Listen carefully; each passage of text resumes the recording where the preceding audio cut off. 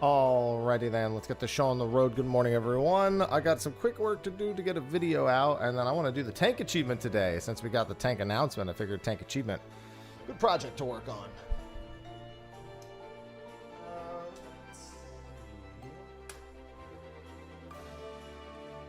Let me pop everything over. Just make sure this is all working. Alright, let me get rid of all of my text and stuff from yesterday. There we go. And then, is this working? Game capture? Yes, it is. Hi. Hello. FanFest Day 2. Not really much for me to cover today, though. So instead, I want to get a video out. Hello, Duggold. I had to re-upload it or it would already be out.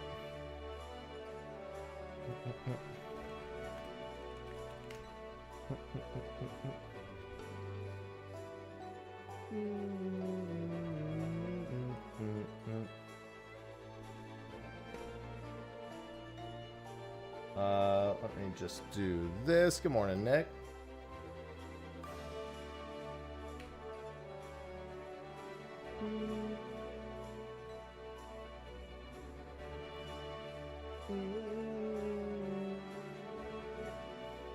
Why is my Photoshop not opening? Hello, Photoshop. Hello. Of course it's not working. Why would it work? Let's try that again, because I need to make a thumbnail.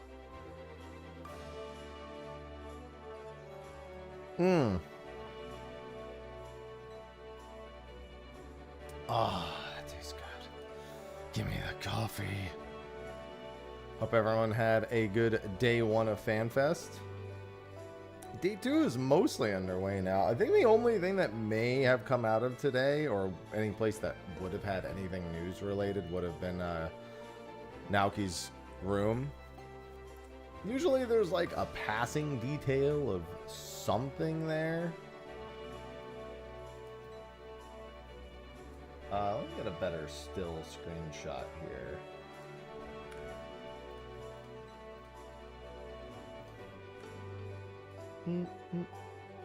Yeah, that's usually how it goes for that, which is why I don't normally like pay it too much attention.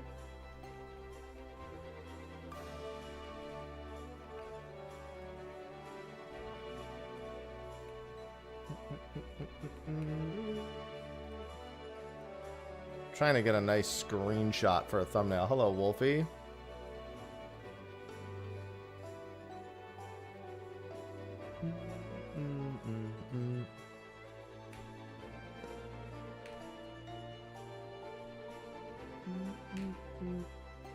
Let's see if that ends up looking a little better.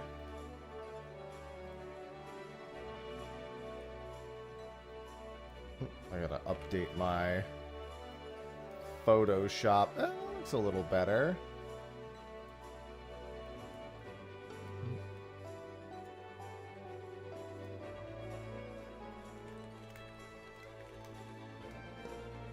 Okay.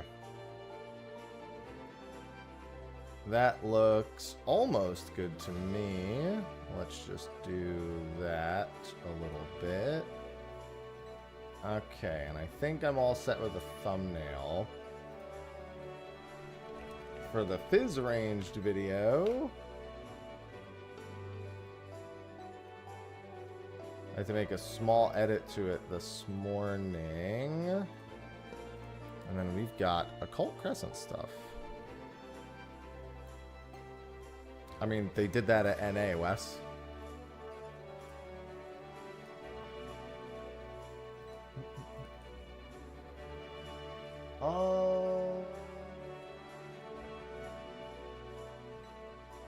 Good morning, Minij. Hello, Raru.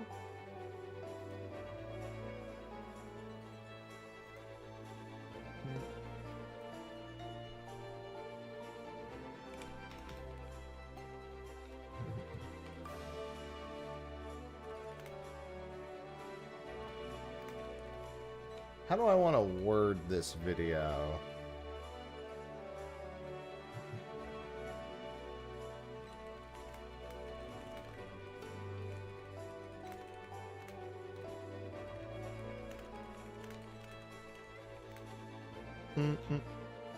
Hello, Valrath. Yeah, Sausage having a grand old time back there. Just walking around.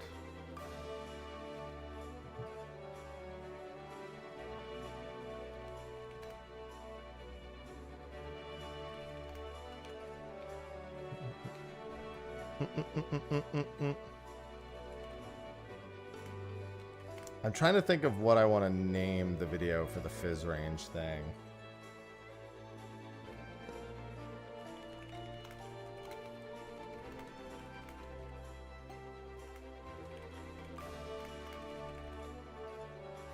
I can make it a pun.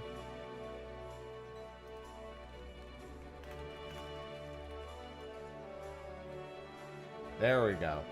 That works for me. Fan speculation is soaring. That works. I can work with that.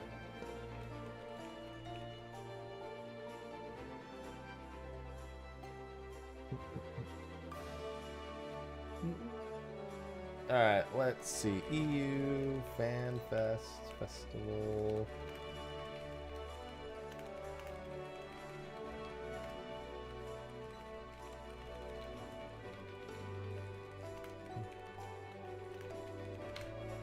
Well, first we have Halloween can't come soon enough.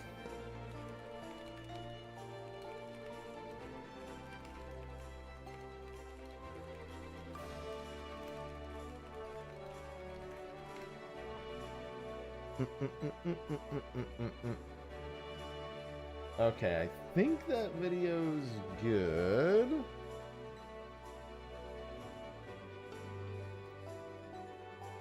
Prismine, thank you for the 89 months. I got to turn on all my bells and whistles again from yesterday and get my video live this morning. Let me do all that. Thank you. Boop, boop, boop.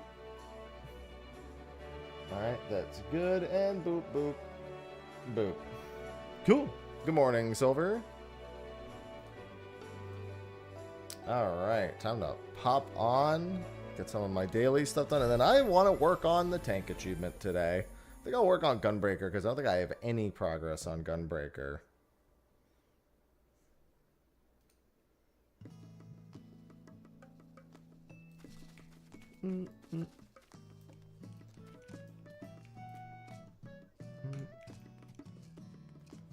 Good morning, Prismine. I mean, they kind of talked about it a little bit at NA too. Bastion's mount will be, what if it's just another giant shield? Just make it a griffin, fuck it, right? Just go full in on the bit.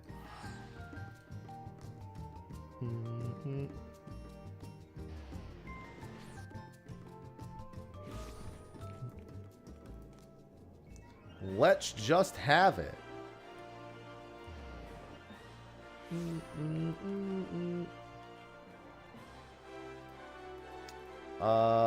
What do I need? A giant clam. Yeah, no, that tracks. That definitely tracks. That's why I gotta work on the existing one. So I'm gonna work on my Gunbreaker one today. Because I need hundreds and hundreds and hundreds of tank runs still.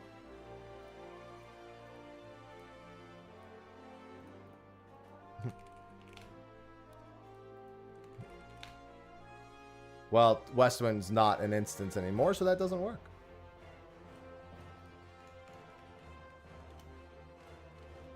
Got a new game plus it. That's the joke. That's not the joke.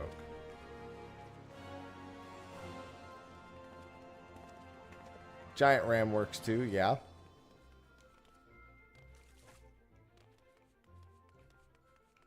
That's the funny part. That's not the joke.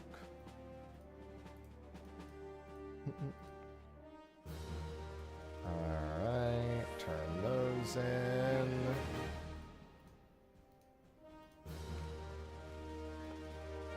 Okay, that's all done.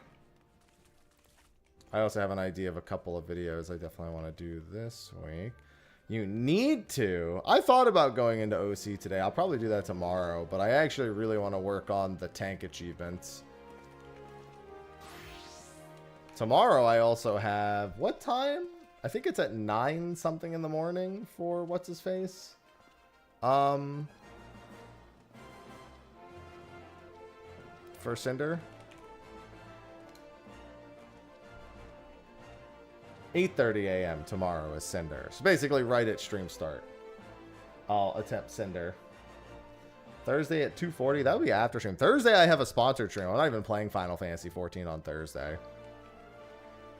Oh yeah, normally an interview would have actually, at least for North America, the interview embargo lifted the next day. So I would have expected to have woken up to some interviews, but I don't think I did.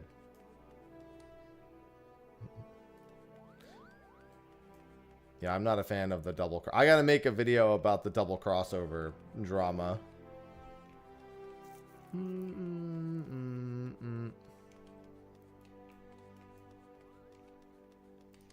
I am not a fan. Not a fan. Alright, I want to do some tank achievement runs.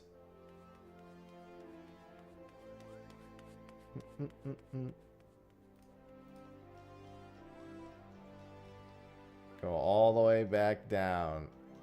Deltascape V3 tank achievement.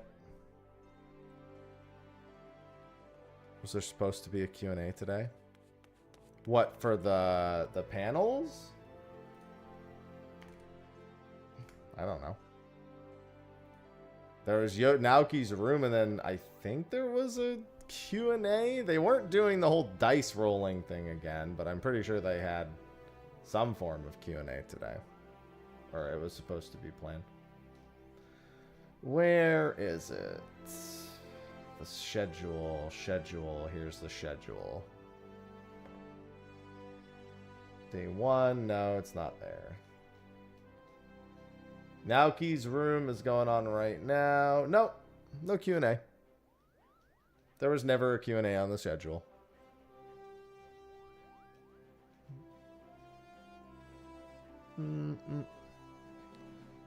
Yeah. Joke. Oh, yeah. I mean, I made a whole video about it. Machine. And I was co-streaming like all of yesterday.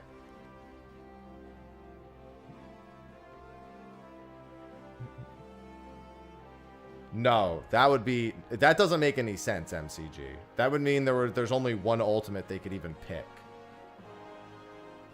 And it would be a 24-man, and no thank you. Ultimates aren't original content. They are always something that already exists in the game.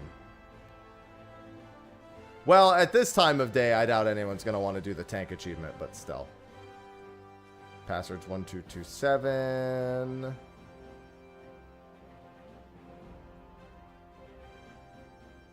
Alright. Yeah, if anyone wants to do some tank achievement grinding today, please join.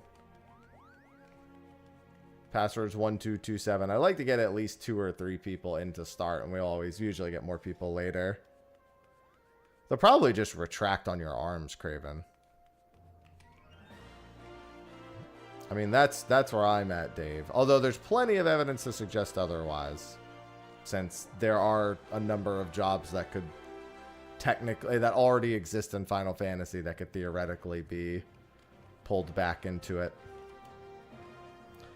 It depends on if they want to go high tech or not, like with the gun shields, because those are fairly highly those are high tech, like technological fantasy. Yeah, see, at this time of day, no one wants to log in and do friggin' tank achievements. I do. Nobody else does. It's on Crystal.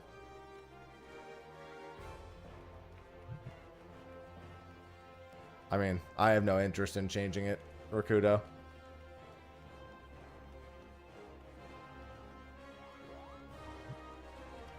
It's quite possible, Prismind. It is quite possible. No, not one alt. I'm saying ultimates aren't original content, MCG.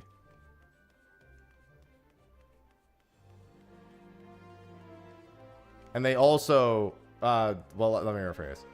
Yeah, no, like you were saying that you want both the collabs to be Alliance and Ultimate. I'm just saying they don't make Ultimates on they don't make like original Ultimates. So I don't know how you would have two collabs with one being an Alliance and one being an Ultimate.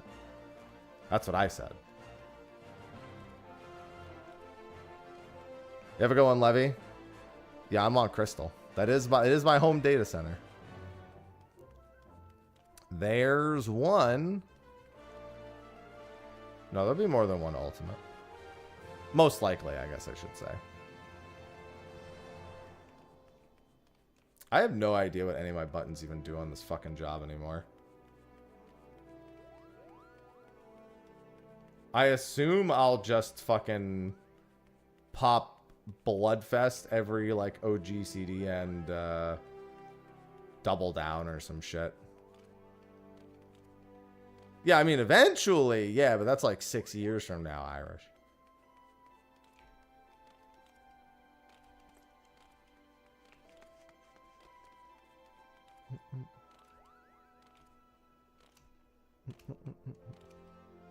Yeah, I'm not going to wait till we have a full party. Just if anyone wants to join somewhere along the way, they can.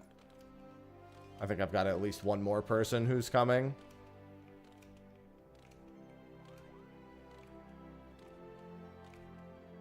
I mean, I don't think Visna is even the new class. I don't think Visna has anything to do with the new class. Because we were never going to get more MCG. The point of the NA FanFest was never to reveal jobs. It was literally just to showcase what they were playing, what the point of Evolved Mode was. Most of those jobs you're seeing now probably won't look anything similar when we actually get to play them.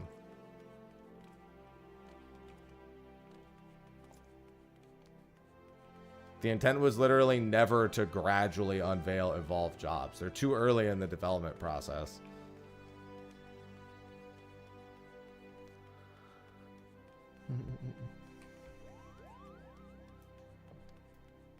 I've been telling people that for months because there's always been this false equivalency that they were like, oh, well, they're going to just show more jobs over time. It's like, no, no, no, no, no. They just wanted to showcase what the point of Evolved Mode was. That was the whole point of the first panel. It had nothing to do with showing specific jobs.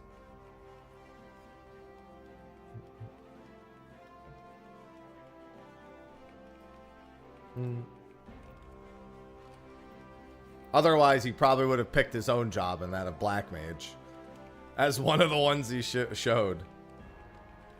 I mean, yeah, but that's going to be in like December probably, you know. They said there would be a 4-hour stream, and I'm like, oh, that just sounds like literally every expansion when they do a 4 to 5 hour stream on the same thing. All right, we got 4. Was there anyone else that was on their way for this tank achievement farm?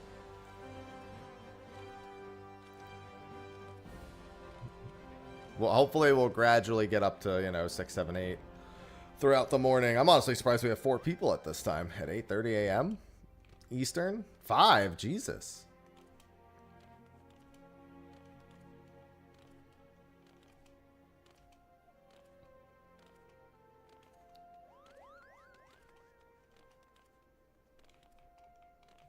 Well, yeah, I mean, they've never revealed 2 jobs in one trailer, but they have done the partial reveal of a job in one trailer into full reveal in another. I just think Vista has nothing to do with it.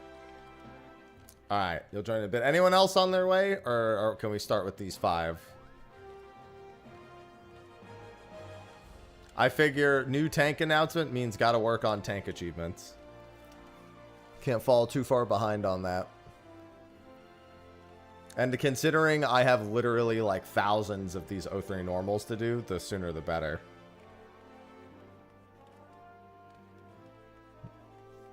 Gotta finish the tank. I'll take it. Alright, looks like nobody else is on the way, so I'm gonna take us in.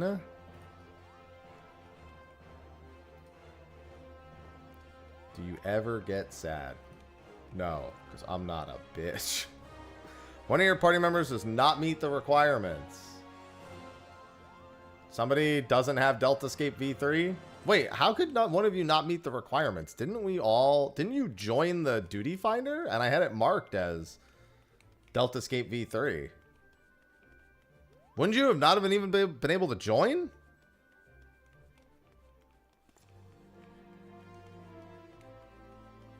Did I not have it marked as Delta Escape V3? Somebody doesn't have Delta Escape V3 unlocked. Or you're using or you have no gear? I don't know. I don't think so.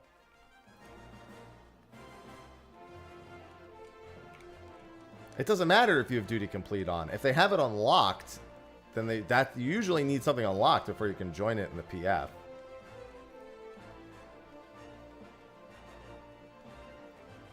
I'm so stupid. Ignore me. It's fixed. Talk about Beast Crucible. I made a whole video about it. Legos. Alright, so how do I speed kill this on this job? Is it just... Oh no, do I just... Because it's like, I double down, and then do I just ready to rain? And however much of the combo I get, I guess.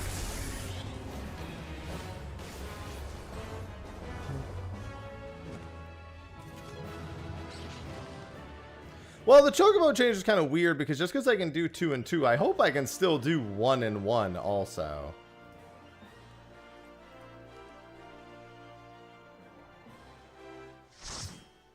Honestly, you should see it with 8, because I think we've gotten it as low as 7 seconds.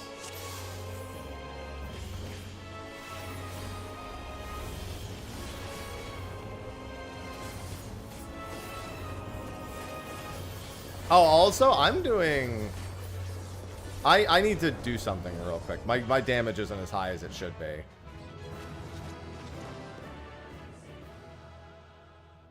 I'm using the wrong... I have the wrong weapon on. This should actually be a little bit faster. Because this is my... Yeah, I was going to say, I don't think I have a real weapon on. I looked at my damage numbers and I was like, that's nonsense. Let me go get my relic. My most recent relic. Yeah, unfortunately, I never actually played Gunbreaker, so I don't actually keep weapons for it on hand.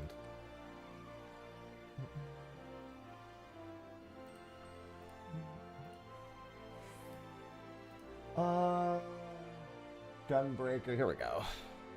Beautiful, beautiful, real weapon. I mean, let's not act like it didn't have that amount of love when it first came out. The Masked Carnival was not some undercooked thing when it first came out. It was undercooked in the updates.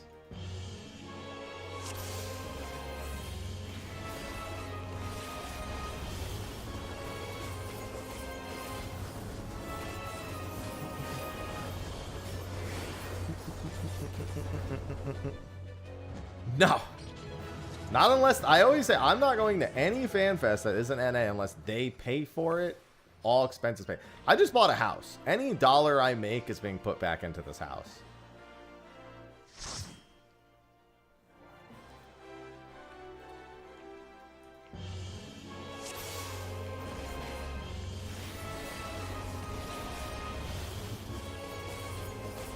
Well, yeah, they flew me out for... Yeah, they flew me out for that. That's the reason I went, exactly.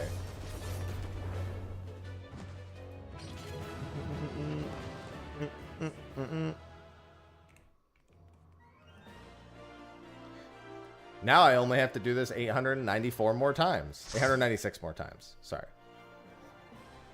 I was surprised they didn't show it this time, Ninja.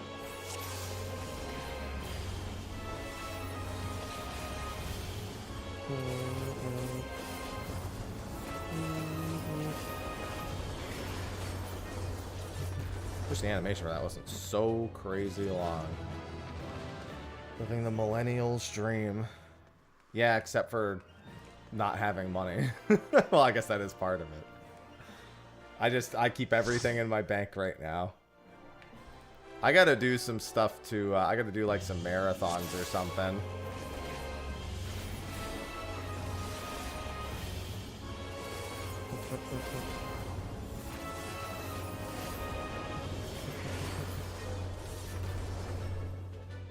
I gotta build up a balance, especially during the slow months. I want my, I want to build my balance back up, but you know, I haven't really been going too crazy with a lot of stuff because I've been trying to keep up with everything. Oh, I want to invite, okay, I'll invite you right after this one. Good morning, Kakarot. The Beastmaster Subathon. No, we all know that I need to do the Accursed Horde challenge, where for every sub I have to collect an Accursed Horde, and I have to do it in October for Halloween.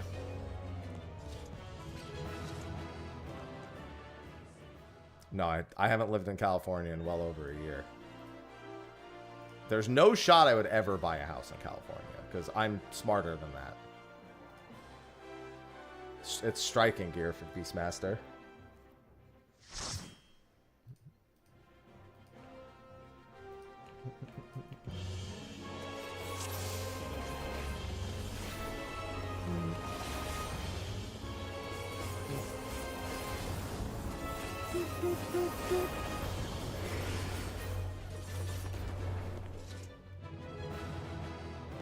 Yeah, I would buy a house in California if I liked living in a fucking 4x4 square foot location.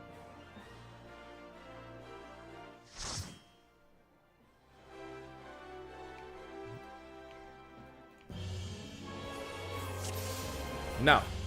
There was never, I can't reiterate this enough, they never intended to show more jobs. They were never going to show more jobs.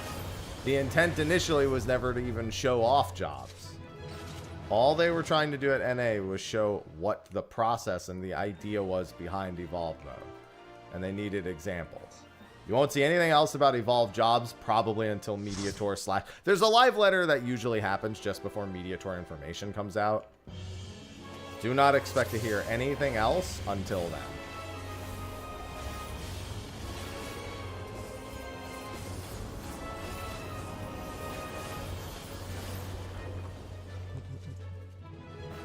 Even with them saying, oh, we want to do like a 4-hour stream where we showcase a bunch of jobs, it's like, yeah, they do that literally before every expansion. That's just the same thing they always do. Could they be talking about an extra one? Sure, but until I see it, I have no reason to believe that.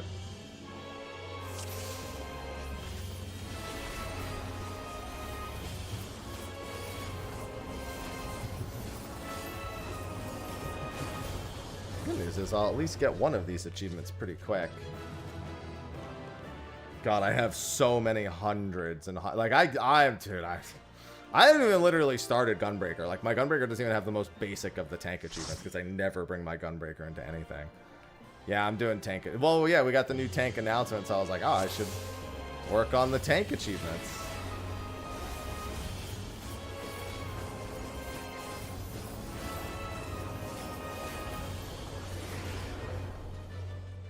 I wonder if it would be better. I think there's no way I would ever not immediately open with Double Down. It's just way too much potency on the first GCD.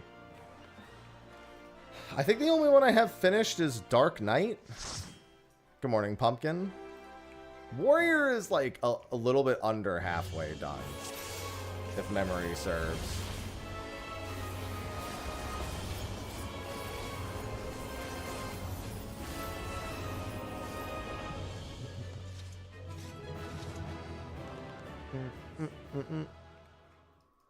Got a long way to go with these achievements. Yeah, I still got 2 spaces open. God, the typing game. I like typing games. I had no interest in having one of them as part of the collab. By the way, that Double Down direct crit was crazy.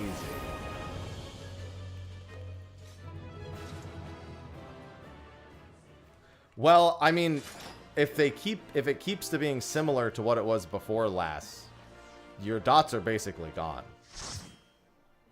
If what we saw at NA is a reflection of what they actually intend to do, you really won't have dots anymore. Because the dots at NA were literally just 3-second ticks. They tick a single time, and then when they wear off, it procs another job skill. The leech method is so funny, Brillo. Favorite tank job? Paladin. It will be Bastion, though, I can tell you that. I don't see a universe where Bastion doesn't become my new favorite, because it's literally the tank job I wanted.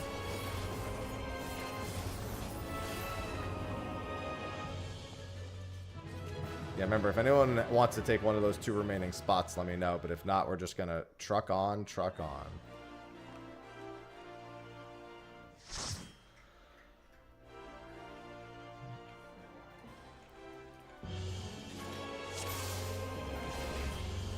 Yeah, I'm just saying that we literally have already seen Evolved Bard, and if keep in mind, a lot can still change, but it's not relatable in any way to the way it plays right now. Not in any conceivable capacity does it play like it plays right now for Evolved mode. I guess we don't know how Reborn mode will play. No, Beastmaster's done. Good joke, though. Good joke, solid bit.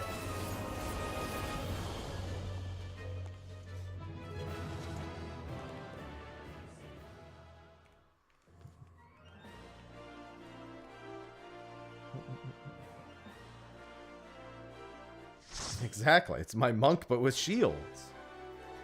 Well, it did have 1 cast bar, but that was just part of one of its finisher skills.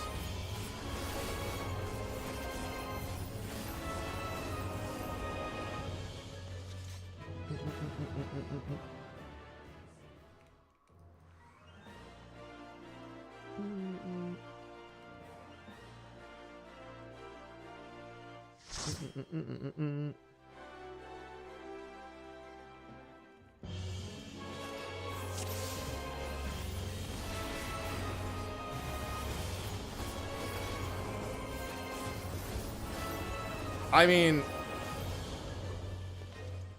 no, the cast bars back in Heaven's Ward, you very much were very much integral to how it was. We haven't had a cast bar since then on Bard, not in PvE.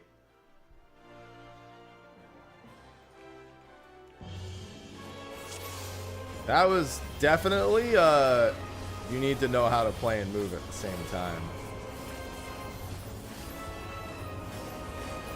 Well, it's going to have some form of curative magic. We know that. We know Bastion has some form of curative magic. What that actually means, nobody knows. But.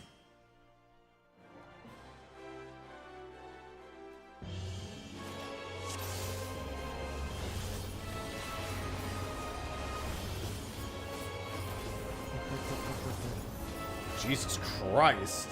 We must have all landed every direct crit. Difference between a fucking 11-second run and an 8-second run.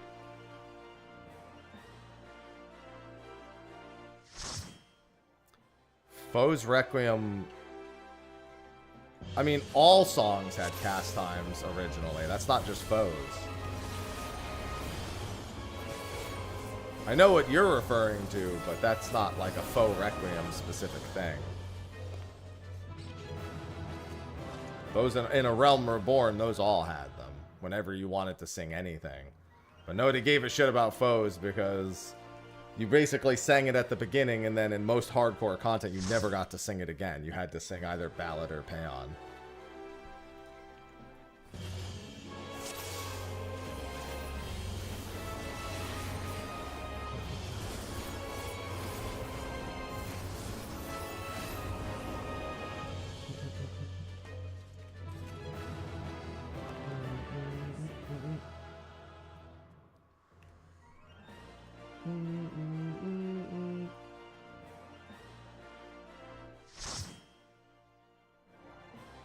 I don't know what that means. It's anything of actual note or substance. It's a new Final Fantasy VII trailer. Yeah, I'm good. They do a lot of spoiling in those trailers. I'm good.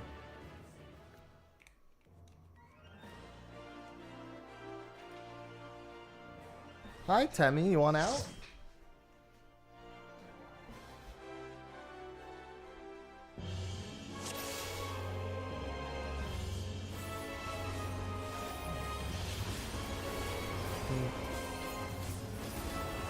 Temmie's so cute.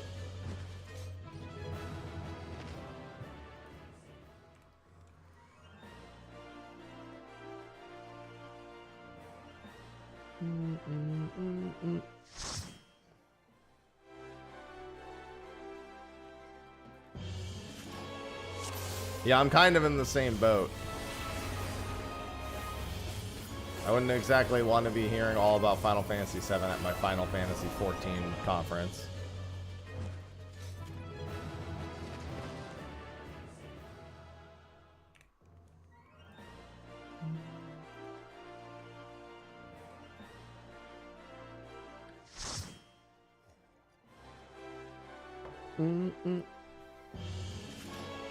Yep, we still have 2 open spots.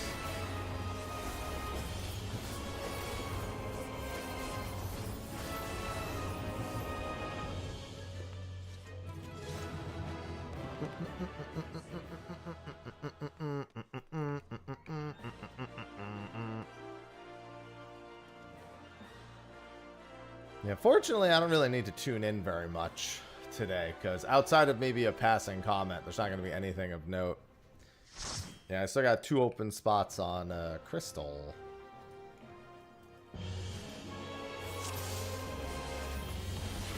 Good morning, Avelia.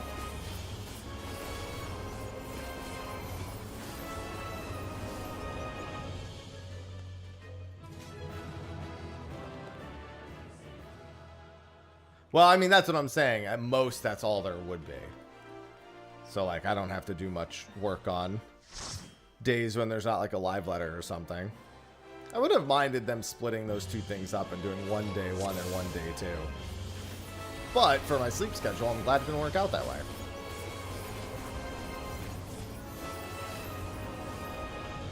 Good morning, Ruben.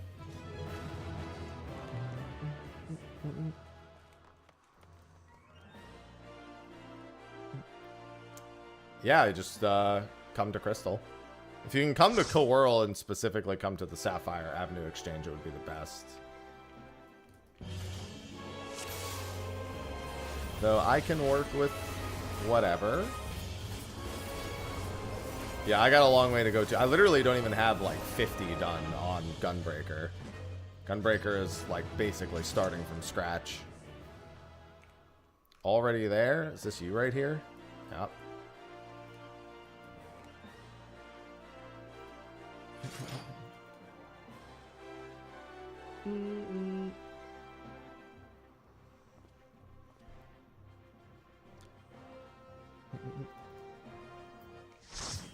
Now we schmoove.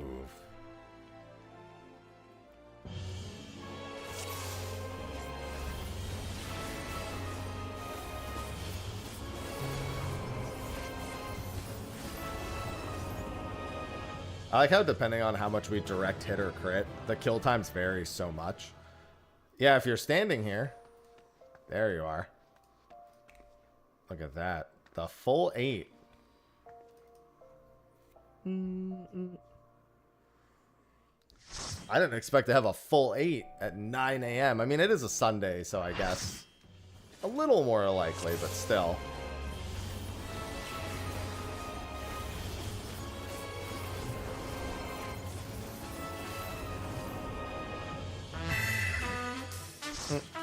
Snicks, thank you for the Prime sub. Snicks Pics just subscribed. /. / indeed.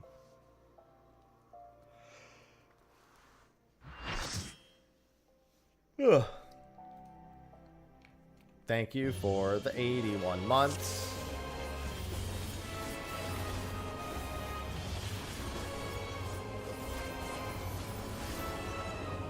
Somebody's gotta do it, Paladin.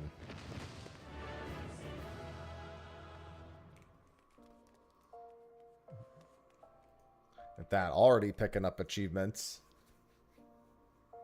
So many tank runs.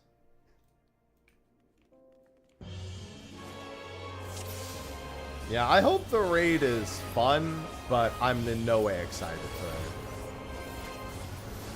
It'll be a results-based judgment. Especially after Arcadian.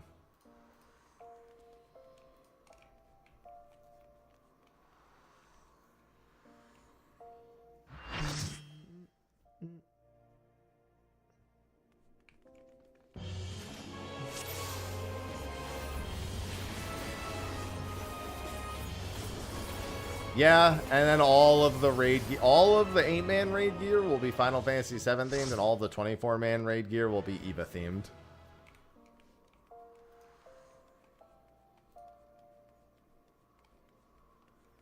And the mounts will almost certainly be as well. Can't wait for the Airbuster mount.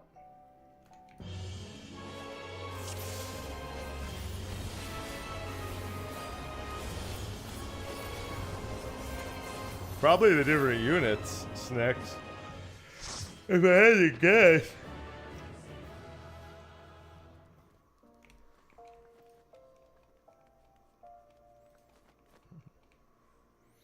The truck from the bike chase, yep.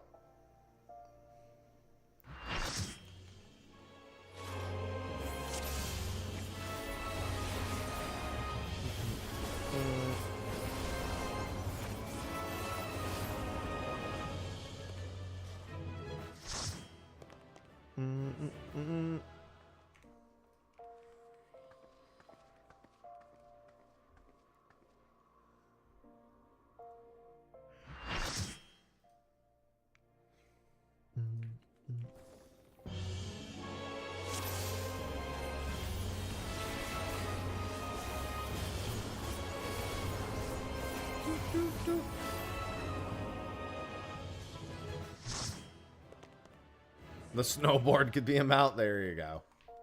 The flying snowboard.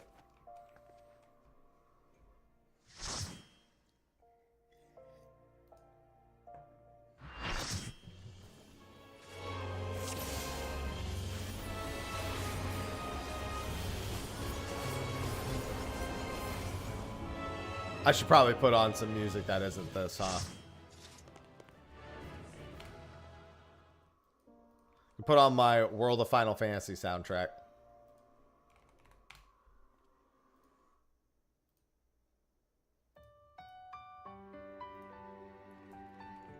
There we go.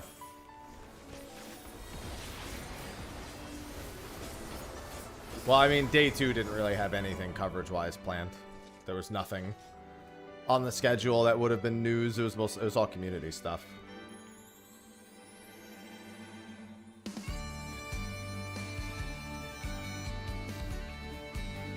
Oh, this is the opening theme. I clicked random, but it still took the initial theme. Whatever, I can live with that. Not my favorite theme, but not bad. What in the anime? Listen, World of Final Fantasy isn't just anime.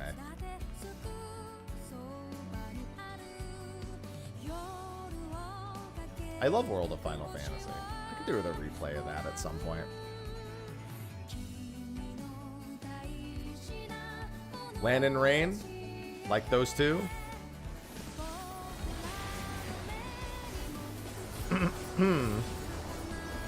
7 seconds. When the crits line up.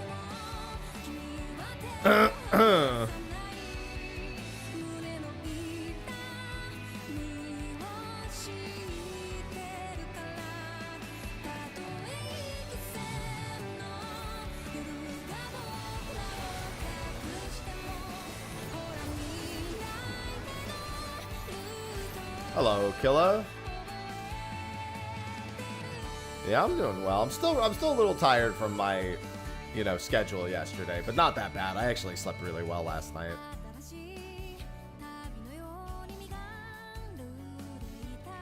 Definitely feel it a little bit from the long hours yesterday, but that's about it.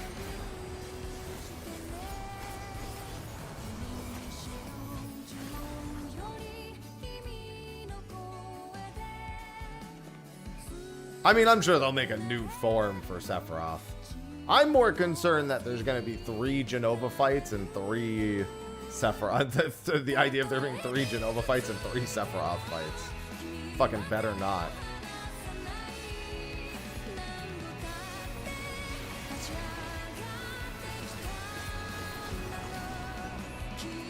Somebody's gotta do it, Dark Knight.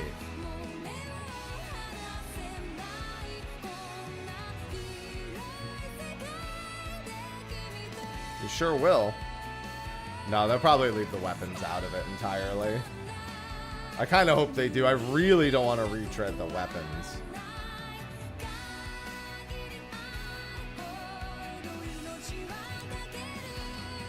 So much 7.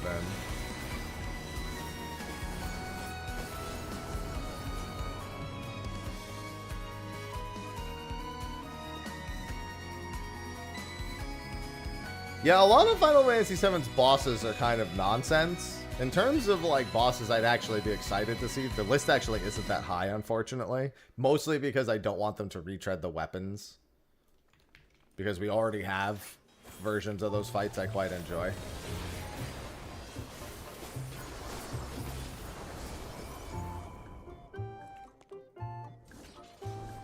Like, is Hell House a cool fight in Remake? Yeah. Do I really want a raid tier based on Hell House? I'm not entirely convinced. And I don't really want to fight the Turks either.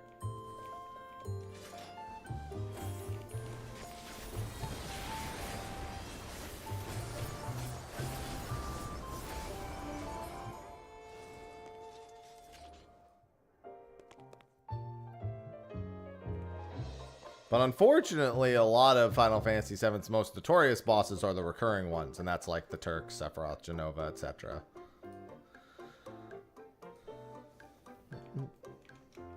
A lot of the other bosses are like iconic within Final Fantasy VII, but I don't think they necessarily translate very well outside of it.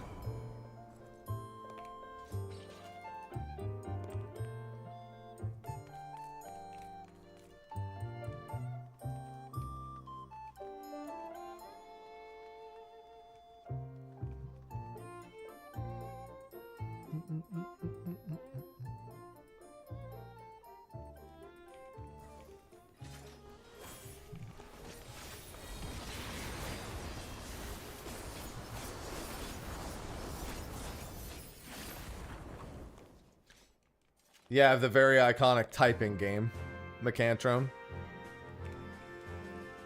Very iconic.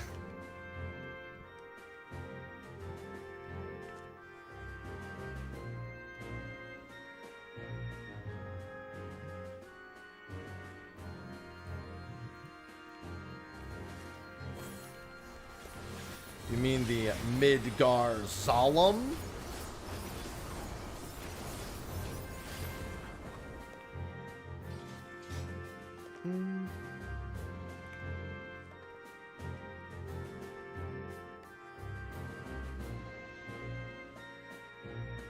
Yeah, Ginatak and Materia Keeper.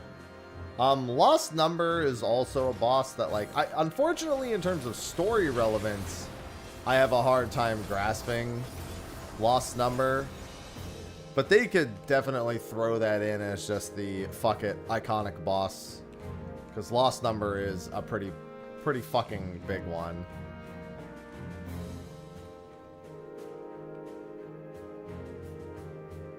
Don't worry, it won't be a Cloud-like person. It'll just be Cloud, Akakaze. That problem averted.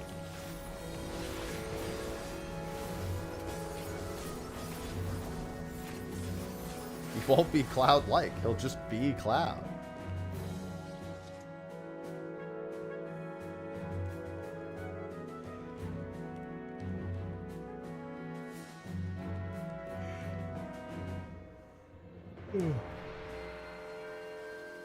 Oh yeah, it's literally we're already asking, hey, how many characters and what characters can we just borrow?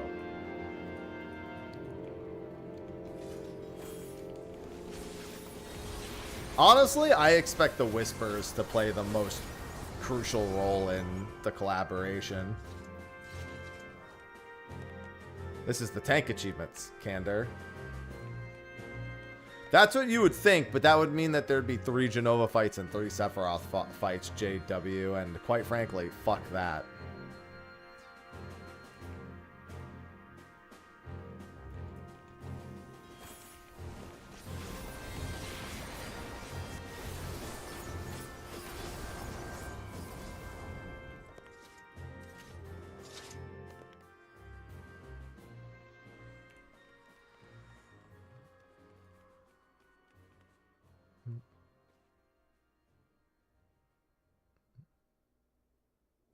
3 Genova, I feel like, is a foregone conclusion. I'd be shocked if anything less than 3 Genova fights. I'll be completely and utterly honest.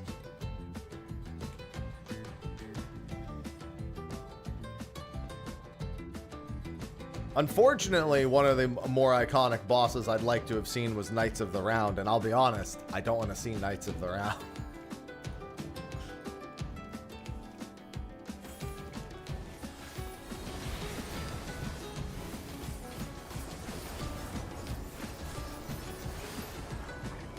Thank you, Gunbreaker 1. Only 850 to go. What do you mean suspected? It's not suspected. We know it's the exact. We've known the exact day of Beastmaster for like 3 months now. Sorry, it hasn't been 3 months. That's a bit of hyperbole.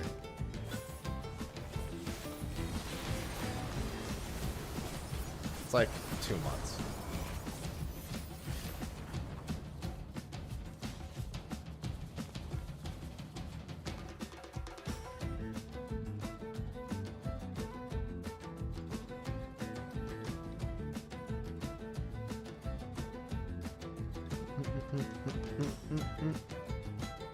What'll they do? Well, it's implied that the new job gears of Revelation will be one of the sets. And we already know that Barret and Tifa's gear are part of the Gold Saucer collaboration. Oh, I know. Let's get Red 13's gear. How about we get tank gear that makes you look like the Moogle plush of Cait Sith? One of the tank sets can just be the Moogle outfit for Cait Sith.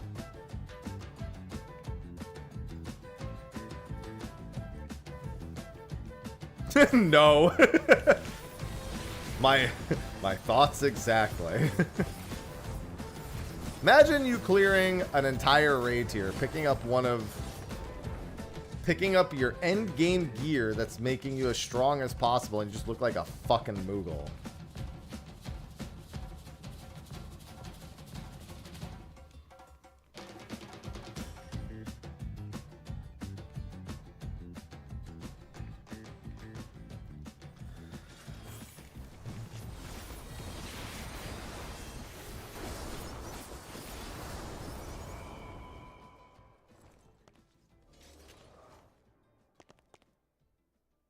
Cait Sith is a fashion accessory. Honestly, seeing the Barret gun was probably the most exciting part about that. Because that's a great use of fashion accessories. Oh yeah, Hard Edge is definitely popping up as a weapon. Dancer's obviously going to get some of the Yuffie boomerangs as chakrams. Machinist will probably get a gun that looks like Barret's gun arm, but as an actual, like, on an actual gun. Obviously, yeah, Tifa's got a bunch of monk weapons in there. Dark Knight's going to be getting different cloud swords. There's a bunch of, like, obvious ones. There's a bunch of, like, they're going to have to take creative liberty ones as well.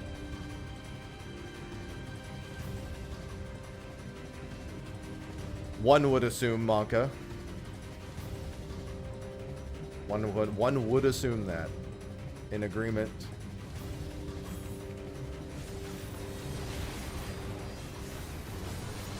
That's true. Machinist would sooner just get Vincent's gear. Monk could get the Barret weapon that's just a fucking metal arm that punches.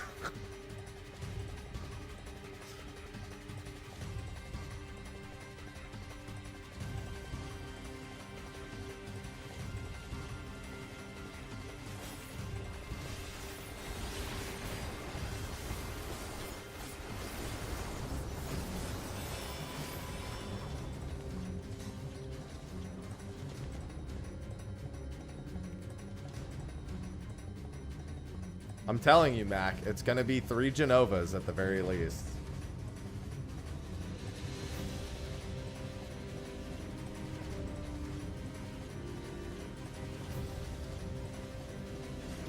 There's a lot of bosses in 7 that are just kind of like whatever. Like, I wouldn't want them to be included, in all honesty.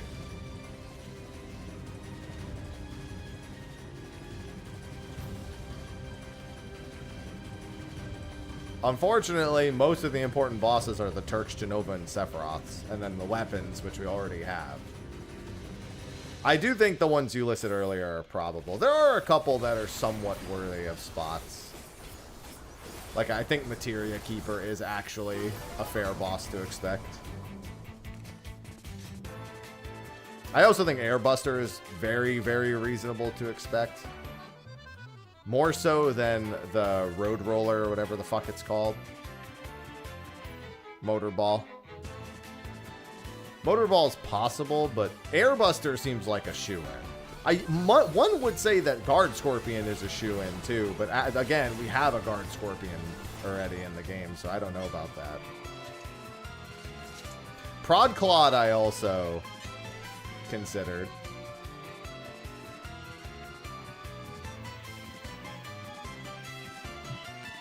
I'm not gonna lie, there's no part of me that can feasibly believe that any of the Turks could take 8 people to fight.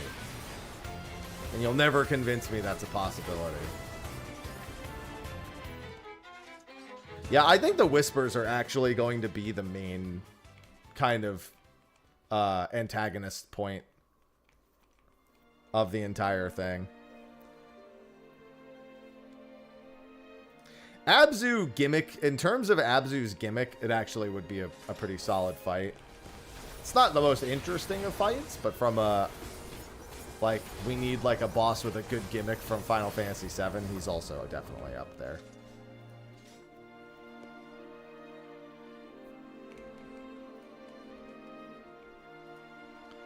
I mean, just generally the Whispers and anything involving them can happen.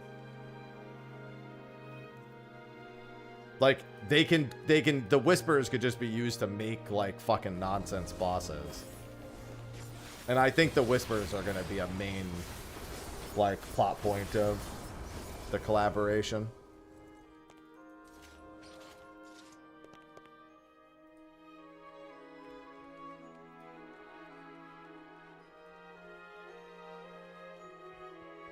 I would rather just get all of Safer Sephiroth as a mount instead of just a Black Wing.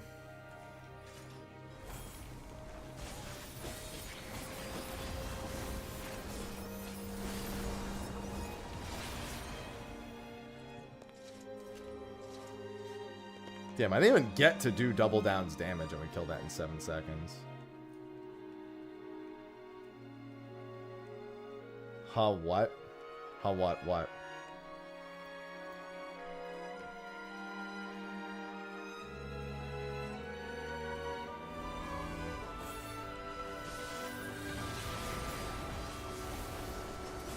Yeah, just give me all of Sephiroth as a mount. The big-ass Safer Sephiroth as a mount. Hey, me too, Black Magic. I wanted something... I wanted Valhalla or Helheim as a raid.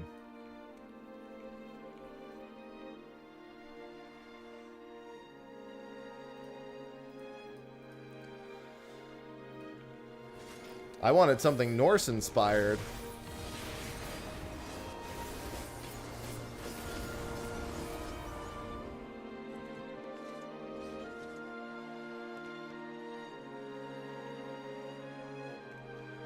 I'm worried we're not going to even get to hear any Soken tracks at all, and they're just going to use Remake, Rebirth, and Revelation tracks.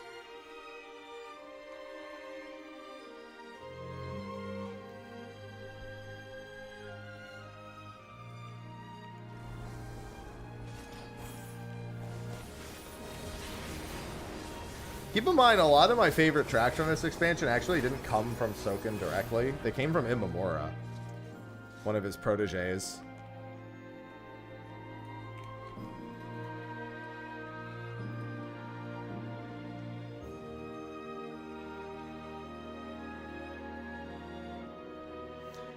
Well, the first tier is going to come out pretty much around the same time Revelation comes out.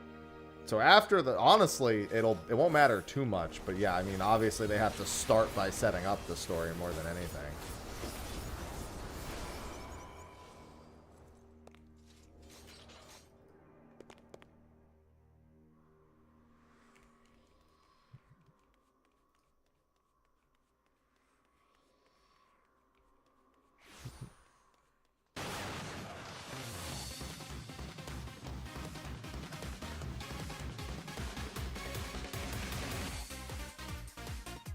Yeah, honestly, I don't mind them having more reasons to remix tracks. My concern is that they won't even do that. They'll just pull the tracks from Remake and Rebirth and Revelation, which, to be fair, I think they did a great job with a lot of those tracks, but I also kind of don't want to hear them again.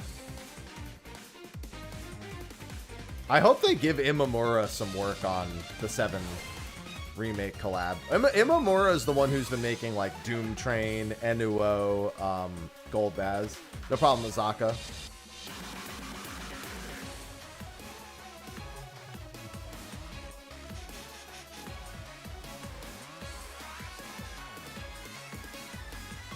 Yeah, we get plenty of times where we get to hear the theme again. Times we'll fight Cloud. Cloud's gonna be like 2B. He's gonna be in every fight, just kind of chilling there.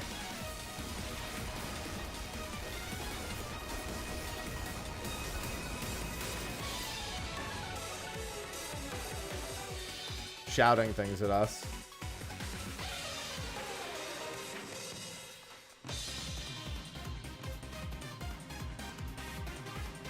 Oh, here's the thing. Mechanically, it could still clear the bar with Arcadian. Thematically, not a chance in hell.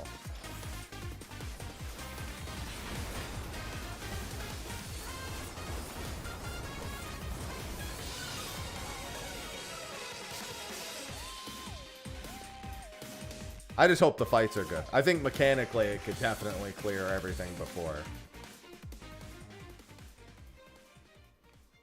Mostly because with Evolved mode comes the opportunity for that to happen. I'm doing the tank achievement. New tank announced. Tank achievements must be had.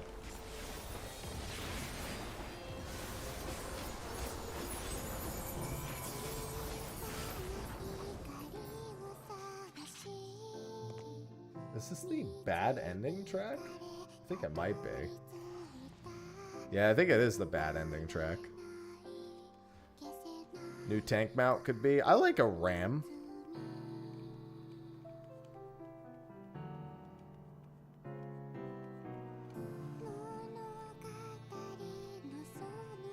Well, the trial series will probably be part of the MSQ, but all the same, I'm hoping for some cool stuff there.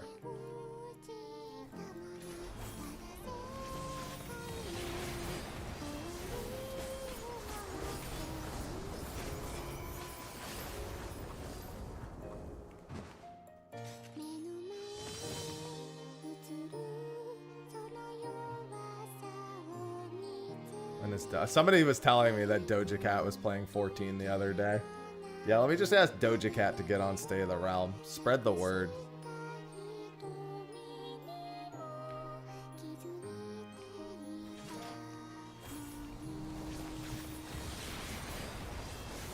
Let's make it happen. She's playing right now? I don't know if she was. I don't really look at the Twitch categories much anymore.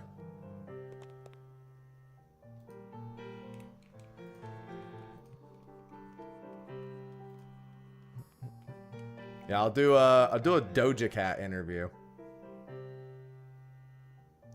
I'm not gonna lie, I do kind of want to get Max on. I haven't spoken with Max in a hot minute, but I actually do want to see if Max wants to come on and talk about that.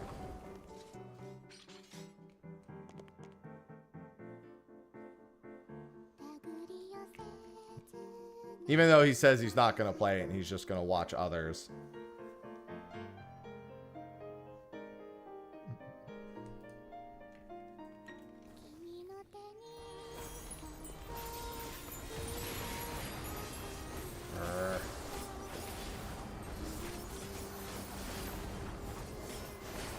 Yeah, I need Doja Cat.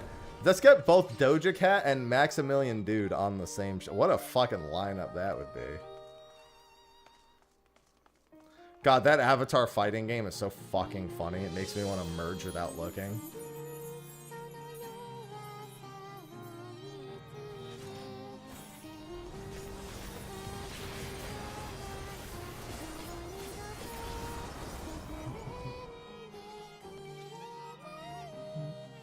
Sailor Realms at noon. It's in about 2.5 hours.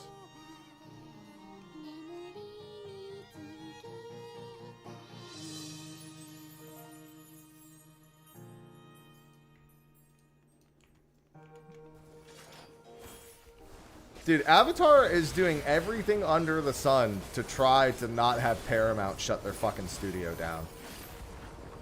And Paramount, on the other hand, is doing everything they conceivably can to sabotage them and shut their studio down.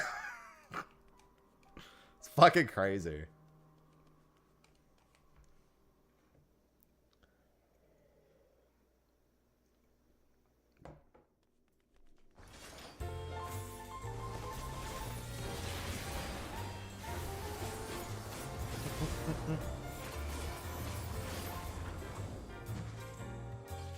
Hey, it's the Prismelody for Tifa.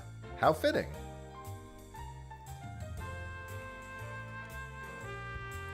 Yeah, Paramount is shafting the fuck out of the Avatar studios, man. Shit's crazy. All they had to do was advertise that fucking latest release more than 2 weeks in advance, and they would have been fucking rolling in it, man. It looked really fucking good, too. The trailer came out and everyone's like, wait, this looks amazing. Why don't they give a shit?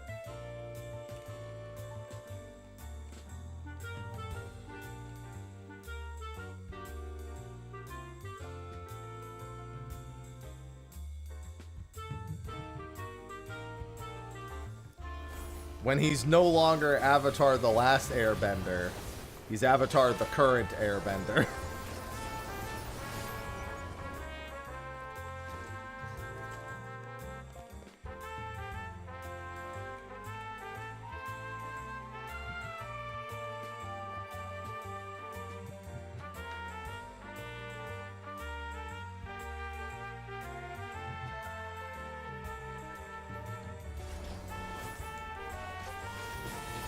Oh, right. You know what? I should do that before I dash in. I haven't even been doing that. Where is that button for me? There it is.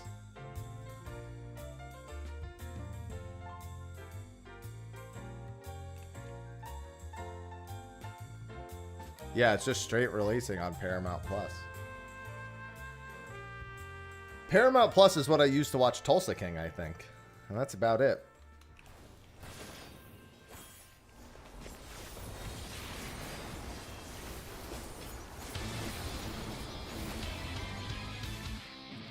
Hey, speaking of more Final Fantasy VII themes, I have it on shuffle, and it's just picking the Final Fantasy VII themes from WAF.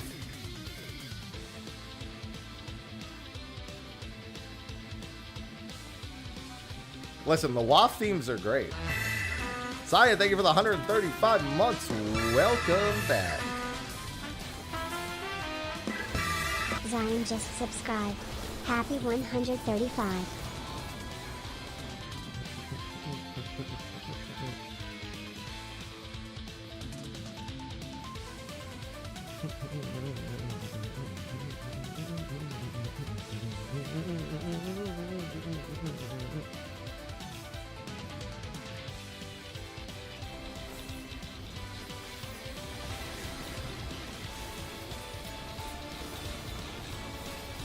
Can we get the dev command to kill this guy in a second? What, and save 8? Honestly, by the time I activate it, probably could have just killed him already.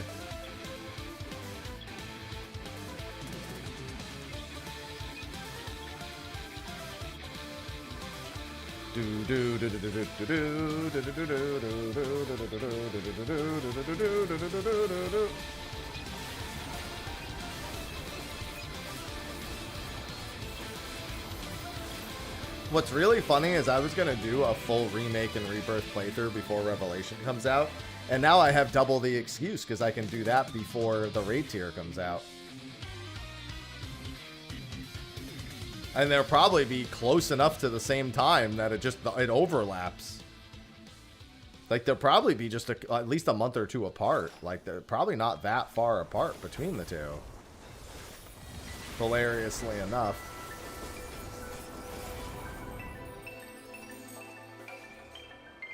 Why would you go to this theme immediately next?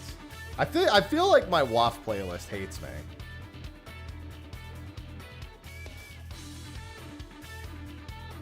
I was gonna add Dirge of Cerberus in there too, actually.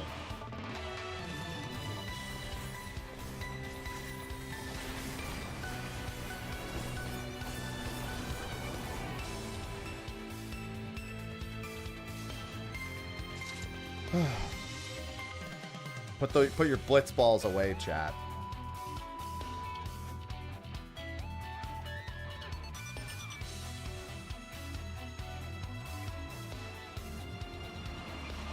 I think it's so funny that for years everyone's like Tifa and Tekken, Tifa and Tekken, Tifa and Tekken. Street Fighter's like, watch this.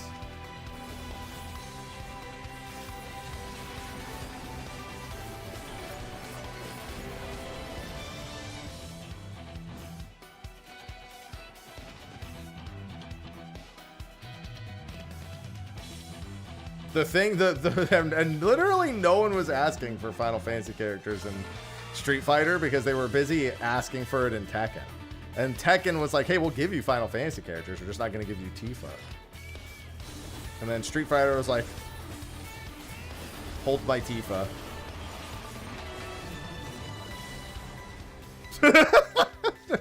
Man, I'm just glad Final Fantasy VII's finally getting some love. It's been like 5 whole days since anything has been said about it. Top comment, mod that guy, ban him, unban him, then mod him again.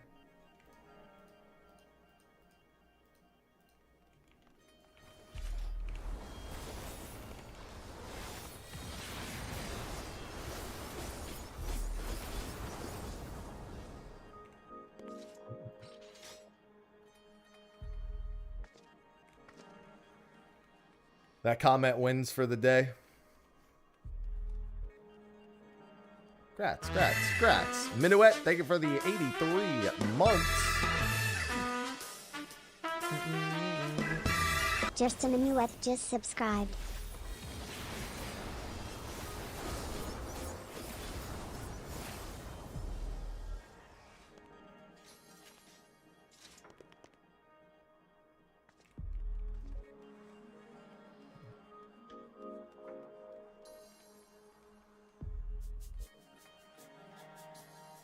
God, I don't want the shippers, the 7 shippers.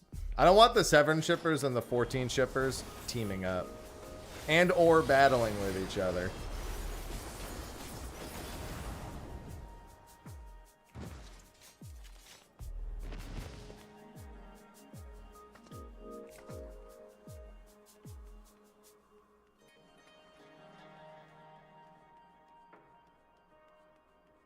I wonder when and if they've started much of anything on 17.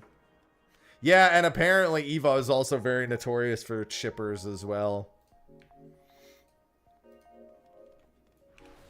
I have been told that.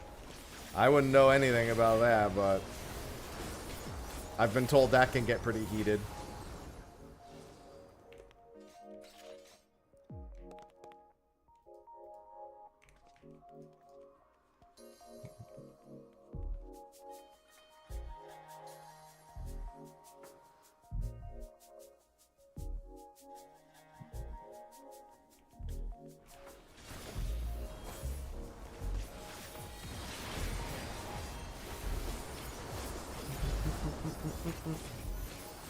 They are crazy. Bastion looks great. I was a big fan of what I saw for Bastion. I mean, to be fair, it literally was my prediction plus guns. So of course I'm like digging what I'm seeing.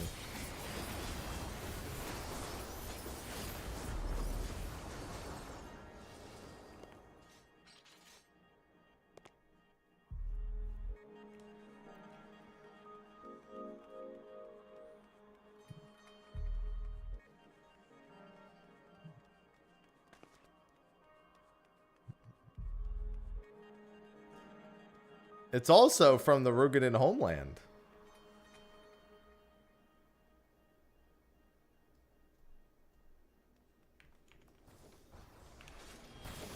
Which is a nice little lore tidbit.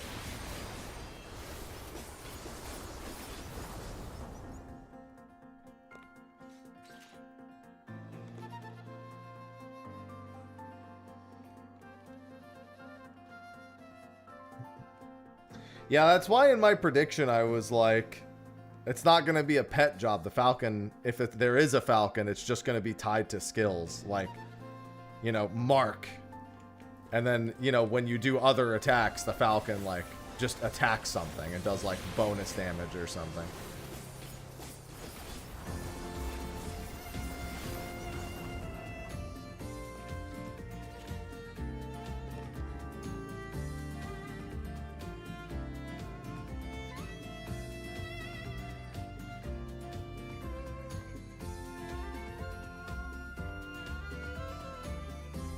One more for you? Sure. If anyone wants to get in on these, by the way, just ask. I'm still going to be doing these for another couple of hours.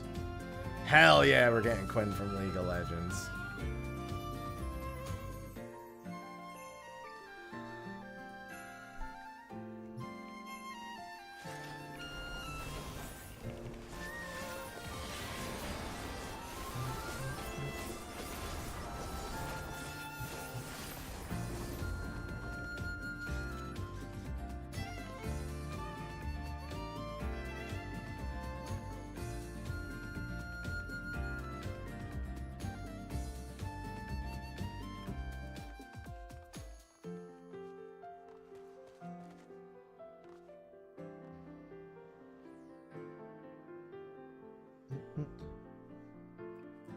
Hello, Kurtu.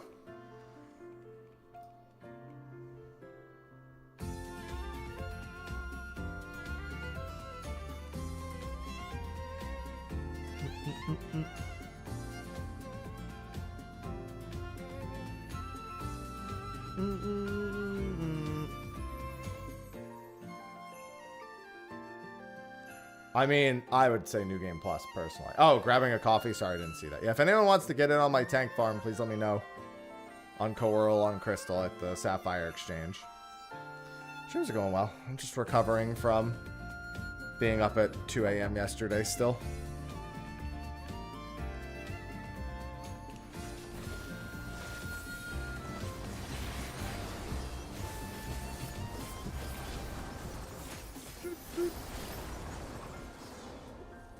Thank you, Paladin 5. Nice. I think that's 700, isn't it? It's 3:30 a.m. Yeah. Yeah, I woke up at 2 to stream a little bit before then. But if it's so good, then why are you saying it's ew?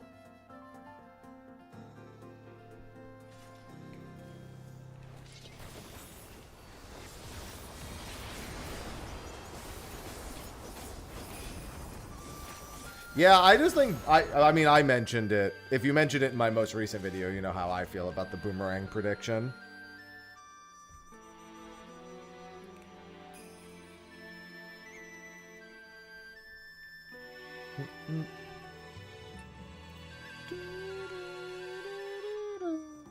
My only concern, my only actual, like, concern coming out of yesterday is the ranked Beastmaster stuff. Because I really don't want to have to actually compete for a top spot for that. I'd rather just have to get like 50,000 points between 3 in a season or something.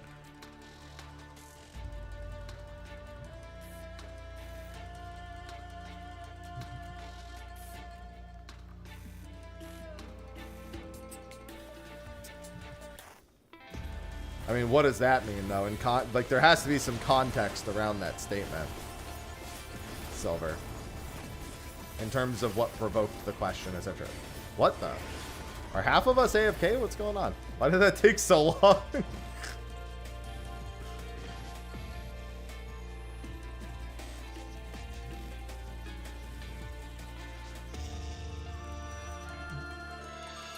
I actually finished my entire Lionheart combo.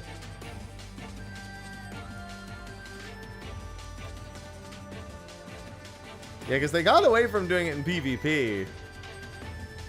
And even, yeah, I mean, they just got away from doing it in PvP because of the issues it was causing. So just because it's a PvE ranking, in my opinion, it doesn't really change a whole lot.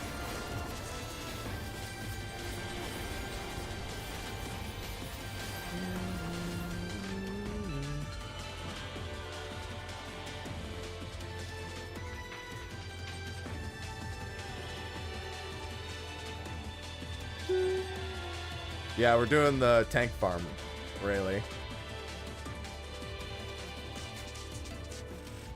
Oh, I mean, it's just a UI overhaul. That's not quite the same thing. I think they had mentioned, I think he had actually mentioned that some time ago, too. Sounds good, Kurtu? Yeah, no bueno on that one. 1:30 a.m. Them Australia hours. Now I want dimmies! The dimmies have come back.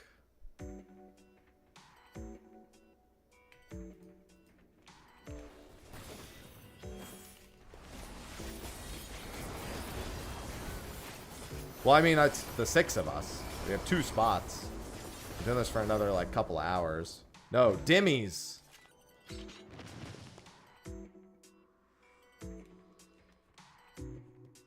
I asked Arky about them. Ask your Australian friends about dimmies.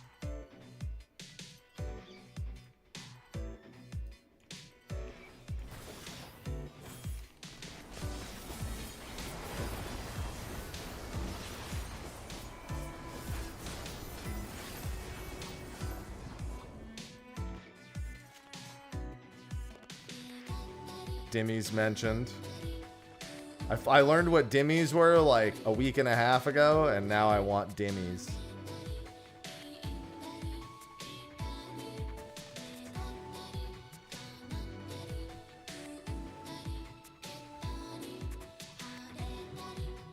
Swapping? You got it.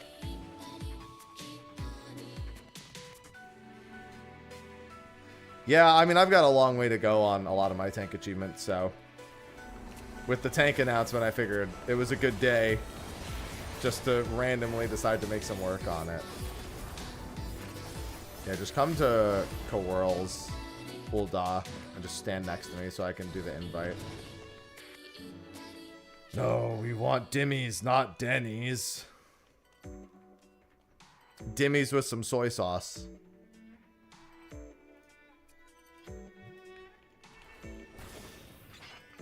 Want some dimmies, mate?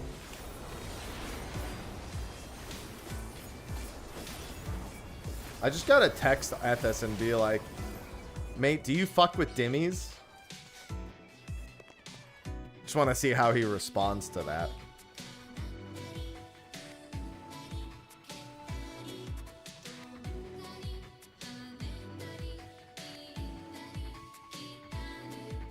No amount of dimmies I couldn't slam in a sitting. Yeah, I'm just gonna text Ethos later and be like, mate, do you fuck with dimmies?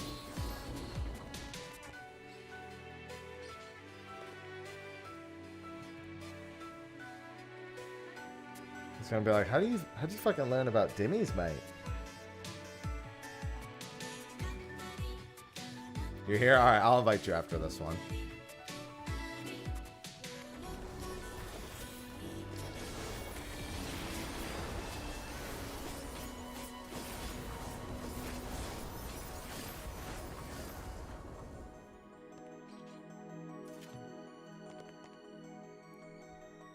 No, we rush.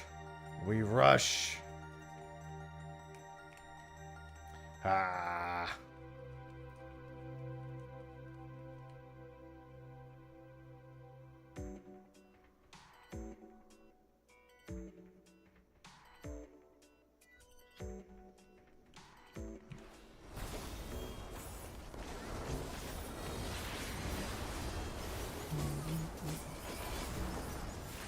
I'm not gonna lie, that's too tough of a question for me to answer.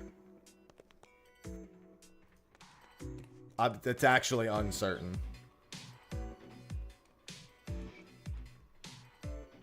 I don't think anyone can confidently answer that question.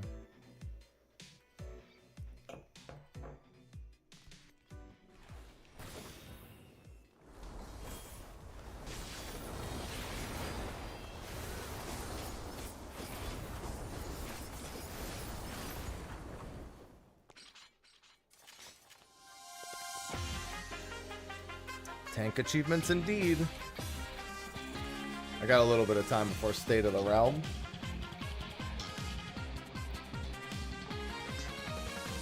No, I don't think they've actually even begun a whole lot of direct work on 17 personally.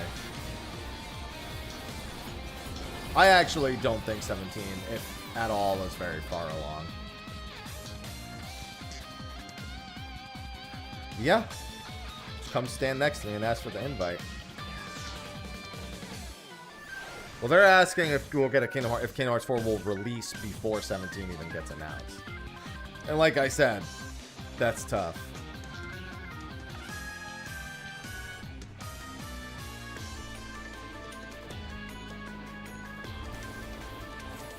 Although I'm not gonna lie, I could honestly believe it. If somebody said to me that 17 would come out before Kingdom Hearts 4, I would still believe it.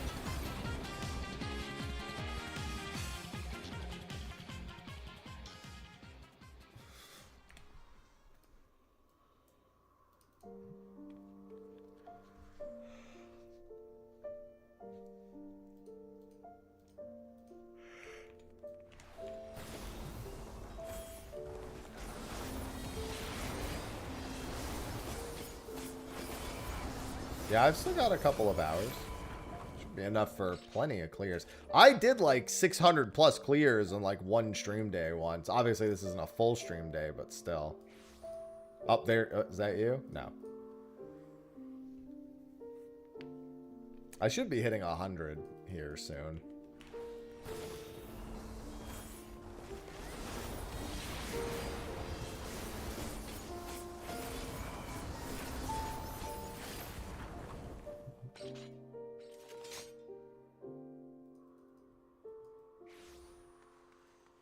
Nope.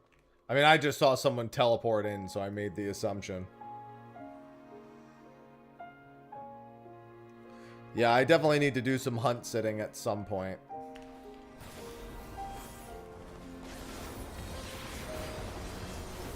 This just seemed fitting with the Bastion announcement.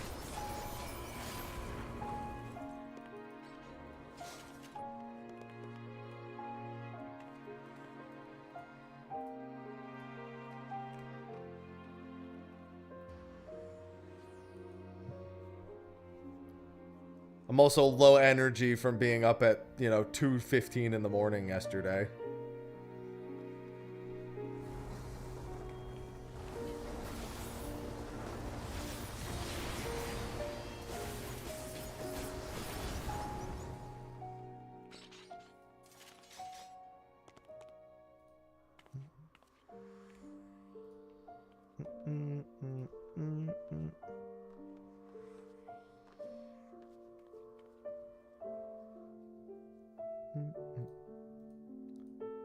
So glad it wasn't another sword tank. Technically another shield tank, though.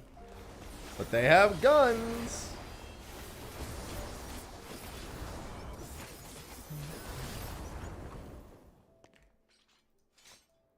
Tomorrow, I have one last chance to get Cinder surprised before, what's it called? Before the new fish release.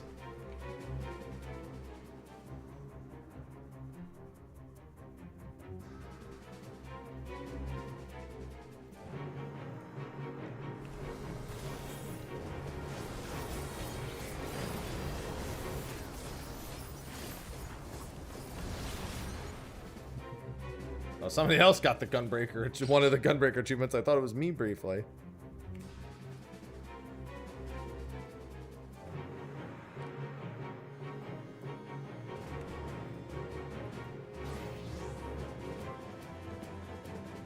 Thanks, Vice. I'm glad Cinder's my last fish. I'd rather be stuck on Cinder than stuck on Whale.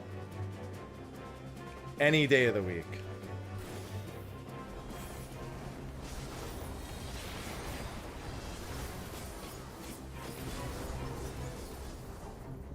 Cinder is so fucking chill compared to stuff like Ruby and Whale. I got 2 Cinder bites on Friday, but he slipped both of them. 2 Cinder bites in one window, and both were failures. My full, yeah, we're 8 out of 8 right now.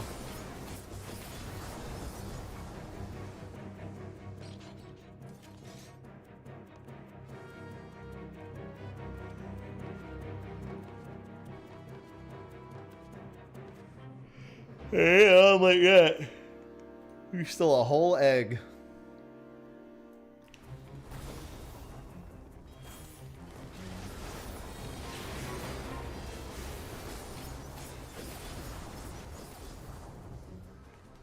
At least we've had very good kill times the entire time.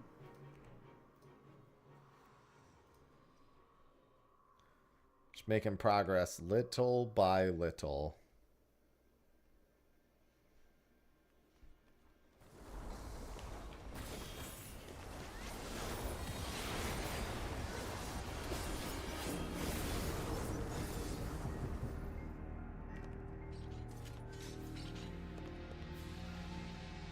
Everything, Galaxy. They could put one on the Falcons.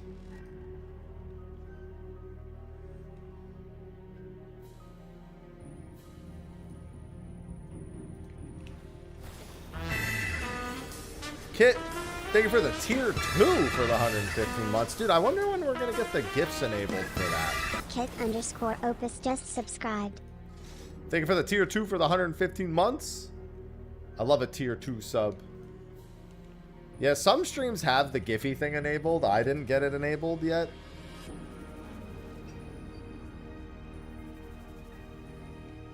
But fingers crossed.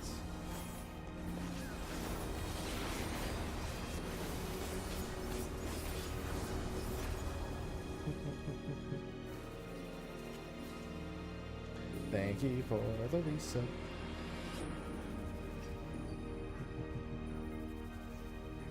Good morning, Kit. Good motto.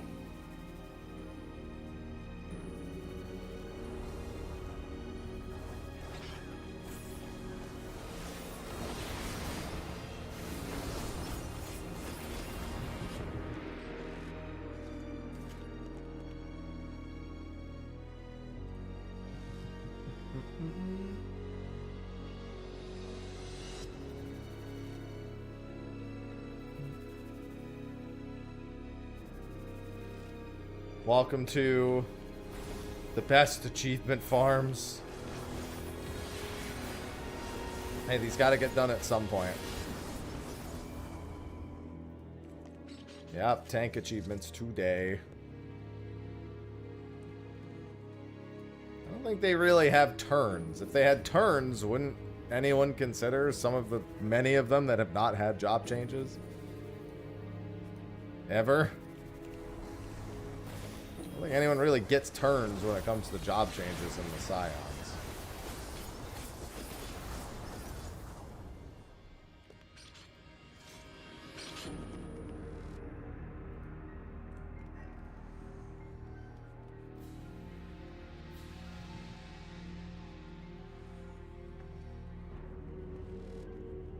I'm still pulling for the Rugadin in the trailer with the gun arms to just be a Hoary Boulder stand-in, but in-game he does become one.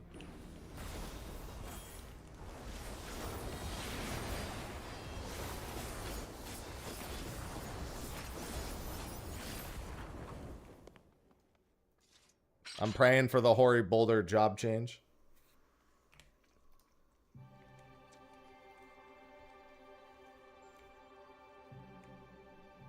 God, my nose is so itchy.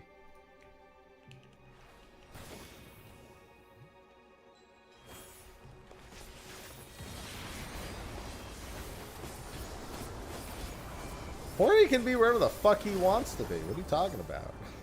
Just go places.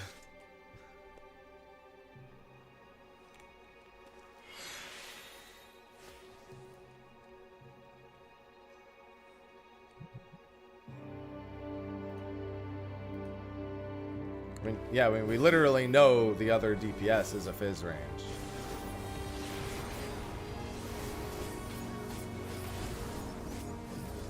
That's not a question. Yeah, we've known since North America, when they literally said it on stage.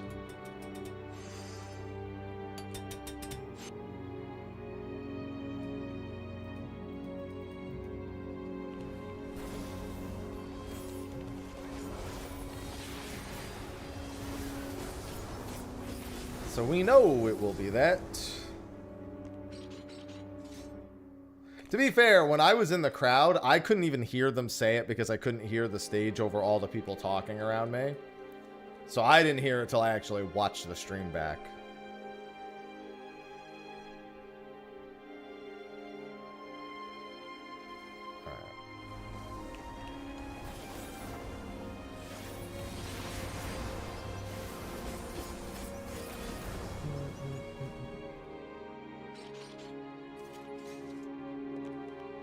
Love Ad Jail.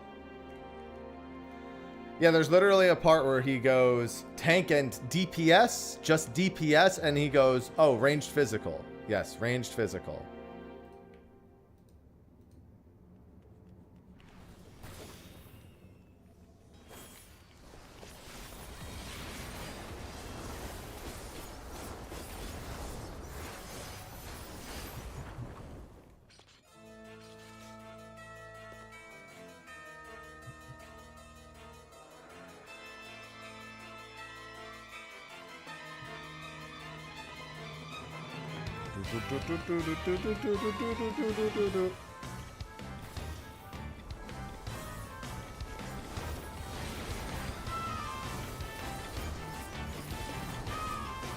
Love World of Final Fantasy themes, man.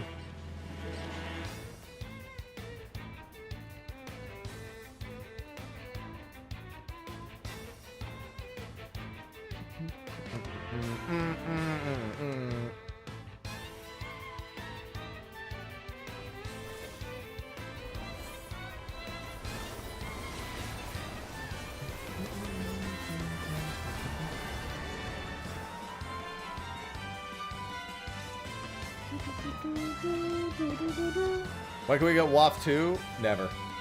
WAF never did good enough, man. The base game came out. When they pushed back 15, they semi-doomed WAF.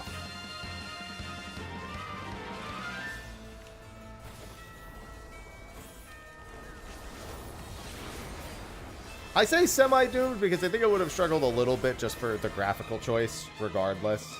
A lot of people shied away from it because of the cheapy art.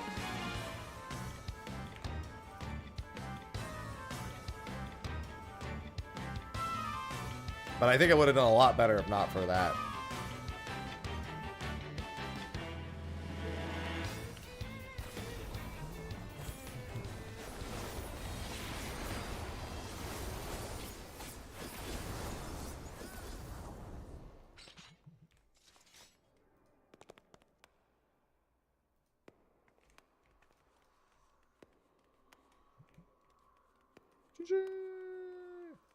Wonder how many kills I'm at now.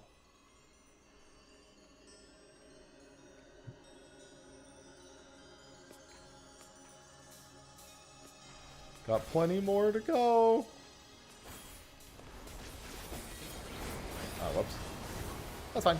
Boop.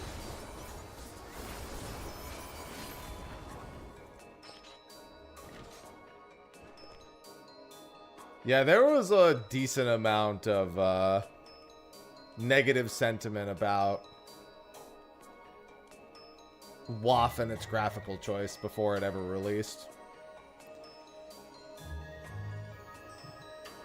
I mean, there was a lot of new information. It just wasn't necessarily information that I wanted. I felt like it was pretty... The second FanFest usually struggles outside of the job announcement historically, so I'm not really that surprised, but...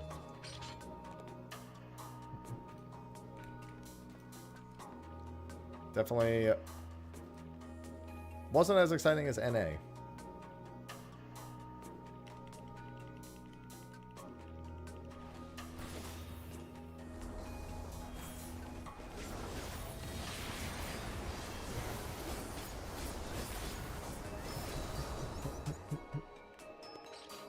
I wonder if Burst Strike would be a little faster there.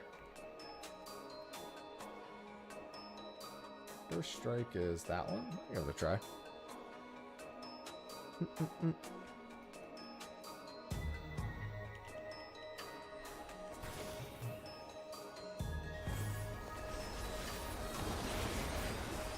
Just do that, and then if I do get another GCD, nope.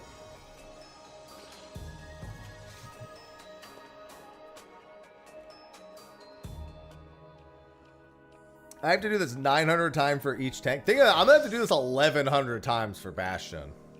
And by then, O3 normal might not actually count. I think there's a concern that O3 normal will be taken off the list.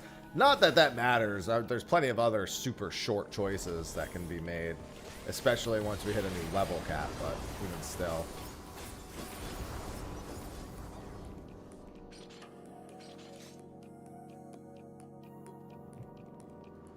Bastion's still going to be 300 for the mount, but for the overall achievement, probably 1100, because they'll probably add 200 to all the existing tanks and then match Bastion to be 1100.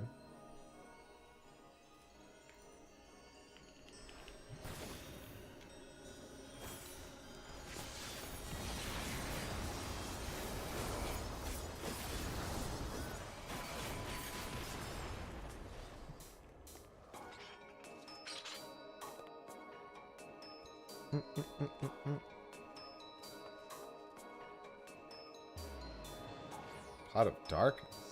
Huh? Well, no. So the thing is apparently this expansion, they removed Alexander from the qualifying list. So the thought process is next expansion, they're going to remove the Stormblood raids from the list. Apparently Alexander worked up until Dawntrail and no longer works. And I don't really know why, but that's what I've been told. No, 7.55 notes will be when the servers go down.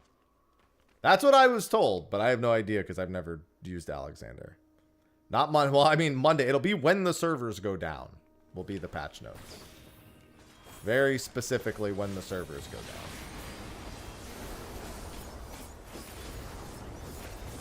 I just want my Falconeer. Made a whole video about that, actually. Just released it a couple hours ago. I'm sure the comment section is very civil about that right now.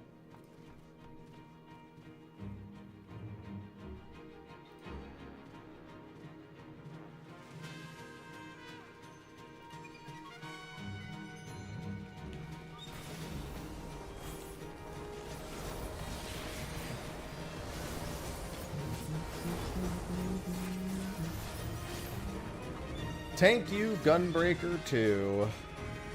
Hey, that's my mount. That's 200 out of 900. Good morning, Valtis.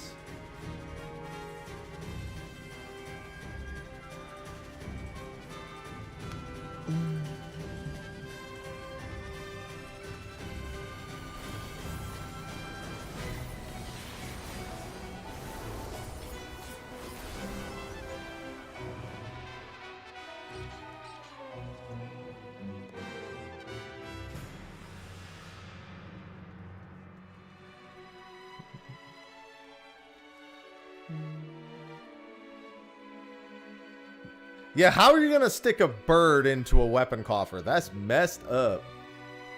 They increased them by 200 every expansion. It was 700 last expansion, 500 the expansion before that. And I guess 300 the expansion before that. Actually, that tracks, yeah.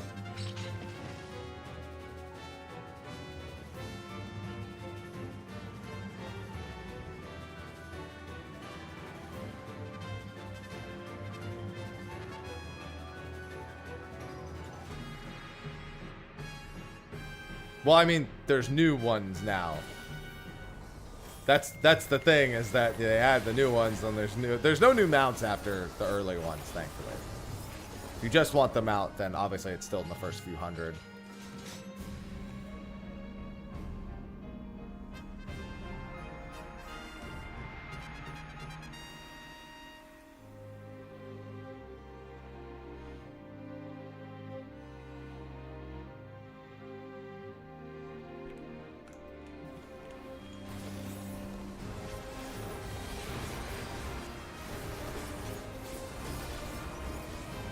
I literally, nobody's even remotely mentioned anything similar to that TKS. I'm not sure what you're even referring to. Not a single other person I've heard even make a mention of the thing that you've just said. Out of the hundreds and thousands of comments that I've read.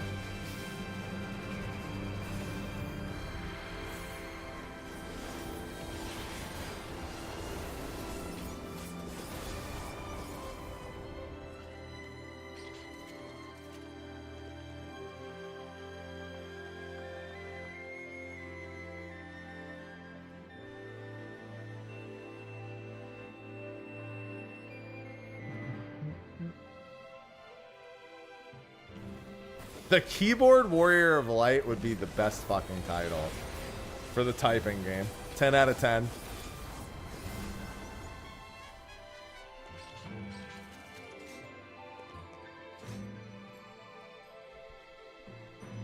Well, of course the headline wants you to click it, Draken.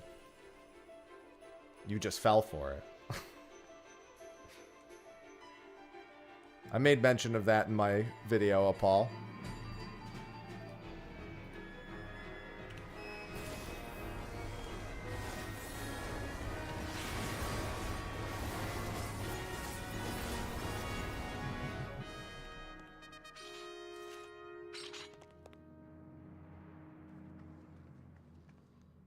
I mean, it's literally just equating it to what Paladin has.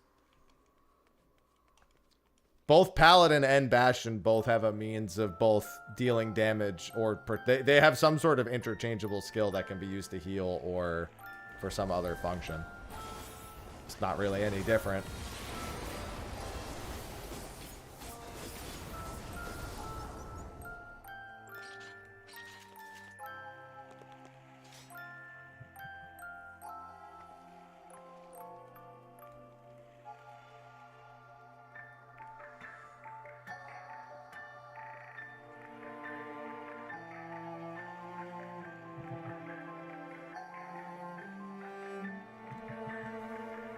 I don't know what you just said, Draken.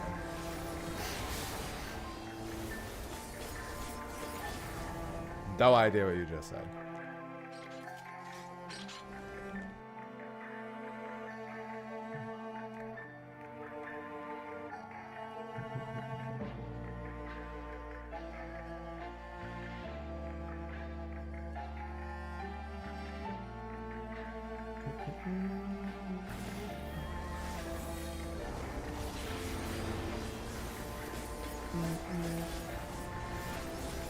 I wonder if they're rushing them off stage in fucking EU FanFest as well.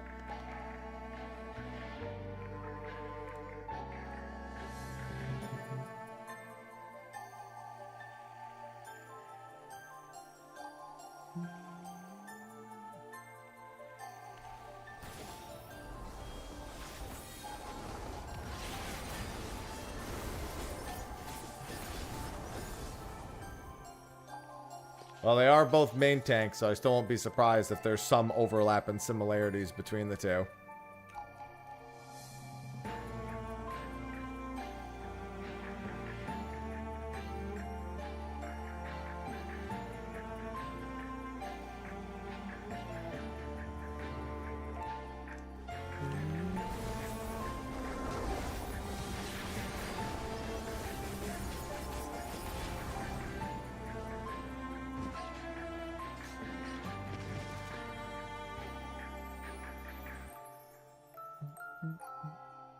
Gotta go now. Woo!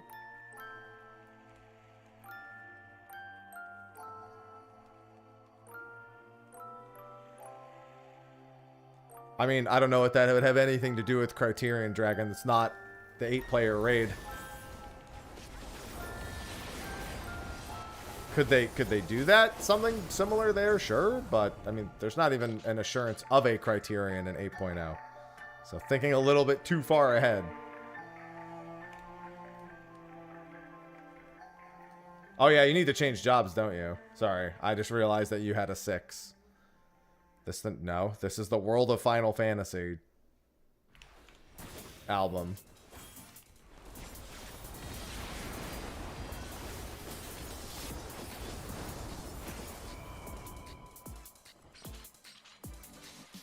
I mean, I saw it, but I don't really think it means anything. Given that the entire point of the expansion is that we're flying through the sky, any sort of bird symbology is kind of to be taken as whatever, right? Even that fucking falcon itself could mean absolutely fucking nothing. That's the problem. When the entire expansion has a flying motif, everything and anything looks like a hint. You know what I mean? That's the problem. Like, you can't really dive... You can lock in a prediction, but you can't really think too much more about it. Because, of course, if she's an engineer of the airship, having a bird emblem on the clothing would make complete sense. You know what I mean? It's one of those where it's like, what could just be symbology for the expansion has no bearing on the symbology of the job. But we don't know because we're just trying to go off of what are not even direct hints other than the sound effects. It's tough. I mean, Paladin has that para.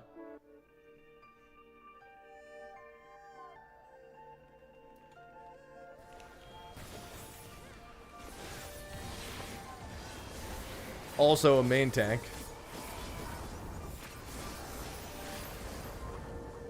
Gives them the freedom to fuck off with certain attacks pretty safely. Yeah, exactly. Fucking Dancer has a giant fucking phoenix that makes a bird noise too.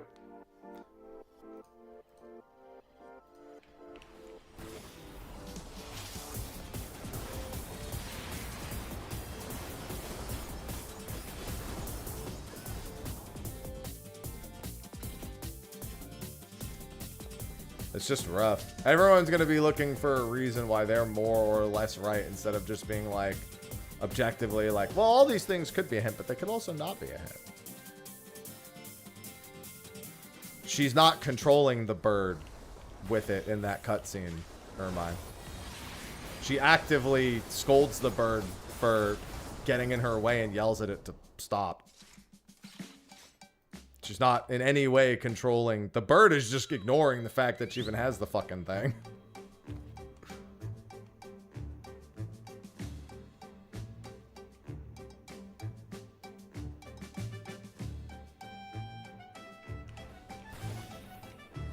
I'll tell you what, if they really want to piss off every Fizz ranged player, they'll give her a wand.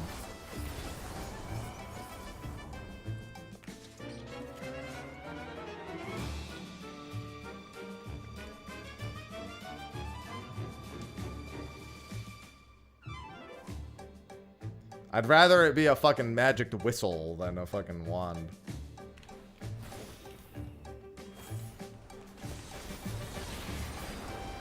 Yeah, I don't think she could be controlling the bird any less. The magical Fizz ranged, I know, right?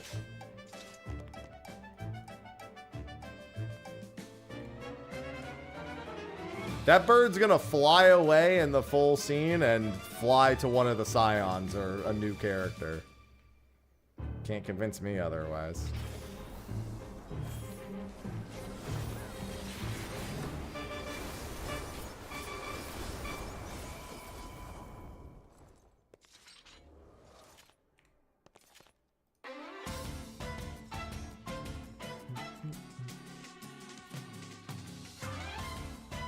I mean, that doesn't change the fact that A, she's clearly not controlling it in the trailer, and B, it would be lame as fuck. You know who else marks targets for birds and has a much cooler weapon? Quinn from League of Legends, who does it with the crossbow. I have 600 and something more runs for Gunbreaker to do.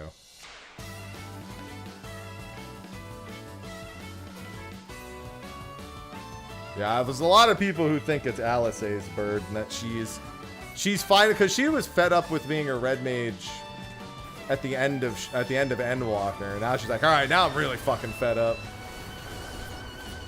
Well, I have the Gunbreaker mount already. I need to do the other 600 and something runs.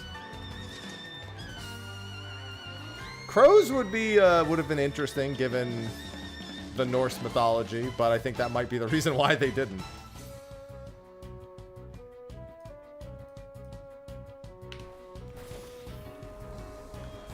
Listen, think of it this way. We already have a caster in the form of Y'shtola, but we have no Fizz-ranged allies, so bam. Yeah, crows and ravens would be very intriguing.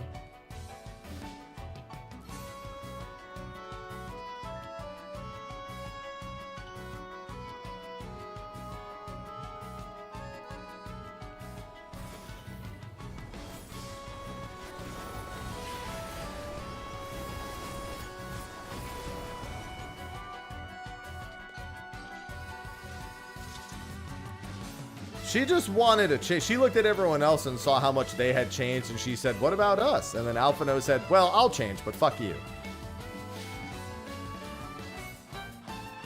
Sorry, that was at the end of 5.3 also, not at the end of Endwalker.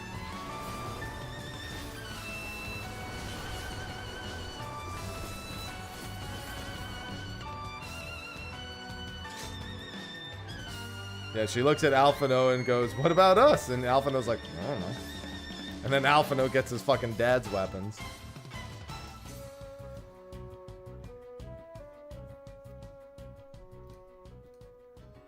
Alice A. secretly Bastion.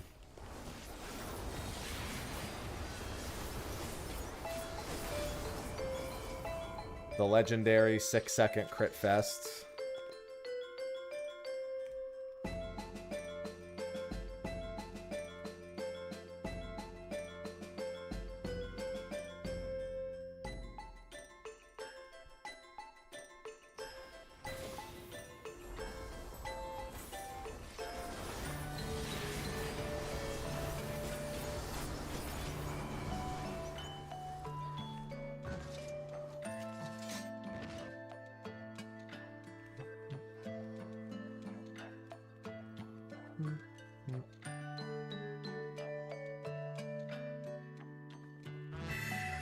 JT, thank you for the 43 months.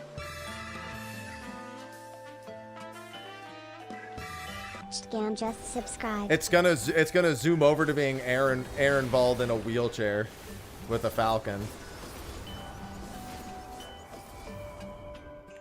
That's what it's gonna be. He fights with the falcon so he could just chill.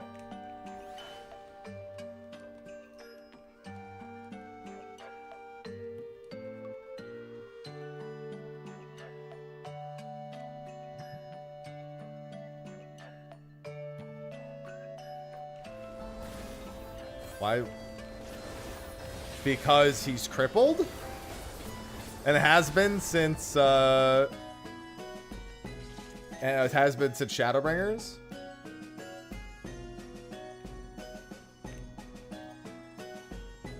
Ehrenwald's been in a wheelchair ever since him and Fordola went to the tower in, the Amalja homeland. No, I said Ehrenwald.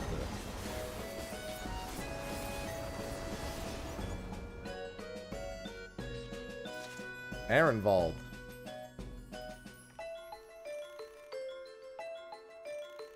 A lot of, not too, I mean, some people do think Ehrenville will be a representative of whatever the new class is. No, I think we're not seeing him again till Marasidia.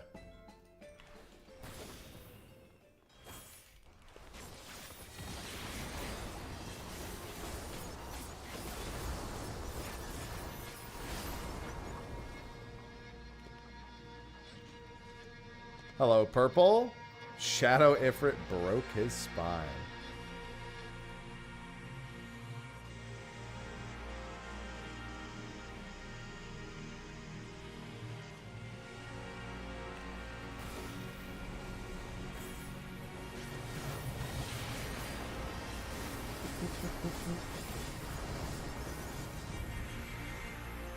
Tomorrow I might do some Southhorn. We'll see.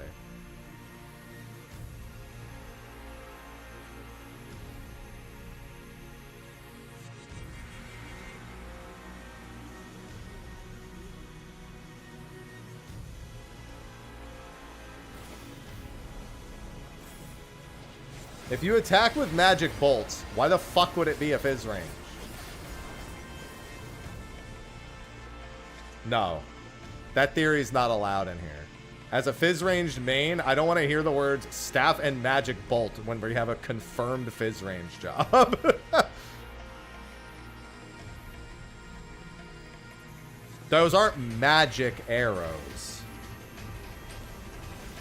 They're ether. They're basically ether. Every job uses ether to attack. There's no job that does anything that isn't ether. Warrior, when they throw their axe, they're not actually throwing their axe. They're throwing an etheric axe. Hence why it just instantly reappears in their hands afterwards.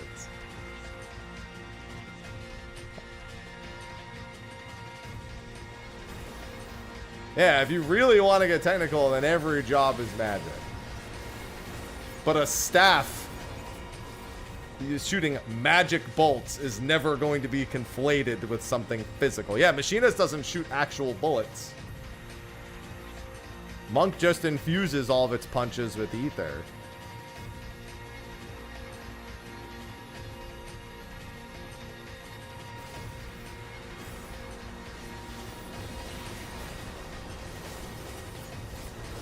No, it doesn't.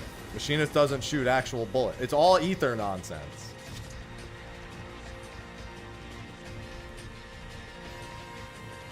Literally every job, it's all ether.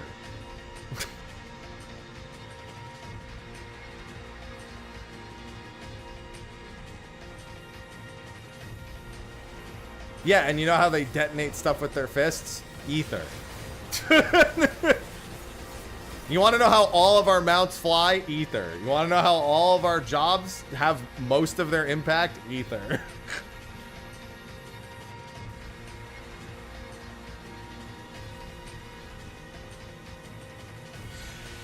Oh, okay. I just saw the message. That's literally why Thancred can't even make his own bullets for Gunbreaker. And he needs somebody else to do it. Because he can't use ether.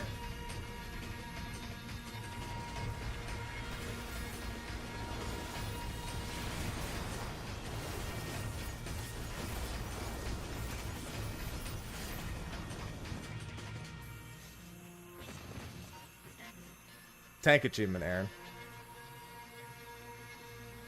Your whale attempt. What does that mean?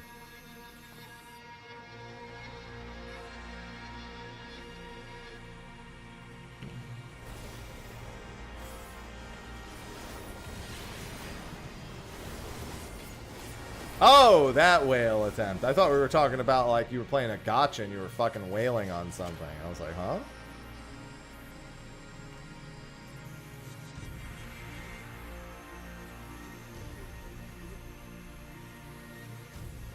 The word whale has really changed all meaning in recent years.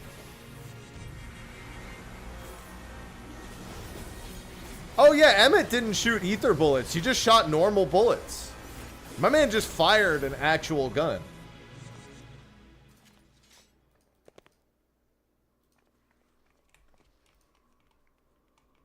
He just shot real bullets.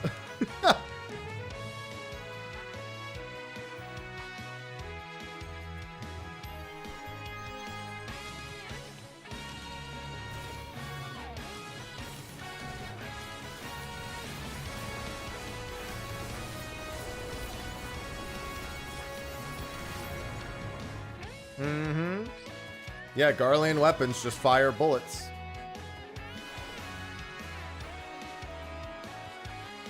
They're Magitech infused, but Magitech is all science, so it's all ceruleum. Yeah, I'm sorry, they're ceruleum infused because they're Magitech, but yeah, that's all science.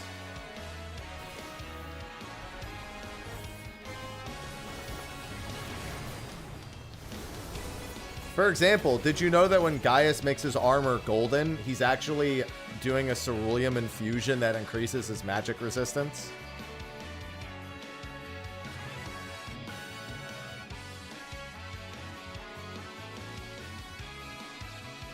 No, fishing is also ether. Incorrect. In fact, there's a fishing quest line in Endwalker that reveals that a lot of the fish are having their bodies warped because of the innate ether.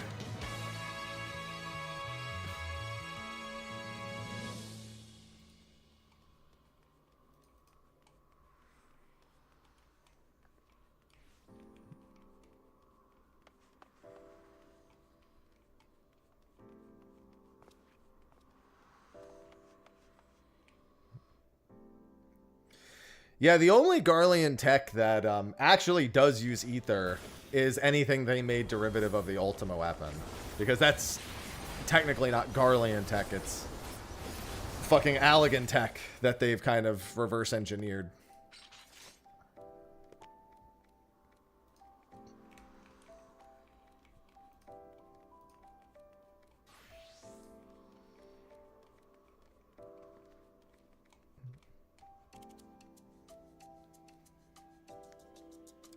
the weapon.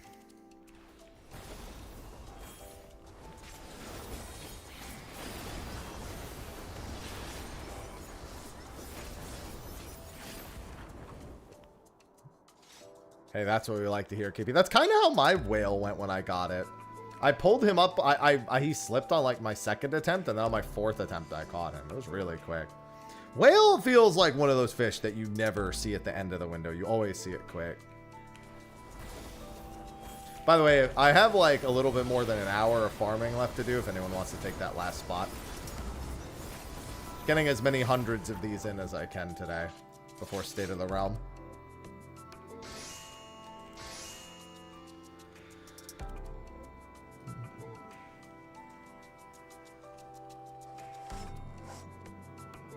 It still uses Ether Dragon.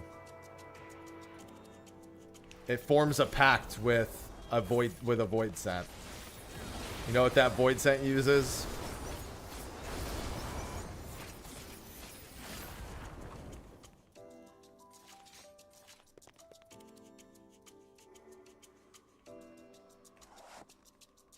I'll give you a hint.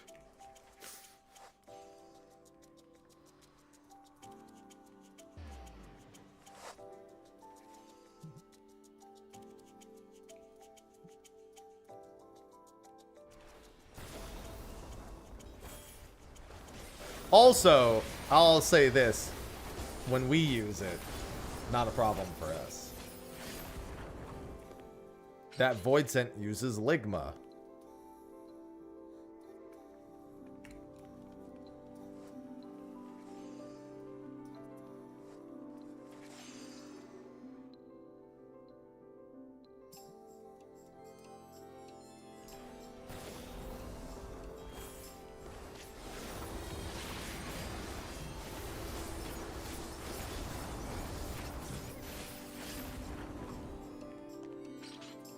Not to mention that all Sharlayan food is etherically dense, but tastes like shit because it's meant to be nutritious and not, like, functionally good to eat. Like, delicious. Not meant to be tasty, it's meant to be functional.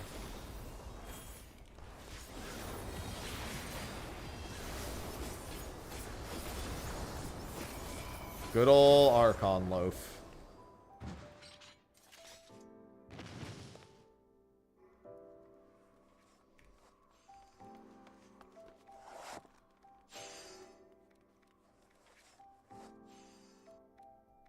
Yep, they are very much eating to survive and not to live. Very different from me.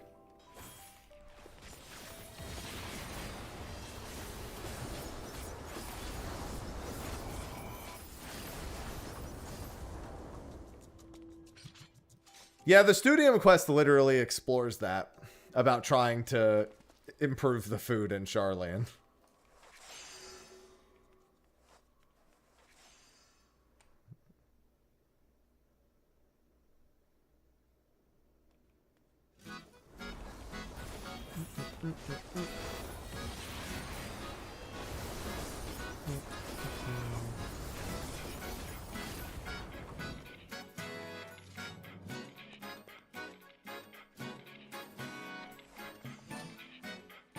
To be fair, if somebody offered me an option between a hot dog and just protein, I would take the just protein also, knowing what they do to make hot dogs.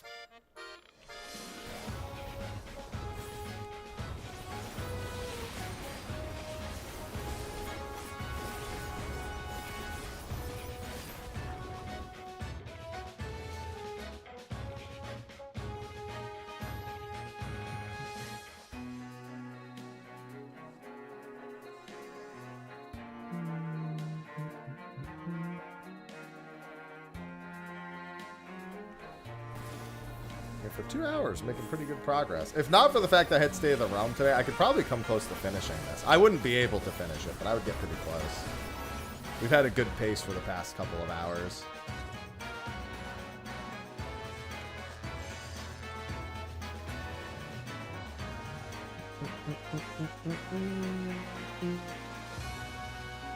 Hot dog is slop, but I love slop.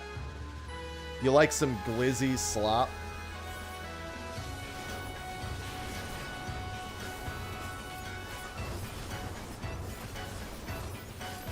Think anyone's ever made an airplane shaped like a glizzy and called it the Glizzy Glider?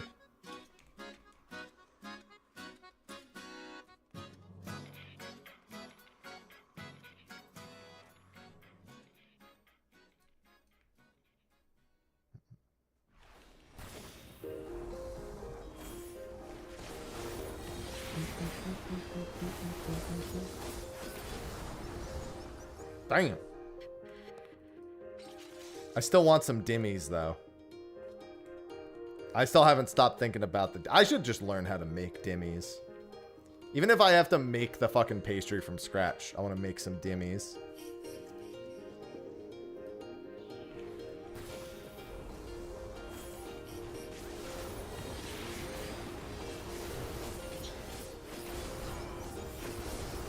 Hell is dimmies? It's Australian dim sum, but it's made to be like sold in bakeries.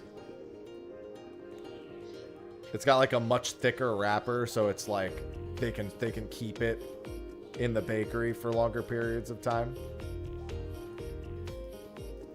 I learned about it from the show Mr. In-Between, and now I'm obsessed with dimmies. My autism was just like, dimmies? Don't mind if I do.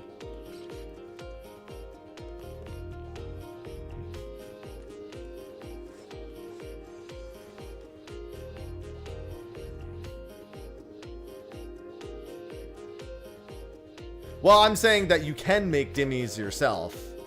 If I, like, because obviously in America, they're not going to sell dimmies. So I'd have to make dimmies from scratch.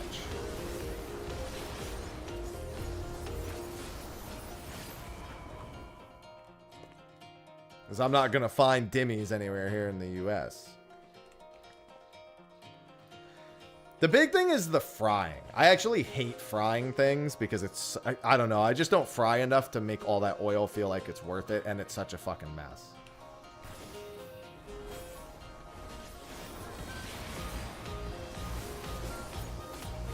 That's my only quarrel with it.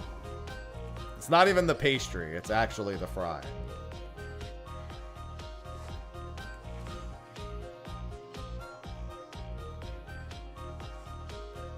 I'm not going to air fry... If I'm going to make dimmies, I'm making dimmies proper.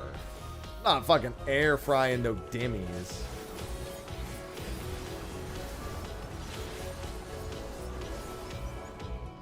If I'm making a cuisine from another culture, I have to do it correctly.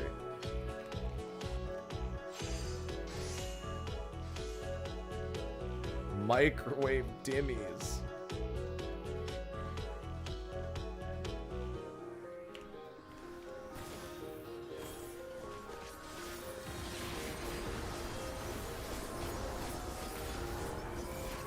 Want microwave dimmies. See, you microwave something when you have easy access to it. Like, for example, there are people who microwave pizza, but let's say you lived someplace that didn't have pizza and you needed to make it yourself. You're not gonna make a microwaved pizza if you're going out of your way to make it yourself.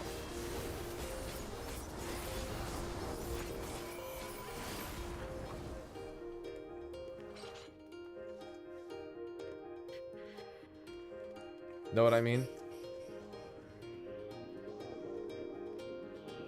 I have had Kahlua pork and malasada. Clearly they don't own air fryers. But like, if you grew up in a place that had dimmies, and dimmies were, of course you're gonna microwave. Hell, you can buy frozen dim sum and just microwave that here. But that's not the same. Dimmies are actually made a little bit different than traditional dim sum because they're made to be kind of like fried and kept. So that if a customer comes in, you just toss them in a bag. To my understanding, at least. I'll be playing the hell out of Resonance in October.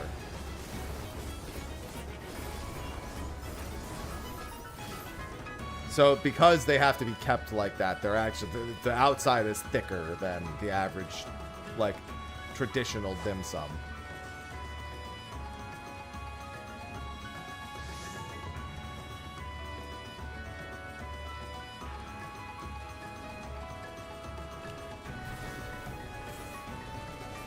Listen, I've seen people make cakes in rice cookers.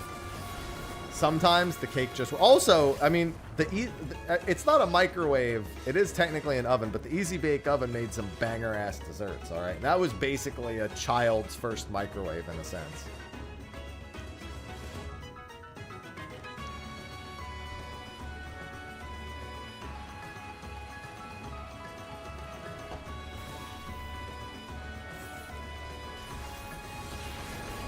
Just a cooking, yeah, it was just cooking over a light bulb.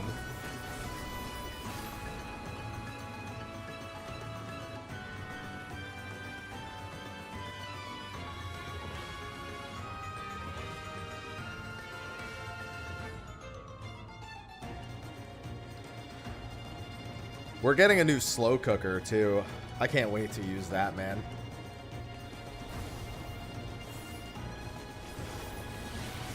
I love me a slow cooker.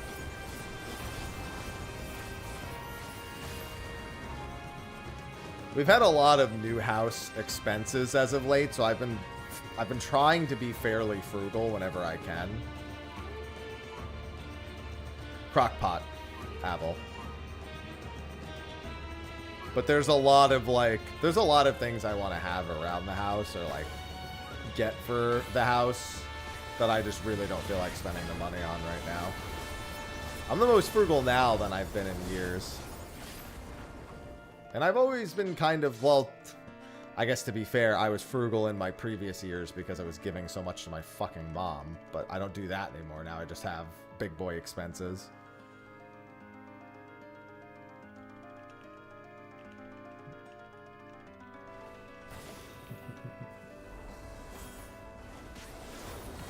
Reminds me, I still gotta look through my Magic the Gathering cards.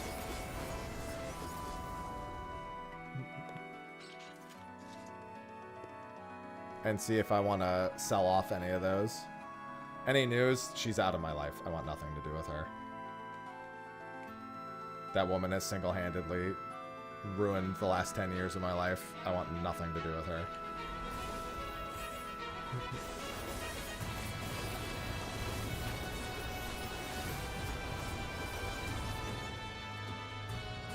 Dude, I fucking love couscous. I never had couscous before I did all those HelloFresh sponsorships. Sorry to hear that. I'm sorry I fucking ever raised a single dime for that woman. Sorry I ever tried to help her. Or gave her any of my money.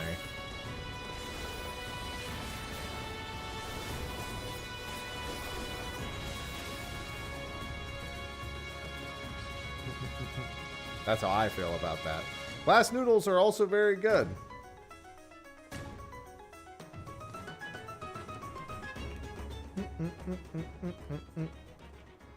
Yeah, when I was doing all the HelloFresh stuff, I had never had couscous before that. Same here, Abel.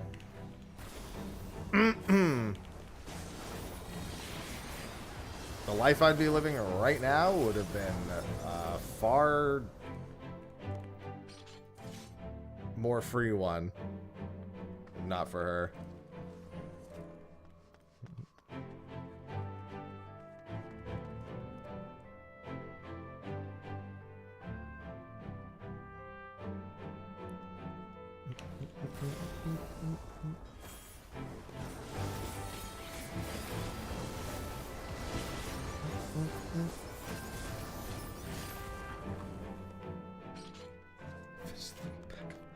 Aussie bites. The fuck are those? Dimmies?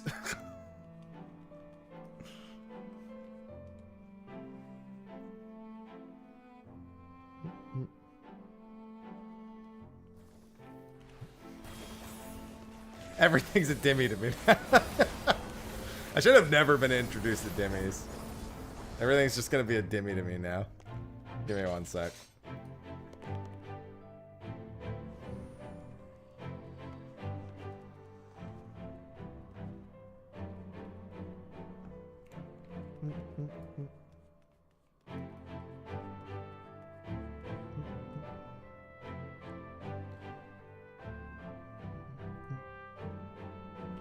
With a 10 out of 10 mom.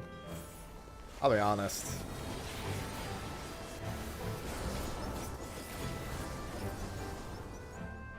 I don't even want to say it.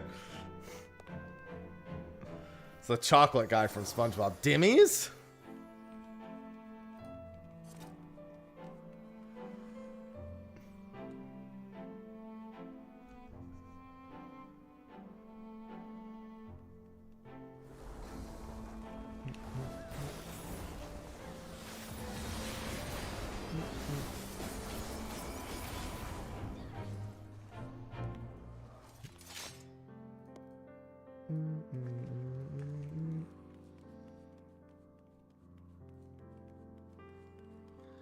Yeah, I wish I had never run that fundraiser for my mother. Can you join back in? Yes, there's a spot. My biggest regret in all the years that I have been doing content creation.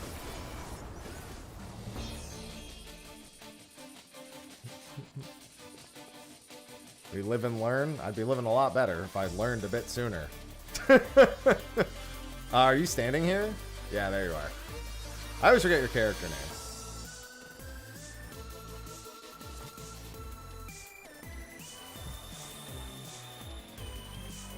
They say, yeah, they say live and learn. I say, well, learn it. That's what I'm going to say from now on. I'm going to be like, well, you know, you learn a bit sooner, you'll live a bit better. No, that shit's haunted me. Yeah, that's going to be my go-to phrase for that from now on. Trust me, I've tried not to think about it, but you got to remember, it's not just that I raised $100,000 for the woman. I gave her $500,000 of my own money, too.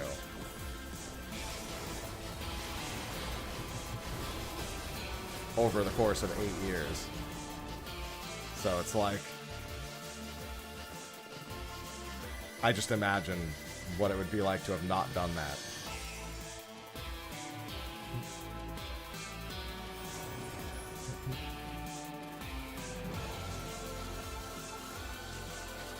A black hole is the way to describe it. A much different life. I mean, I literally didn't get to reap the benefits of the Fat Black Chocobo event almost at all. Let me put it that way.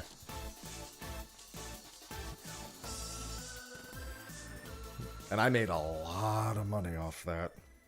I made a lot of money. Because my dad died and she was disabled. And I was trying to keep the house that I grew up in as a roof over her head.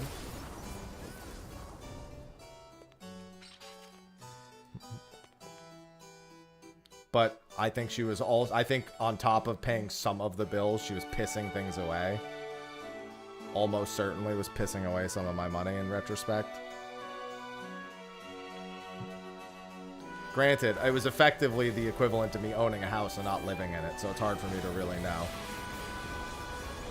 We'll never get another fat joke. The only reason I made so much from that event was because it was limited.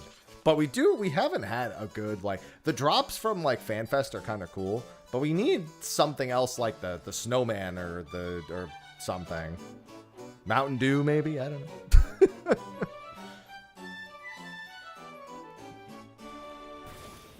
We haven't really had a big infusion of things on the live stream front for a while. There's a badge for watching either FanFest or a streamer. Like, there's one badge for watching FanFest, and there's one badge for watching a streamer in the 14 category during FanFest.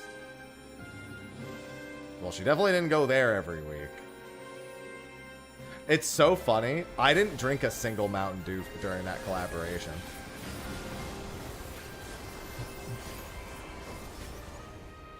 I'm telling you, dude, I could retire if they just made a creator program for Final Fantasy XIV where we got our own cash shop link and we made like 5 cents off of every Fantasia purchase. I could buy an island off that. I would have Bezos money. I'll just take that and reinvest it. That's it. I'm retired at that point. What kind of island? A sanctuary.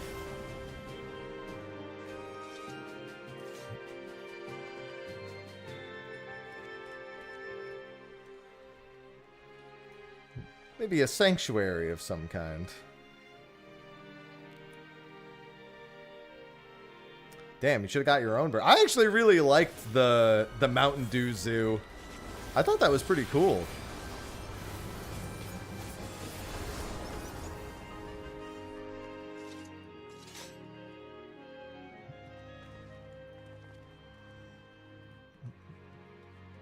Mountain Zoo was very simple and effective. I quite enjoyed that one. Good morning, Toya.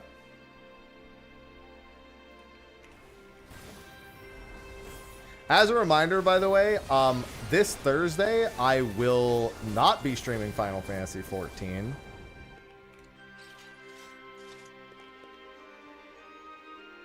I have a sponsored stream on Thursday. So even though we have Northhorn out that day, I have a sponsored stream that day. I wasn't planning on going to... I signed up for like an early run sheet for Fort Tower Magic. And maybe after my sponsored thing, I'll look into doing more of that. But like, I didn't try too hard to find like a World Prog Speed team for that. After Kefka, honestly, I kind of just wanted to chill with Northhorn, do some videos, do some guides, get my magic clear, do all my relics, etc., etc. I want to get some content out.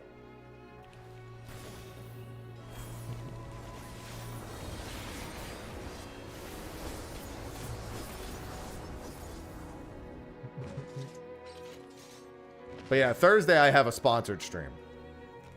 And it's... I'm looking forward to it. It's not anything Final Fantasy XIV related.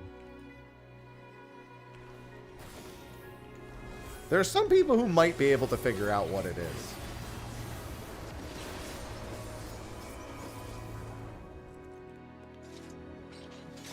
I actually have to do some prep for that before Thursday.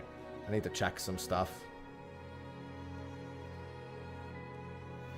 I mean, unless you plan on checking, like trying to science out the fish on Tuesday, I doubt it. There's only one fish that I think people will find very quick, and it's the Tokatoa fish. The Tokatoa mooch condition. There's actually one other one that I think is a possibility, but that's the big one. Is whatever the condition is for the Tokatoa loop.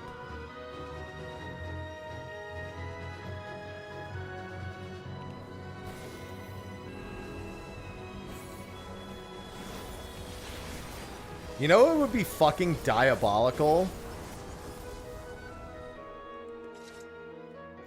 If the Tokatoa mooch loop is not actually a mooch loop, but you have to hold on to Tokatoa. You have to swim bait Tokatoa and then cast it out after Tokatoa's window ends.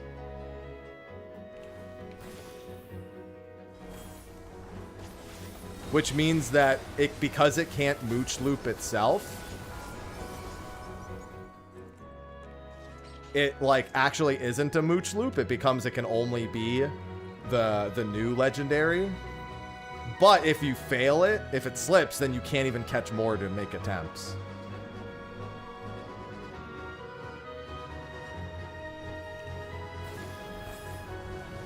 No, new relic quest is Tuesday.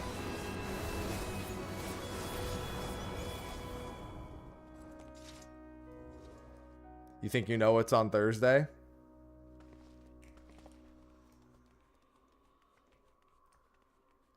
It's gonna be a good time. Yeah, I gotta figure out exactly how I'm gonna do the Thursday stream. There's some stuff I need to get ready for that. Or I need to see if I can even get ready for that. Beast of Reincarnation is August 4th. I do want to check that out.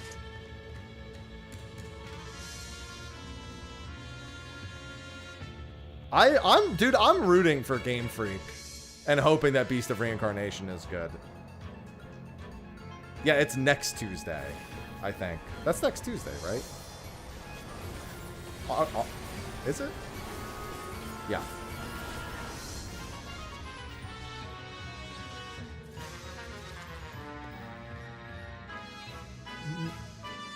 I'm rooting for Game Freak, man. I really want to see them pull it off.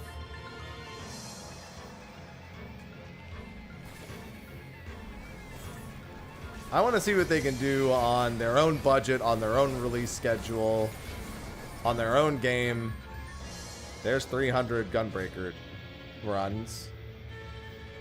Thank you, Gunbreaker 3. Hey, it means I've done nearly 300 today because I barely had any Gunbreaker runs done at all.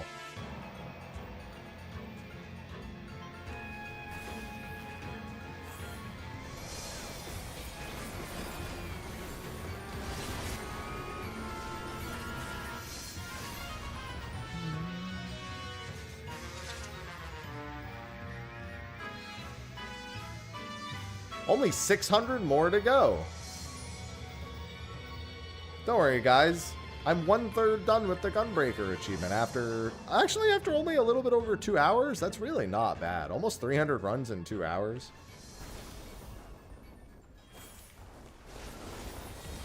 We're at 280 done. Okay, yeah, that tracks.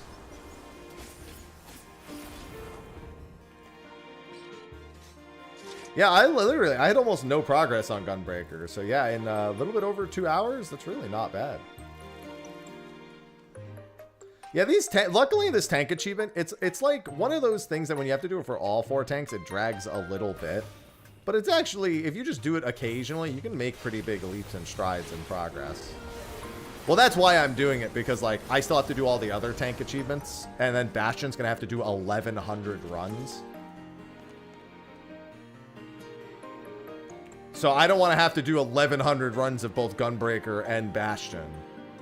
There is no instance limit on raids. That's not a thing. That's only on dungeons. Raids, trials, everything else doesn't have an instance limit.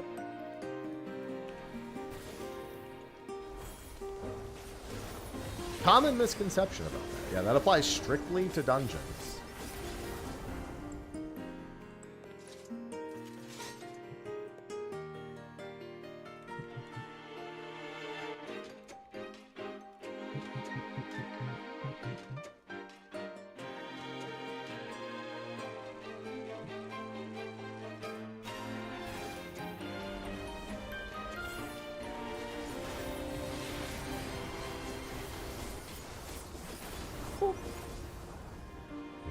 The only way we get a 6-second run is if we all direct crit, but like both of our GCDs.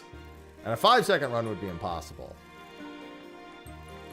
I think if it says 6 seconds to... Well, no, I think if it's anything between 6:01 and 6.99, it's considered 6 seconds. That's how it should work.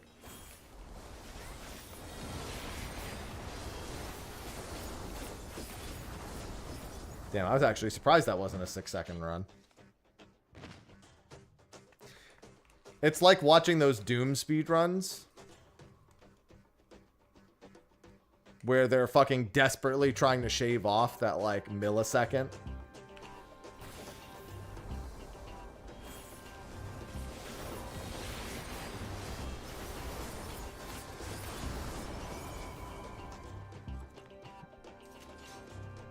I'm gonna ban you.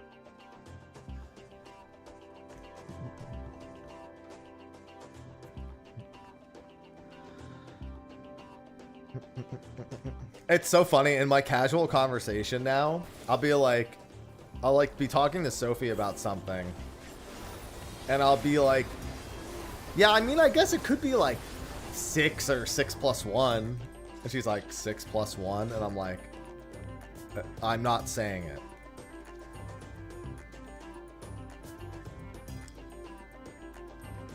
I mean, she's technically here, Kafka. I unironically say that in like my normal conversation now. 6 or 6 plus 1.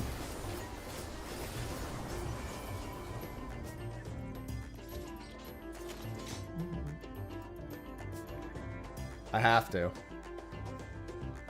I can't let the fucking kids win. I'm not gonna lie, that meme alone. Yeah, or 8 minus 1. Yeah, 6 or 8 minus 1. That one works too. Never let the ops win.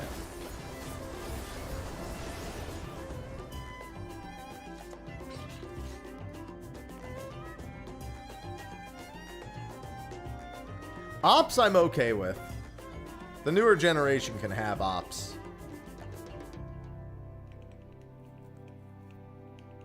I'll allow it.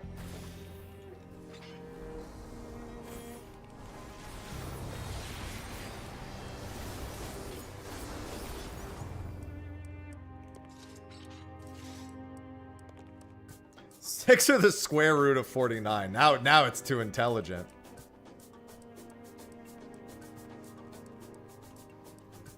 That's how the older generation needs to ruin it for the younger generation. No, we're just doing the tank achievements, Calf.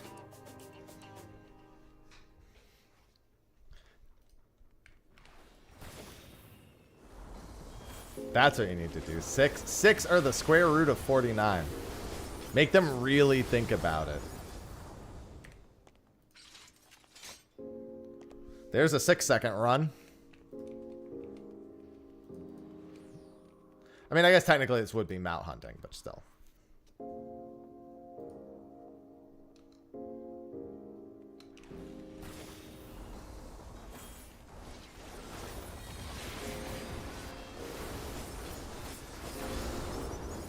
Another 6-second run. Jesus. Y'all critting?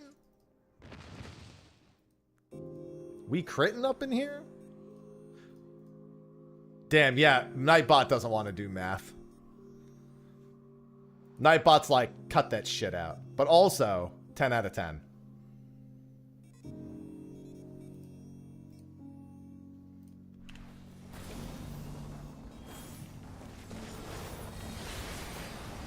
You want to know the worst part about... Oh, damn, another 6-second run. What the fuck? Everyone's trying now.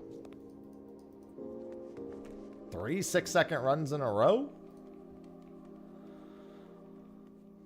I bet you the newer generation would just fucking hold their phone up and be like, Google, what's the square root of 49? Be like, you dumb motherfucker right now, alright?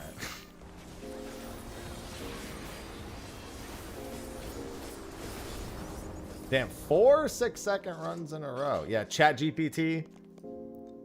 Well, I mean, yeah, but here's the thing. You could just go, if you go to Google, it gives you an AI answer anyway, so you could just skip that step. Yeah, dude, leading into Fan Festival, I've had plenty of examples of Google's AI overview being absolutely ass, but when it was 9:53 a.m. EST, and I wanted to get the exact number of hours, because I was having, somebody in my chat was giving me the wrong number of hours, and I said, no, literally, it's this many hours.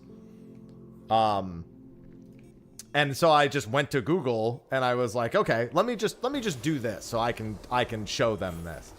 And the AI overview said that between 9:53 a.m. EST and 4 a.m. EST, it said it was like 3 hours and 7 minutes or some shit. And I was like, and then what's funny is it tries to explain it, and it's like, no. Yeah, it doesn't calculate, it generates. I figured it would at least like look at some random ass site that does those type of features, because that's what I was going to do. I was going to click on a site that literally just gives you the exact number of hours when also converted between time zones, because I was actually doing like 9:53 a.m. EST to 10 a.m. Berlin time. But it's funny because the AI overview said if you convert Berlin 10 a.m. to Eastern Standard Time, it'll be 4 a.m., which is in 3 hours and something minutes. And I'm like, no.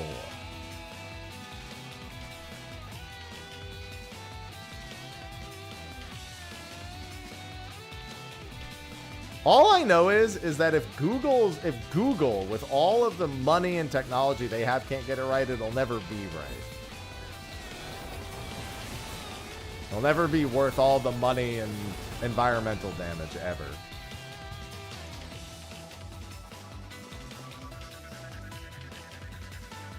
Mm-hmm. Oh, it got that part right, Abel. That's the fucked up thing. It converted it to Eastern Standard Time and then did the math wrong. The part where it converted it to Eastern Standard Time was correct.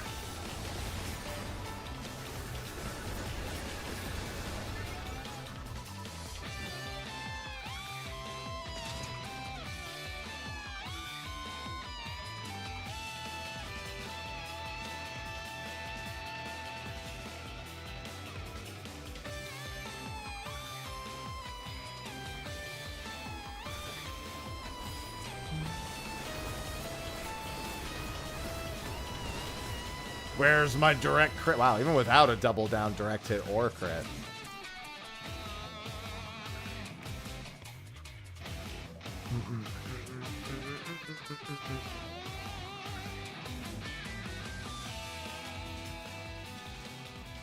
Ah, Sweden.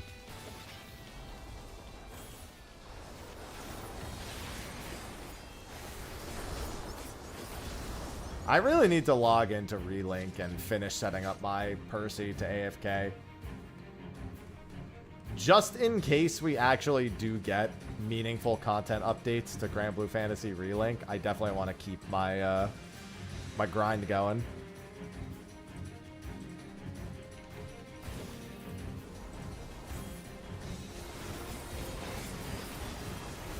I'm praying, man. I'm praying. Honestly, I'd be okay if they just said, hey, we'll release another new game in 2 years. I'd be like, okay. Or, hey, we'll release another DLC in 2 years and maybe do a few small updates every, like, few months after. I'll be like, okay. You don't need to do monthly updates. Obviously, you're not going to.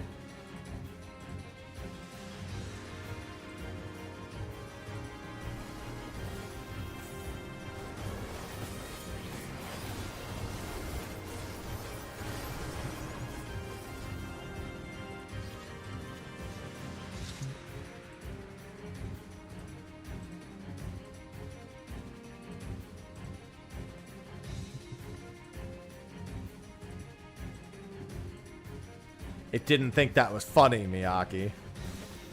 Obviously, it's like, that's not funny.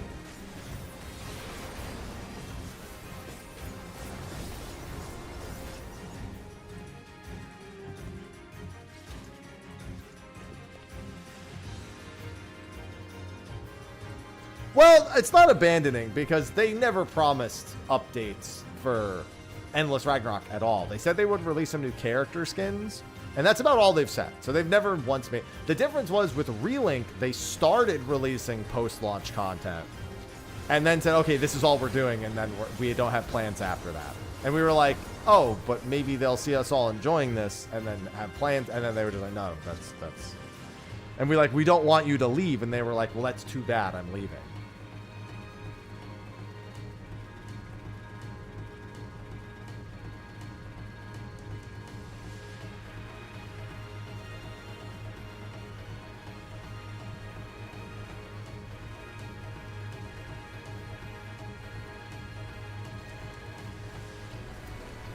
The money! Think of the money, Centauri!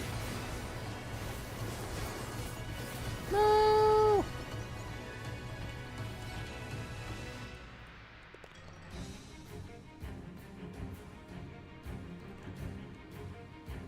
Alright, I probably got another like half hour of Deltascape farming. Something like that.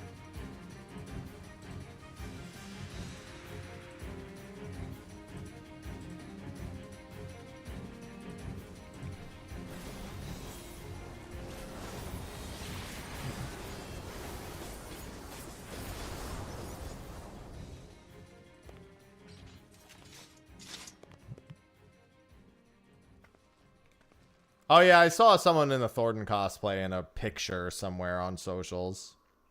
Also, hate that guy. Not the cosplayer, Thornton.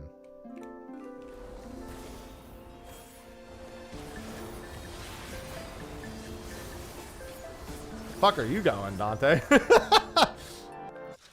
Fuck where are you going?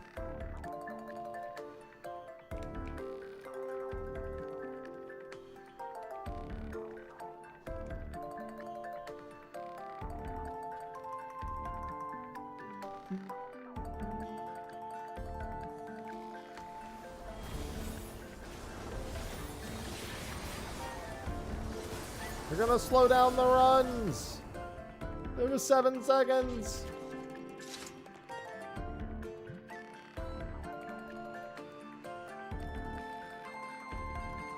Yeah, but that's flex rating is also not the highest end of rating. So you have to consider that. It would make more sense to have that in like the in-between difficulty we're getting. Mods, send it back to Strength of the Ward.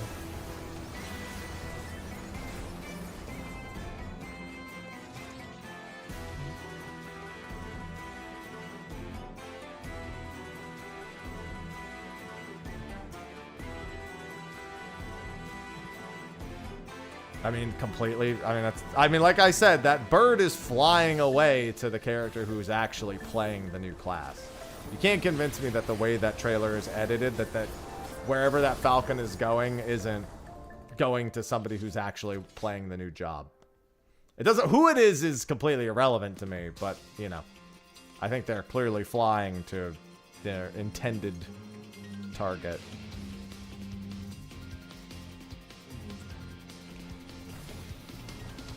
I mean, you gotta remember that some jobs just have sound effects. Like, fucking Dancer has a Phoenix sound effect.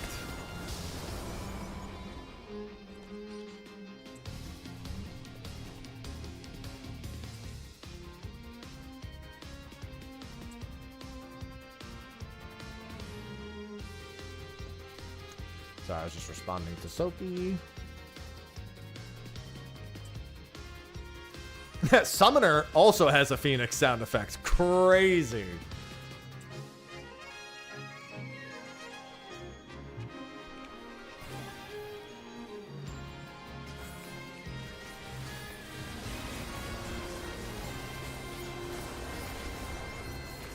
Summoner confirmed.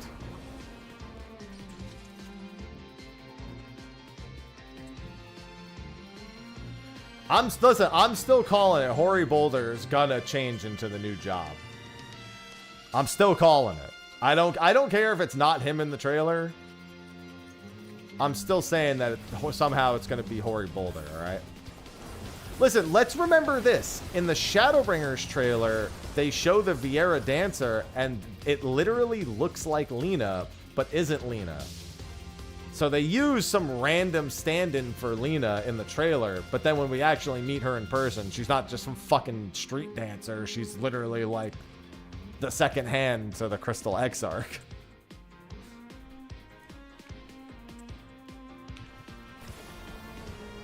I'm holding out hope for Hoary Boulder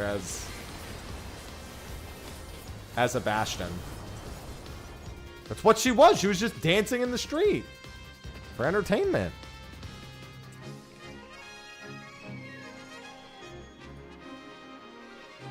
Well, obviously, that's my whole point. Thank you for reiterating exactly what I just said.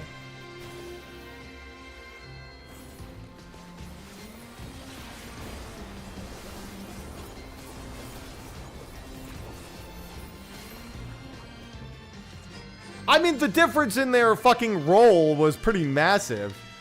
You took the character model and portrayed it as a street dancer versus literally the second hand to the Exarch.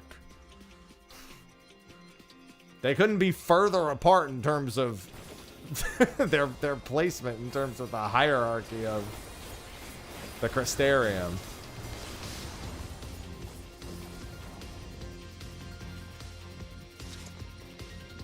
The final step of the relic?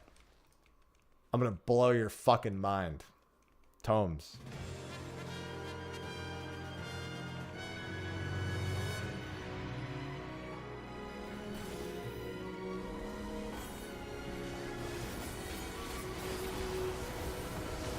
Time to get 30 fucking 1,500 more tomes. Obviously, you're still gonna have to do some sort of like quest before that, but it will be tomes. Yeah, basically for the trailers, they basically give them character models and say, hey, we want this character model in the trailer, and then they just kind of do whatever the fuck they want after that.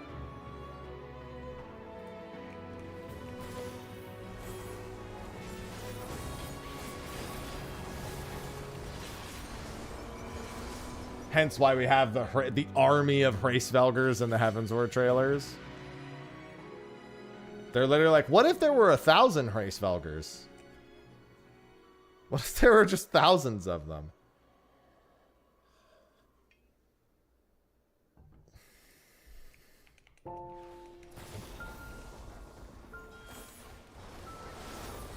Hey, the tacos were pretty important, though. However, I was severely disappointed that Thancred and Urianger didn't have a Nutkin with them the entire time that we were doing Dawntrail. I wanted that to be a permanent new member of the Scions, the Nutkin.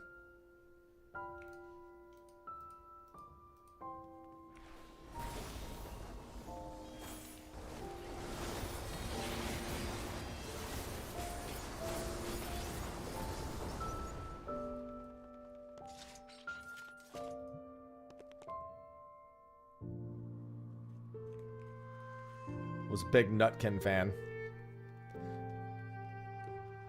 This Nutkin covered Thancred's nuts once upon a time.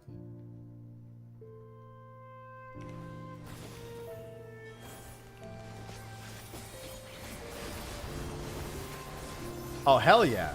If I had a bag of tacos and somebody stepped on the bag of tacos, but the tacos were still in the bag, I'm eating the tacos in that bag.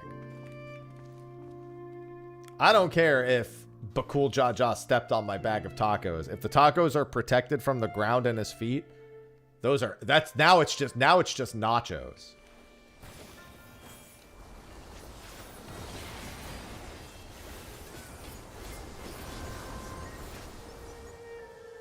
What's the achievement? 900 instances as Gunbreaker. Taco salad. AKA nachos.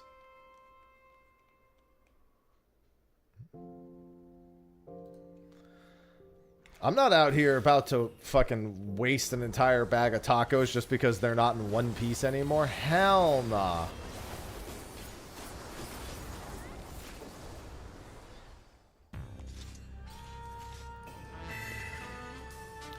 Coleman, thanks for the 13 months. Coolman557 just subscribed. Finished Ocean Fishing List in about a month and a half, and so I get to be Thanos sitting down at the end of finished Infinity the War list? for 2 Bro, you have days no till idea I how many spend the people you rest of upset the by saying expansion that. At Lake Tory suffering. Do you know how bad Placidus is? I didn't catch Placidus in the 3 months it took me to do 3 million points, and then the 2 months that I took to actually catch him later. Not to mention Stone Scale to boot. The other ones are kind of not that completely understandable. It's really mostly Placidus and Stone Scale.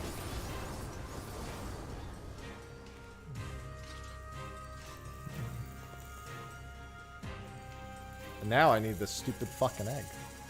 Thank you for the 13 months.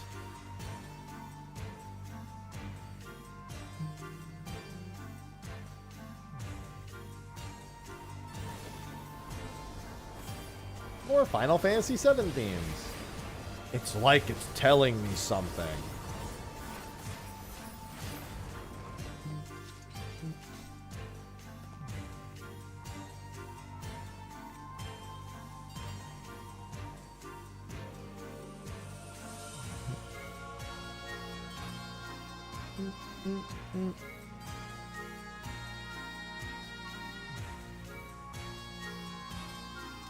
$15 for whale isn't like, so keep in mind my number of whale windows is like 4, and salad was also 2 for me.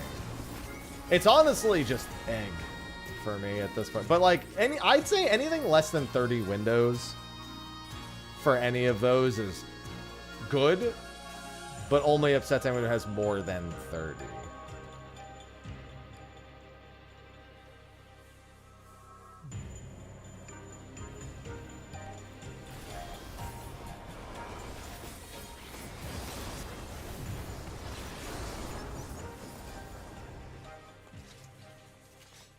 Yeah, it's when you get over 30. Like I think I'm at my 18th egg window tomorrow with 5 total bites, 2 of which were in the previous window.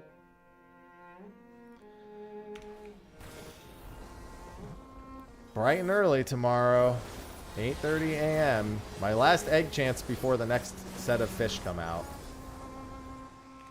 Overall, my big fish luck has been pretty good.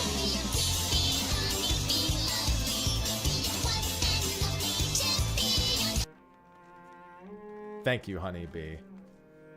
I think Notus Grandis was like 36 windows for me. And I ended up catching it not in its own window. Hilariously enough, when I caught it, it actually wasn't in window.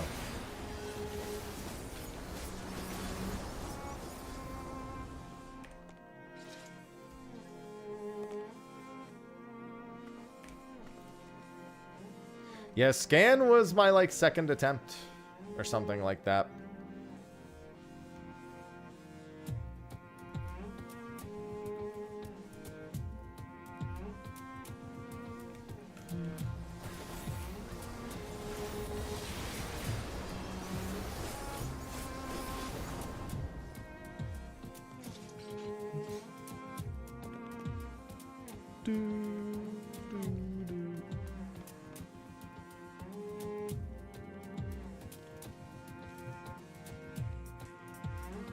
Oh. Well, she is, you know, almost a decade old at this point.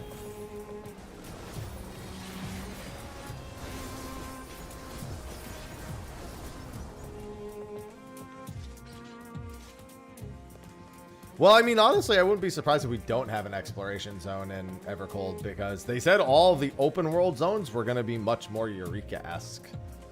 Not to say, I sincerely doubt they'll have, like, you know, fucking phantom jobs or any of the fucking, like, any of the weird, like, leveling method things. But I think the idea is that they flow not too dissimilarly.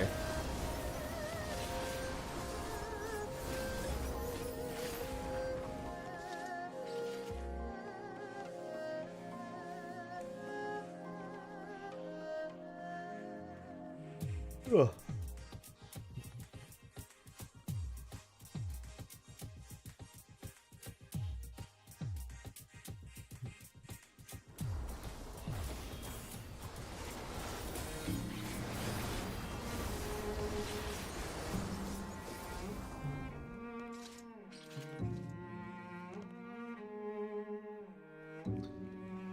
And you get to ask, is Pazuzu up in like 6 different zones?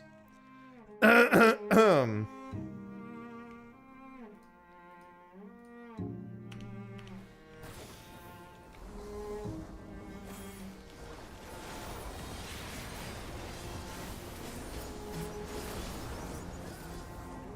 let me repair real quick.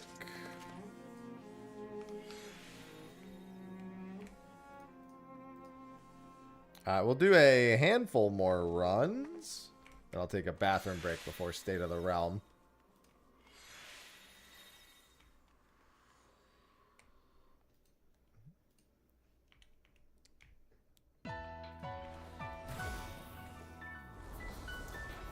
Five. All right, we could do those then.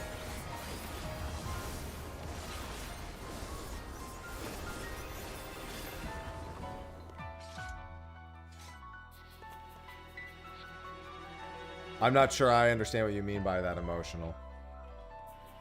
That's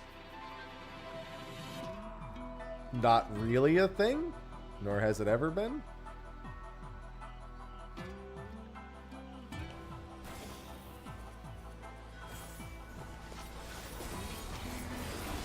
I mean, today was mostly fan stuff for FanFest. Other than the brief mention that maybe Hamaguchi would be maybe directing Final Fantasy 17. Seemed more like a stage bit than anything else, though.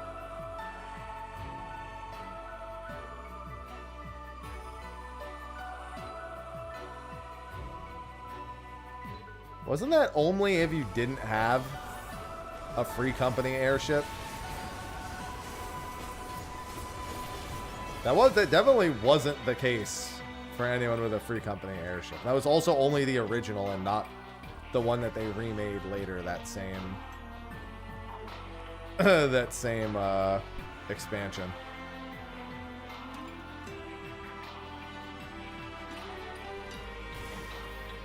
This is World of Final Fantasy music.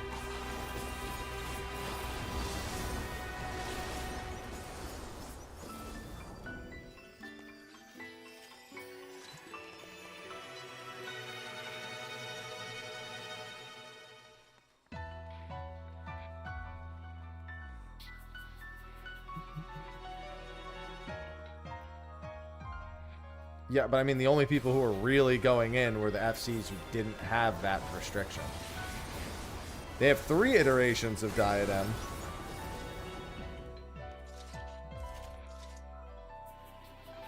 There was no 1.0 Diadem. It was 3.15. Actually, I think it was 3.1 proper now that I think about it. Nothing. Yeah, nobody played 1.0 Diadem. Yeah. Nobody played the original one because it was dog shit. A few more people played the 3.5 Diadem, but not very many.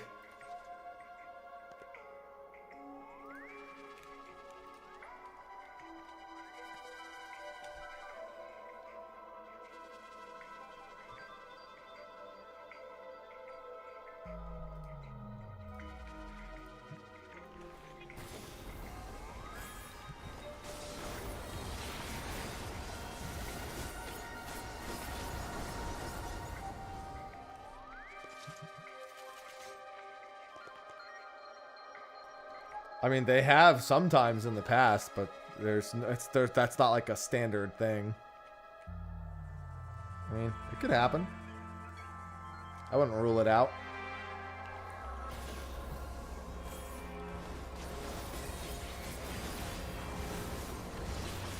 I can't wait for the insufferable double standard regarding resonance, though.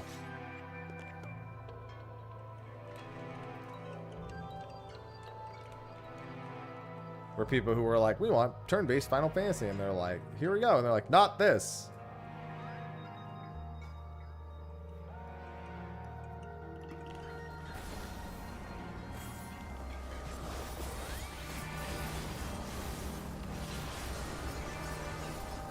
I have no particular feeling about Exvius, but I am excited to see them doing that. Because this isn't just Exvius lifted up and nothing else. I mean, they had to develop an entire open world, random encounter system.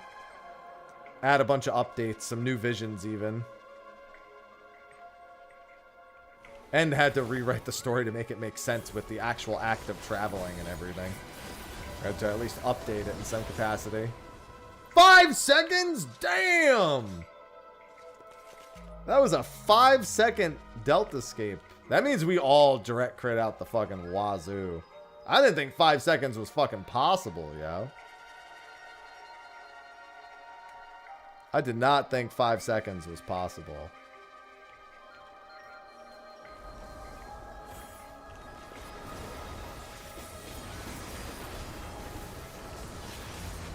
I mean, that's what some people, that's one of the things people have pushed back on. They're like, eh, you say pixel art, but then we have the CGI renders. And I'm just like, okay. I don't mind that at all. I mean, I never do 4-Job Fiesta as part of the actual event week, because the guy who runs the official site for it is... Don't like... No. Unless it's not Gogabot anymore. That dude is a notorious shitbag. So I tend to be uninvolved with any of the official 4-Job Fiesta stuff.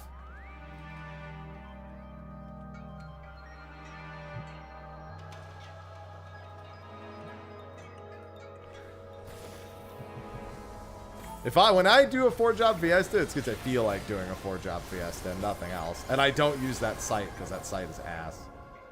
I just literally... There's a different site you can use to set it up.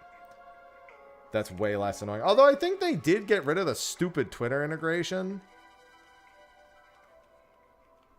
They used to have to... It used to be like you had to like tweet out whenever you picked a fucking job. That's been some years since it had that. That pissed me off. I was like, bro, I'm just trying to roll my fucking jobs here. I'm not trying to announce to the world everything that I'm doing.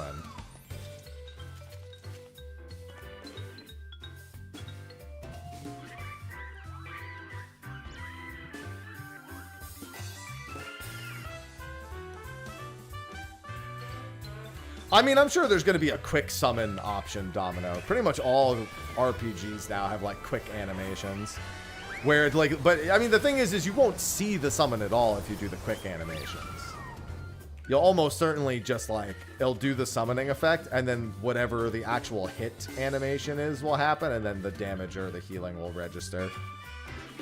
It's not, they're not going to be, like, a toggle for, like, a pixel summon, for example. 4-Job Fiesta is when you randomize, there's an oversimplification, but you randomize the jobs that you play in Final Fantasy V based on progress points when you get to the crystals and collect certain jobs. Hello, Jenna. Hope you've been swell. Nothing too noteworthy, Drovos, no. I'm over here just achievement grinding before State of the Realm. I have to beat this lady up 900 times.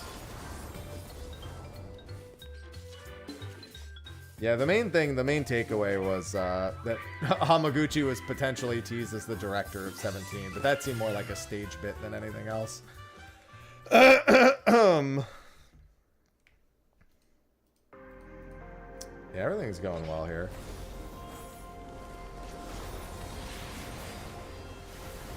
Wish they said more about Evolve jobs. I'm sure plenty of people do, but there was almost certainly never a chance. You're up. Somebody's gonna head out. All right, I'll take that as a sign. I think we've done enough runs today. I'll take a few more minutes before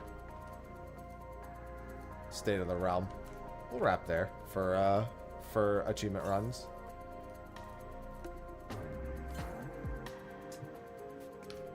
Thank you for the runs. Thank you. So people want to take some food time. We have been doing it for the last almost 3 hours, so. Well, there's 2 mounts for 200 and 300 ninja. The others are all titles. Close to 400 runs. Not bad at all. Thank you, Valtis. I mean, they did showcase a little bit of Bastion's kit. That's what the job teaser thing is for. You can see some clear bits. They never show early job stuff because it changes constantly. Like what we saw at the first FanFest is probably not going to be what those jobs look like when they're finished. The whole point of the showcase in North America was to show what they are thinking of doing with Evolve Mode, like what the purpose of it is and what they're looking to achieve. It was never about teasing those particular jobs. Because they don't want to tease jobs when jobs are still going to be changing a lot in development. Like, even if they teased you a job in Berlin, there's a good chance it would be completely different by the time we played it.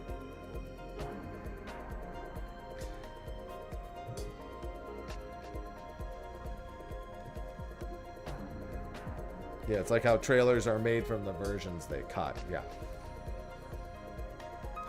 I've had times where they do a job action trailer and then at Media Tour, literally I've had so generally at Media Tours they start with like an opening presentation, and that opening presentation is normally the job action trailer that people then see like 2 or 3 weeks later. I have had it where at a Media Tour they show us the job action trailer and the job has already been changed since they recorded the job action trailer. And so the way we see it in the job action trailer already isn't accurate to what I'm about to play that same day. Because those are recorded like a month or 2 in advance. Like, so the build is a month or 2 old. So when we saw the jobs in the live stage, those were already probably 2 months. Those are probably also like about 2 months older than that. And that's about 9 months out. So you're looking at what's probably like 8 to 9 month old, you know, job decisions. Oh yeah, for sure, Cap.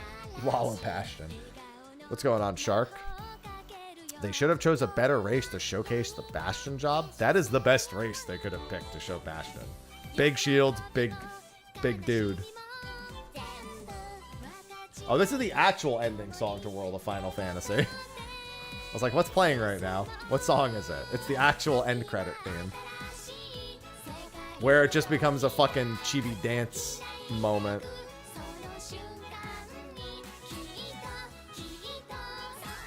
It's gonna be really fun. It is also lore accurate, yes. Bastion actually comes from the homeland of the Ruginins.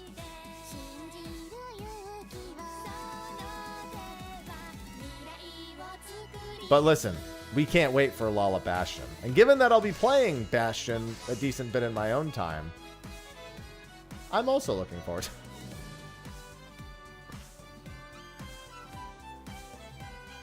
Yeah.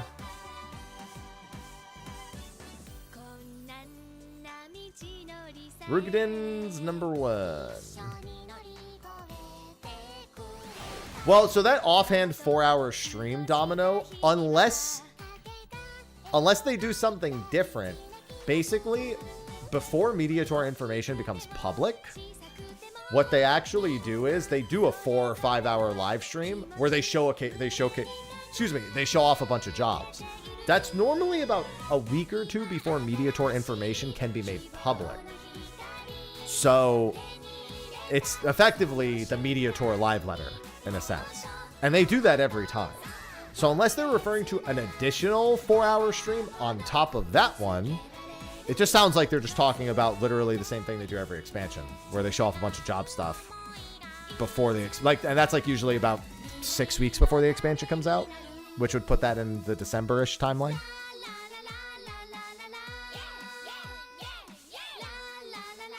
I always forget about this song.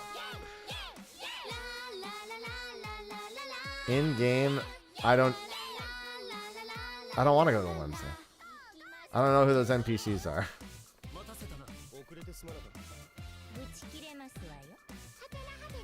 I think the character from the trailer is actually just Hori Boulder, and they just it's not like a new character. I think they just like that's an updated look for Hori Boulder.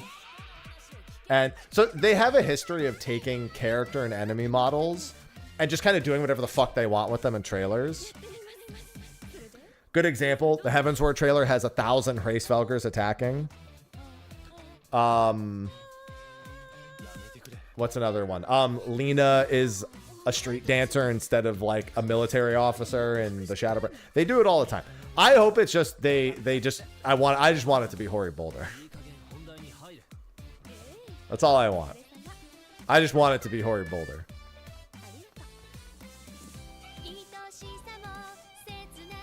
Yeah, that makes sense, Coolman.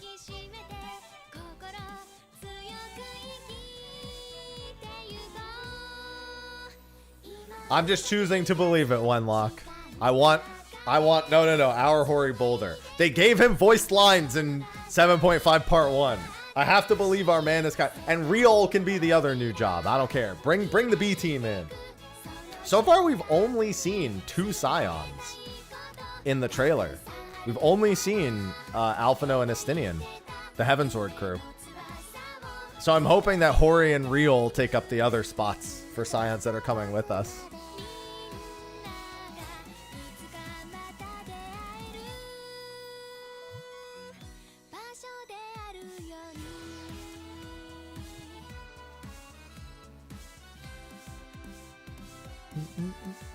I'm so ready for it to be Hori. I would love to see them.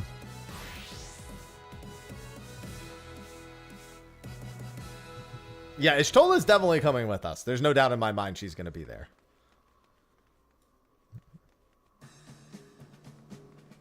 Dude, I was so ready for a raid series to actually be based on Helheim or something.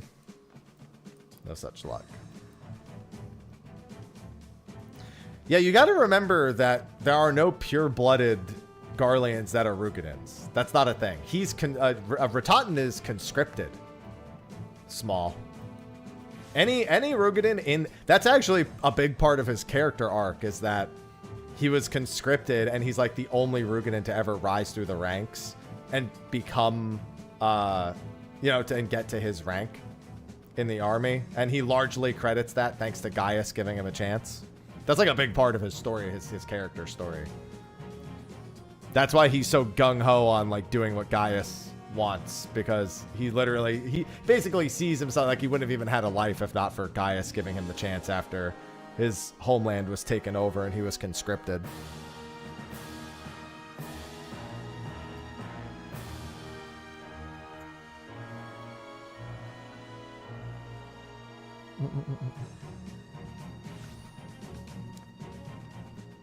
Yeah. It goes into that a bit too with Wurlit, but like we know about it a little bit before Wurlit as well.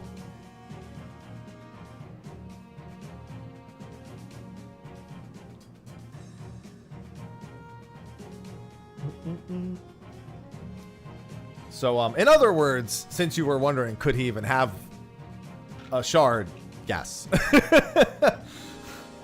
I don't think Garleans can't inherently have shards. They are still creatures that were born on the planet. They've just lost their ability to, use ether.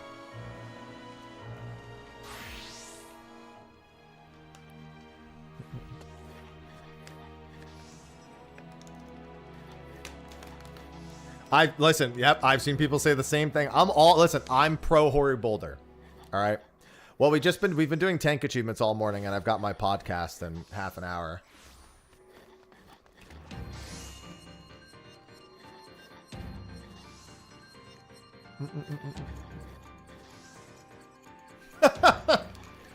Yeah. Well, to be fair, one of the Garleans didn't glaze Gaius because he's a nice guy. She glazed him because he glazed her, or he wanted her to, she wanted him to at the very least. So, no, they weren't all motivated by the same thing. She was giving him a return glazing.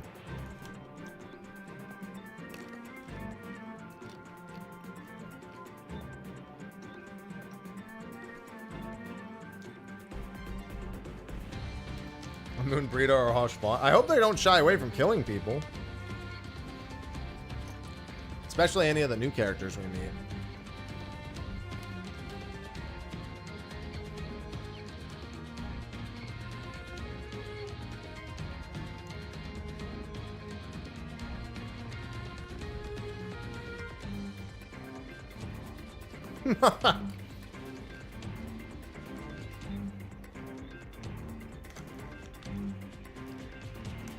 Yeah, Livia just wanted to be glazed.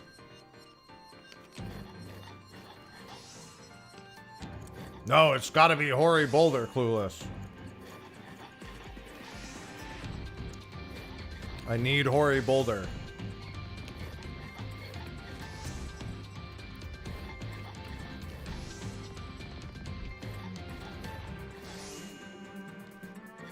Actually, I saw an image on Twitter that I stole. I'm gonna pull it up since I see this discussion happening right now.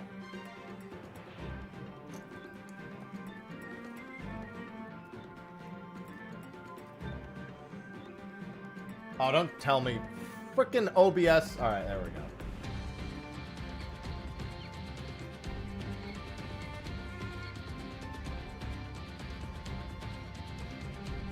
Why is this image so big?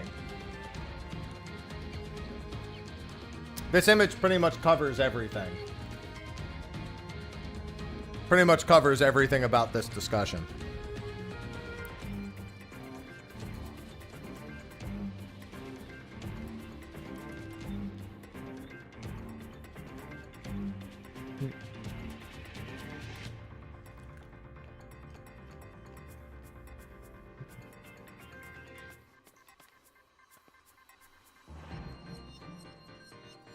Yeah, Ivalice really should be mentioned on the left-hand side.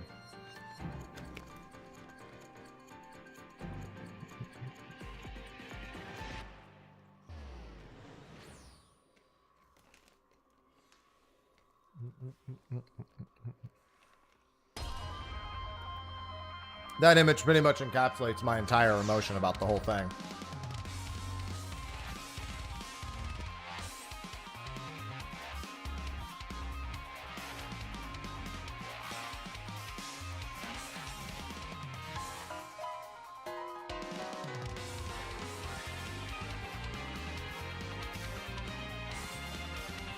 What does that mean, Bondable? What does that even mean?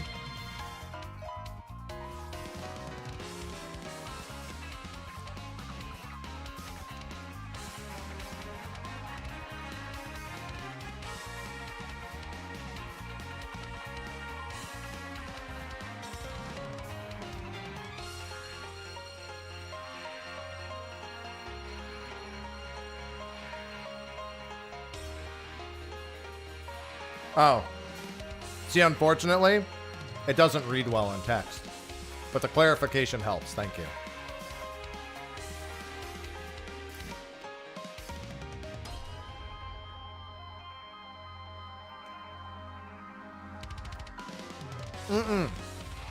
The Nier raids are fucking useless when it comes to Final Fantasy XIV's world. They have no bearing on it. The whole point is, Nier is nothing even remotely similar to Ivalice, Crystal Tower. It literally does nothing. It's useless. It doesn't build upon the lore of the first at all. It doesn't do anything. 2% dwarf. It basically says, like, why this dwarf town is here and why nobody talks to them. Which really feels more like a cop-out to not have to relate it to the other dwarves. Because they've never done a collaboration for an 8-man raid. And also, they've only ever done 2 collab 24-mans before.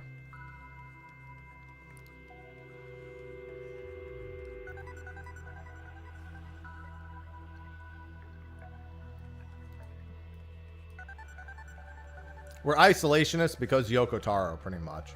Yeah, I completely agree, Asteth. I don't think Eva's going to be... I think Eva's going to be the same. Here's the thing. That doesn't mean it can't be really fun and cool and nostalgic. And for some people, that's good. I would prefer an original story. That's it. It could be really fun and awesome and creative. But I would have preferred something more. If I'm going to go to the 4th and have Viking and Norse themed stuff, I want to go to fucking Helheim for a raid. I want to see some fucking Norse mythology being used. I'm also less... Well, the 24-mans we've had collabs with before. I'm not like a huge fan, but like there's precedent there. But and honestly, if the 24-man was original and the 8-player raid was a 7 raid, I'd actually be okay with that too. It's actually only the fact that it's both of them. I actually have no issue with either of them independently. I just didn't want to do both of them. That's all.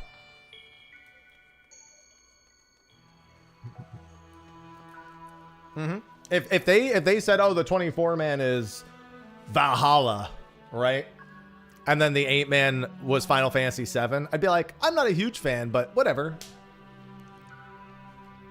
Means I might not enjoy the story as much, or like, you know, I would have preferred this, but whatever. But now it's like, well, now I don't get anything, right? Because the Trial series is probably part of the MSQ as well.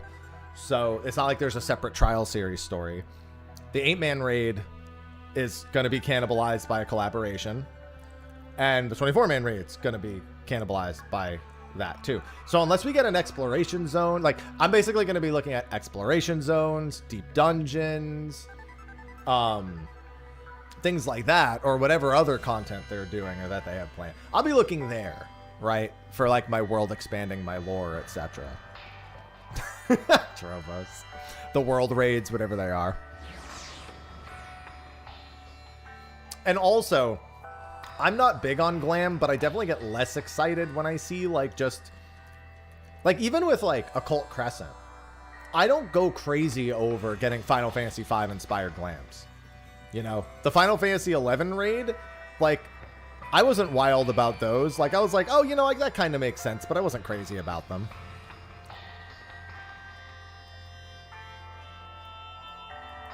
Well, that's what I was saying. That's probably part of the MSQ, Dave. Yeah, Final Fantasy 14 should probably learn to collaborate with Final Fantasy 14. Yeah, to me, it's just not very novel. And keep in mind, I'm not a big glam person. Most of this boils down to me going like this. I wouldn't have done that. I don't agree with that decision. Anyway, I'm going to go play it. That's kind of what my disappointment boils down to. It boils down to, I don't really like that. I'm going to go play it. Like, I have to, the problem is I can't have an opinion about it until I actually play it. You know what I mean? It's stupid of me. Keep in mind, I'm not saying you're stupid if you form your opinions without playing it, but I can't personally, what the fuck? I can't personally get behind the idea of having an opinion on something that I haven't played yet. I can only have an initial impression of it. That's it. Like my opinion about the Nier raid was formed after playing it. Not before playing it, after playing it. And that opinion has since influenced my opinion about other collaborations. Has influenced my initial impressions of other collaborations. Does that make sense? Here's the thing. If they surprise me and somehow tie in the story to the MSQ well, good. I'd rather eat that dirt than what I think is going to be happening. I don't think it's going to tie into the MSQ or the story or the lore at all. I don't think it can. I don't think either of them can.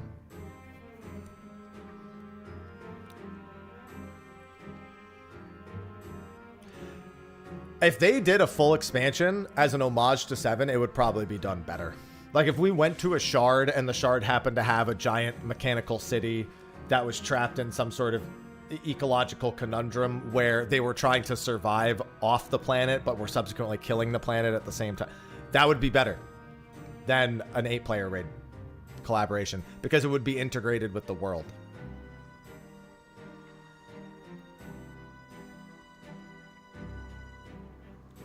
It's kind of like how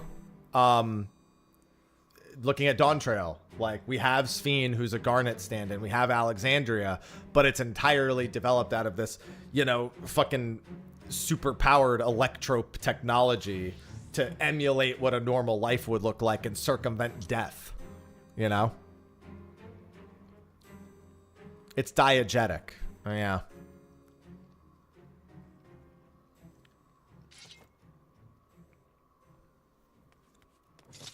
Yeah, you could make someone who's like an ancient equivalent to Aerith and write them into like Sphene. For everything you might say about Dawntrail, Sphene is very well done. I don't think anyone's really upset with Sphene as an inclusion. I think most people, whether you're a Final Fantasy IX fan or not, have been generally positive about Sphene. Because she's not really just Garnet, in a sense. She really is kind of her own character. She's just very clearly Garnet inspired. It's a very good example. And Otis, too. Yeah, Otis also big. I think both of them leave a lot of positive impressions to people. I mean, they're probably not talking about Evolved Mode at all until close to launch now, Dominic. Sphene was so well liked that they actually made more than one of her.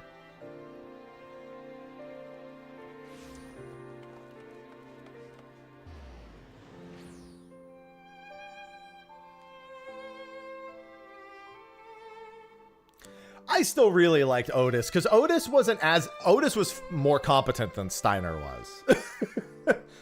Steiner is pure comic relief. Otis had a sense of humor, is how I would describe it.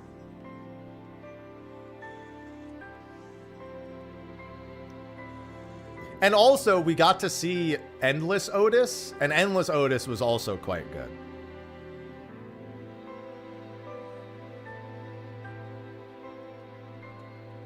Villainy! It does mean that, Jed. Yeah, it's derivative, really. But that's a lot different than literally just pulling in Cloud, Tifa, Aerith, Sephiroth. They're not derivative of anything. And keep in mind, I heavily criticize Omega for just yoinking in other Final Fantasy characters without good explanation or without any good reason. I thought that was lame. I'm not a hypocrite on that front. I did not like that about Omega, and I was heavily critical of it for the first 2 tiers. It felt like it was just make up bullshit nonsense so we can hit you with a nostalgia boss. Even if the boss is cool, which I thought Neo X-Death especially was done awesome, I still don't like the reason. I'd still rather have a Golbez. Like, keep in mind, like, look at the 4 Fiends. The 4 Fiends are not characters in Final Fantasy IV. They're there, but they're not characters. They're just fucking jobbers for you to beat up that the story tells you are villains and are important.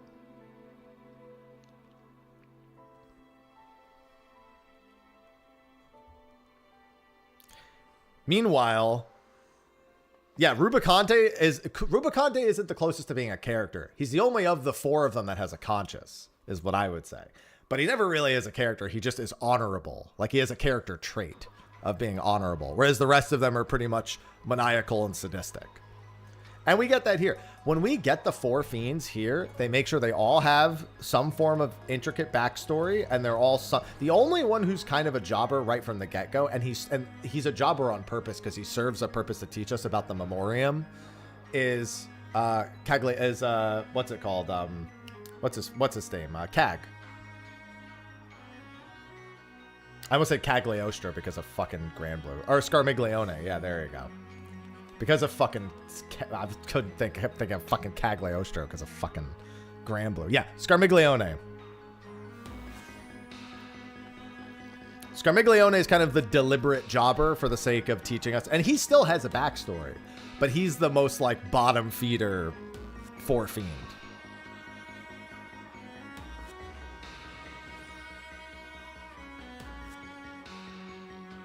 Warrior of Light for next Ultimate. All right, I have to start getting ready for State of the Realm. So before I do that, I haven't really shouted them out much this weekend because we've been busy with all the news, but the stream does have a sponsor, and that of Exit Lag.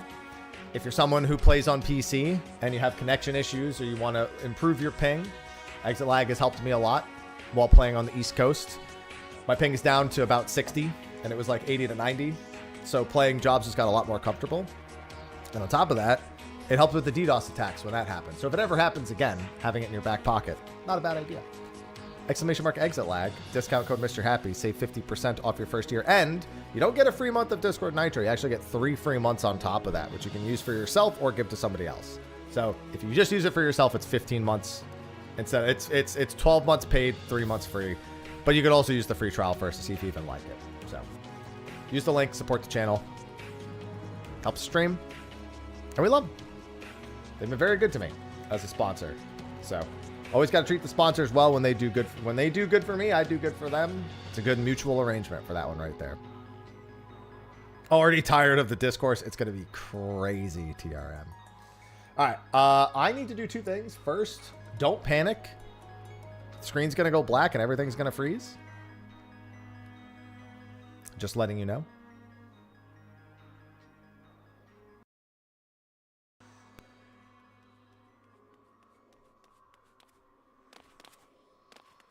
Panicking. All right, let's do that. All right, I'm going to use the restroom real quick, and then I'm going to call Sly up and get us set up. So be right back.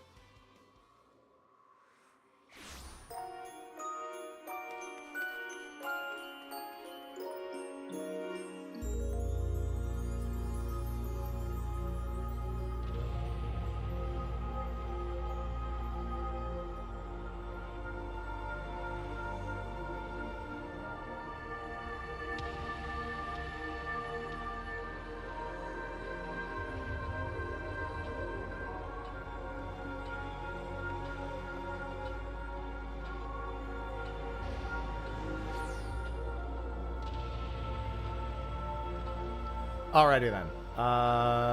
Let me call Sly up, and then I gotta get everything set up. The vertical scene, unfortunately, doesn't really have anything set up for this because I never set it up. So, sorry. Alright, let me call Sly.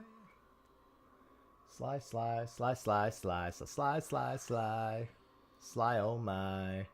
Oh my Sly, why is my camera not showing? Never mind, there it is. Let's do this. Wait, why is that? Oh, okay, I see what I did. And then I gotta change the title and everything to... Cool. Let's get rid of that. Cool. Hello. There it is. It's only gone for a second. Hello. Hello. Howdy doody. Doody well. That's good. Otherwise, you might have to go see a doctor. Yeah. Where is the outro? There it is. Actually, fix that for once. Okay, that's good. That's good. That's good. Everything's good. Everything's working, which is a huge surprise. I think they can hear you just fine. Yep, they can hear you just fine. Audio is going through correctly. Will it be the day where everything works, Sly? It's bound to happen eventually. Once in a while, I hear thunder rolling in. Is it supposed to thunder? I mean, here I'm a few 100 miles south, you know. Yeah. Maybe it'll roll. I mean, it's been storming on and off for 3 or 4 days now. Later this morning at 1 a.m. Yeah. Let's see. Grab the music. Could change the title. There we go. I'm ready and raring. Can't wait for several months of discourse. I'm excited. Oh, God. I can't wait. Now I get to say another 10 years of Three Houses discourse and another 10 years of Final Fantasy VII discourse. Woo! I get to experience it all. This is so exciting.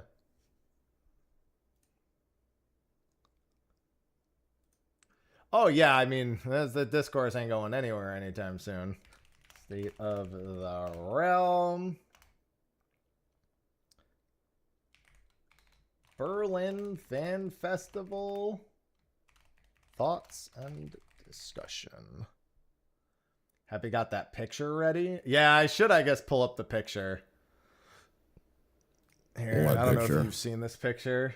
This picture is going to be very important for explaining opinions for the next several months. Why can't I? Where is the chat? Let me open the chat.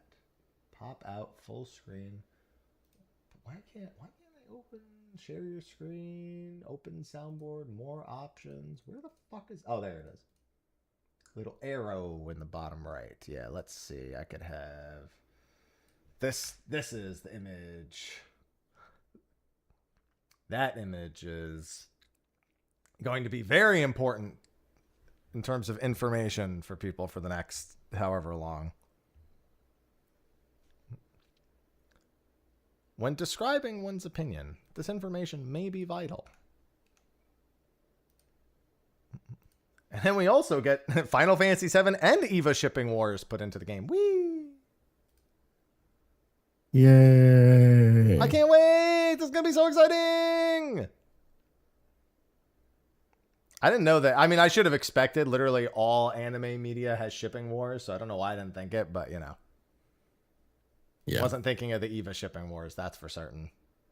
Right. Okay, so that's the title of the Twitch stream. Let me change the title of the YouTube stream.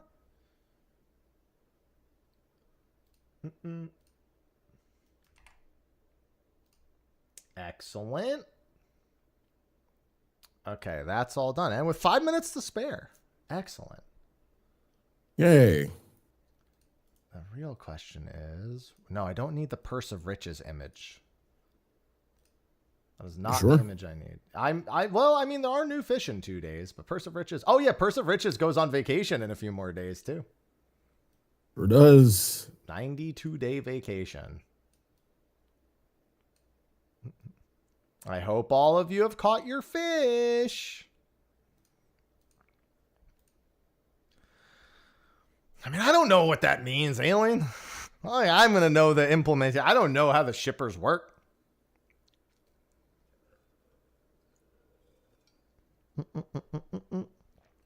Listen, all anime media has shipping wars. Just accept it.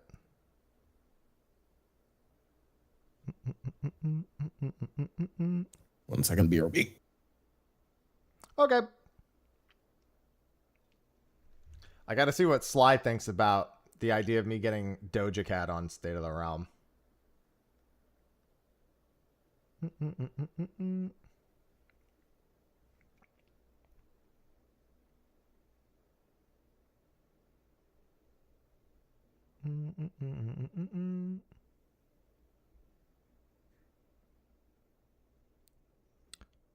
Doja Cat and Henry. Does he play Final Fantasy 14? I wouldn't even begin to understand how to reach out to Doja Cat. Would have no idea how to manage that. It'd be funny as fuck.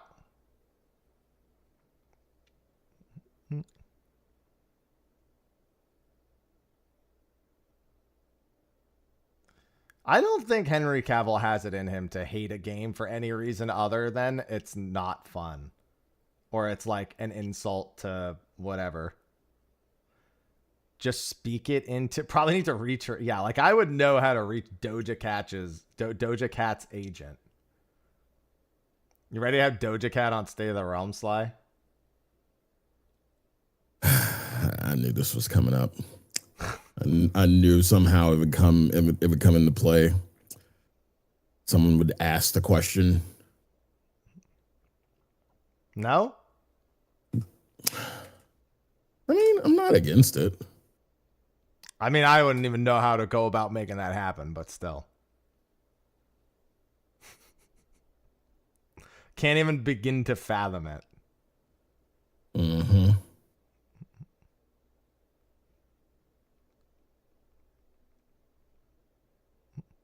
Yeah, and then I'll get Max Dude. Yeah, that was the thing where we'll get Doja Cat and Max Dude on simultaneously to talk about 14 and Final Fantasy 7.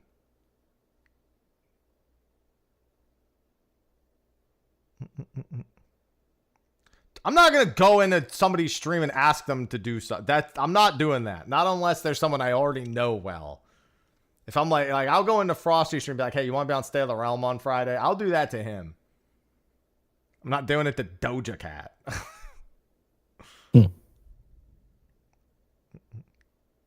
That's definitely not gonna happen. I'm not gonna lie, I feel like if I did, it would go through an agency and agency would be like, how much are you paying for this opportunity? I'm not. That's the crazy thing.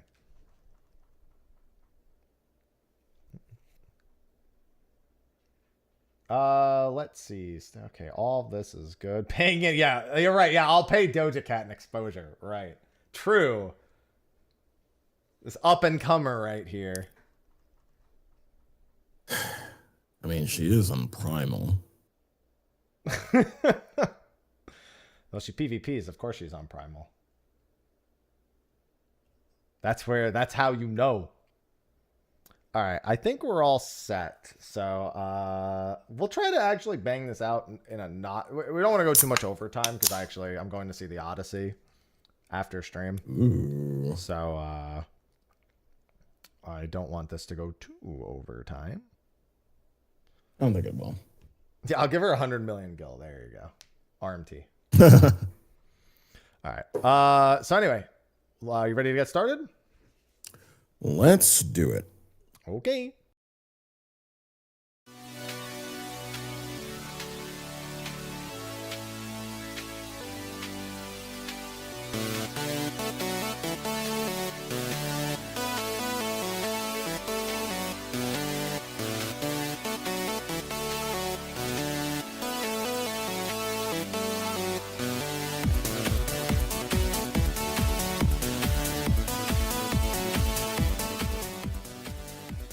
Hello, everyone, and welcome to State of the Realm. We're bringing you a special Sunday edition because, well, we just wanted to wait for all of FanFest to basically be over at this point. They're finishing up, I believe, the Crystalline Conflict Tournament as we're recording this right now, followed by the Primals concert. But we have all the information and news we need to talk about. New tank, new speculation, and, well, we're going to have a lot feeding the live stream of this podcast for the next several years. Oh my god. It's too fucking early. Alright, I am one of your hosts, Mr. Happy, and of course joining me is Sly, who is already having his Sunday brunch in the form of a nice bev over there. What kind of bevy you got? Just my cheer wine. Okay, that's fine. That's fine. How you doing, Sly? Yeah. I'm good. We got all the hot scoops. Got all the hot scoops. Indeed. Oh, no, it was the cosplay walk that they were doing last. Right. That's what they're doing right now. Yeah. All right. So, how is your FanFest? It's nice and comfy this time from home.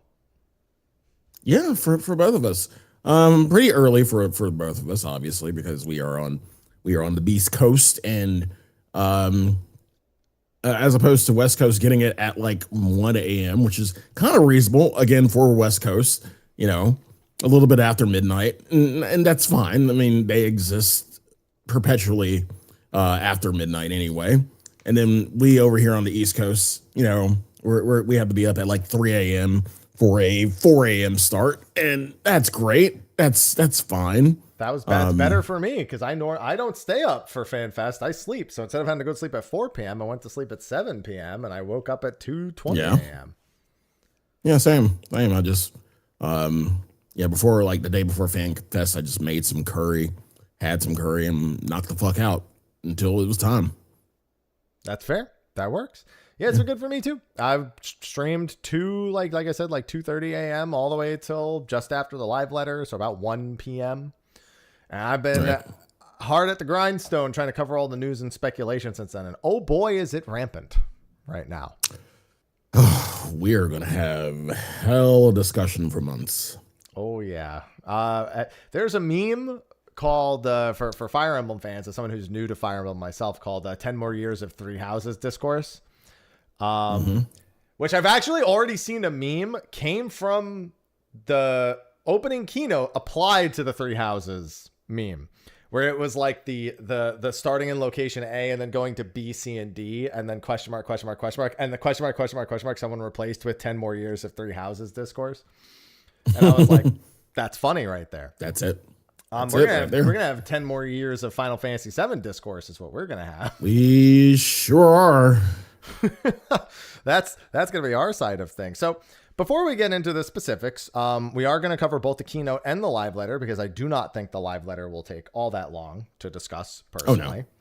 Oh, no. What was your overall impression before we get into specifics? How did you feel about this one versus North America on a purely informational / hype standpoint?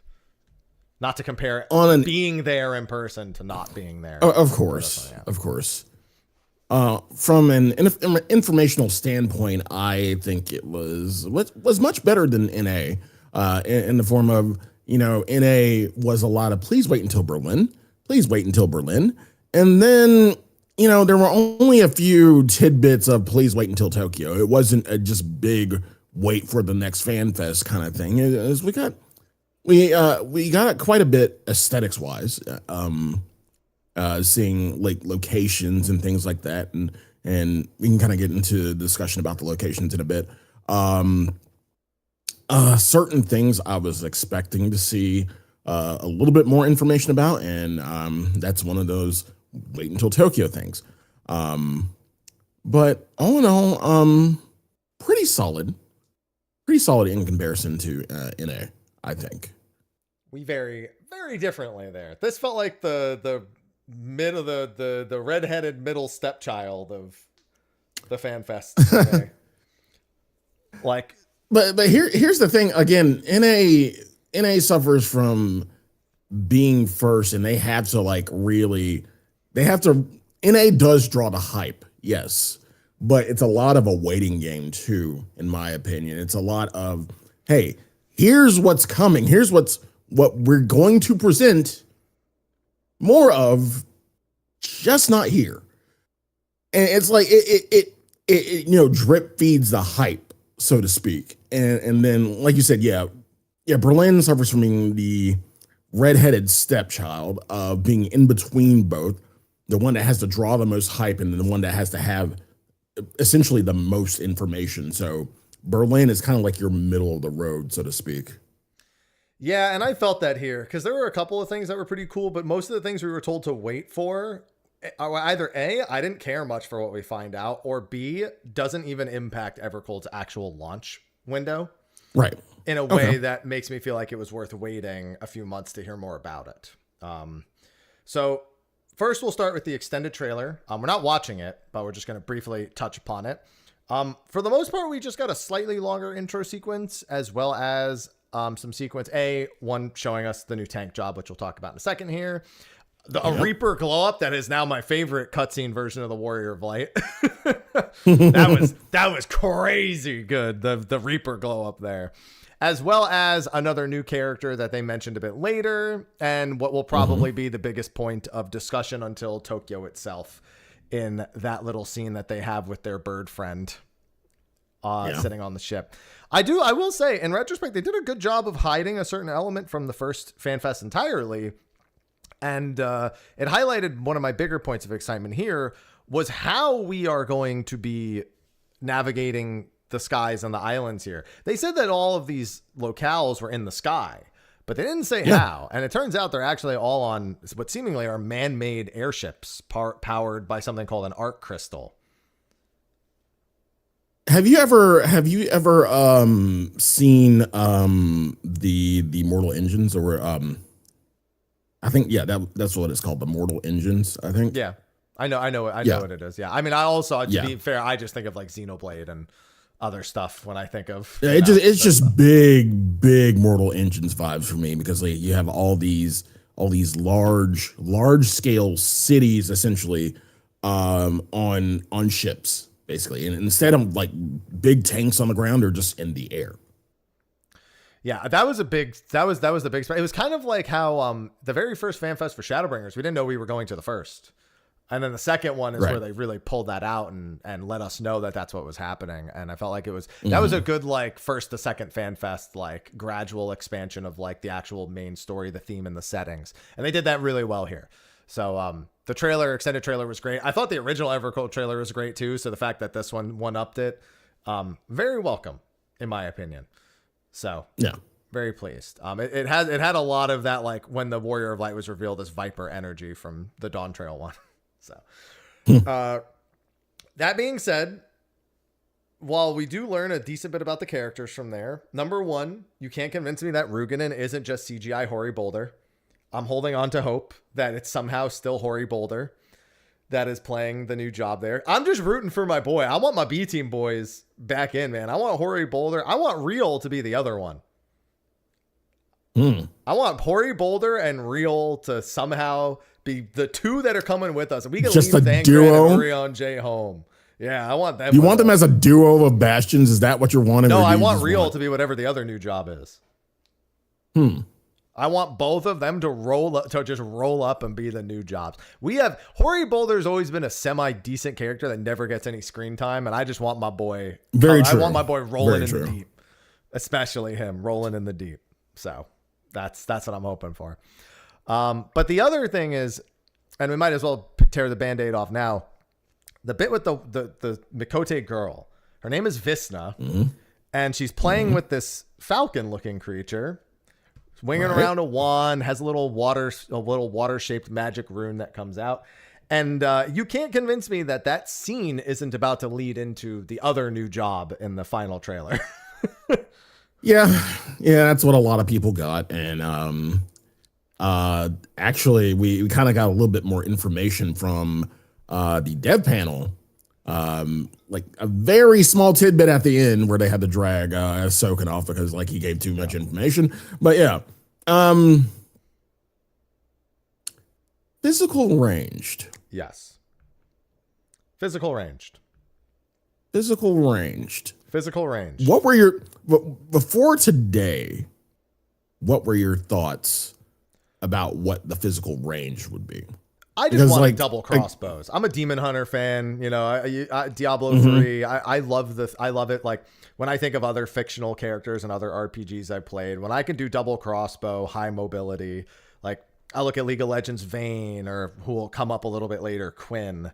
I think of, you know, even just, I like crossbows. Crossbows is a fantasy aesthetic that is very appealing to me. So double crossbows is automatically very appealing to me. And I'm still on that hype train a little bit. So, yeah. The one class from PoE 2 that I played, I can't remember now. It's been such a long time since I played PoE 2. But yeah, the crossbow class, yeah. That's almost any opportunity I have to play a crossbow, I will take the play. Mercenary, thank you. Yeah. So I'm always on that train, and I'm not stopping here.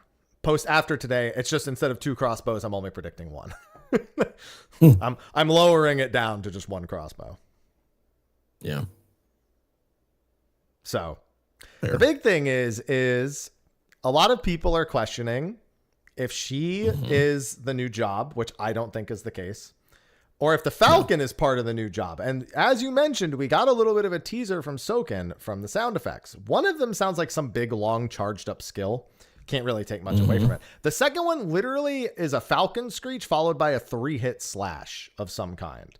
Now, I will say, I'll be the first person to say that means nothing, because Dancer has a phoenix sound effect on it. Right. And Monk has had like a lion roar or something for ages. Like, they use animal sound effects for skills all the time. But seeing the falcon on screen and hearing a bird screech, it's like I can't ignore that entirely. So, personally, I just think the falcon's going to fly away and go to whoever the actual, like, whether it's a Scion, real, new character, whoever. I think they're going to whoever is actually the new class when they fly away from Visna there. Yeah. That's my vote. One-handed crossbow with a falcon. And if anyone's played League of Legends, Quinn is the number one thought. Quinn doesn't actually control the pet. Has an ultimate where you become the pet, which I don't think is going to happen here. Like, you switch spots with the pet. I think it's literally just, you know, you mark them with a crossbow, and then the falcon does like follow-up skills and stuff. So you can like mark one, like you can like mark one target to attack with the falcon, and then every time you GCD another target, you know, the falcon will swipe on whatever the mark target is, or anything along those lines. The pet Valor. Yes, Valor. I didn't want to have to explain Quinn and Valor lore to everybody here. All right. It's easier if I just say the pet.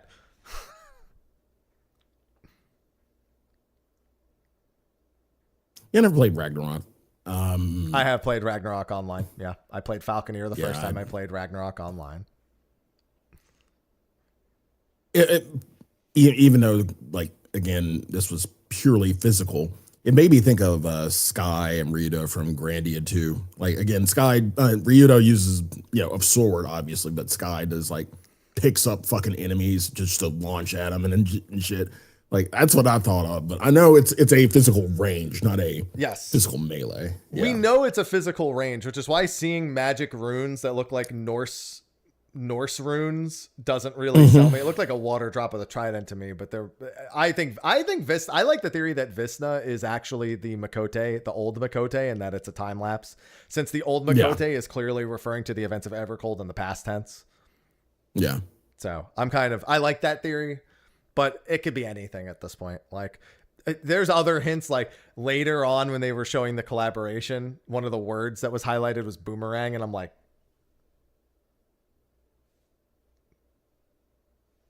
I think you're reading too much into stuff at that point. God, everything's just a leap of fucking logic. I hate it so much. I'm just saying they could have picked any word for that section, and boomerang was there. People are also looking towards the other hint we got from North American Fan Festival when Yoshi P was just shouting out a bunch of weapon types and said that somebody in the crowd got it right. He didn't explicitly say one of the ones he repeated was right. He said somebody in the crowd shouted somebody one, got it right. And we couldn't hear everything the crowd was saying, but it could have been one of the ones he repeated. So. So I'm just saying there's a lot, everything's still basically on the table, but I really do think the falcon is a part of it. So at the very least, I'm holding on to that. My personal hope is a one-handed crossbow and like a falcon glove on the other arm. And then you just go,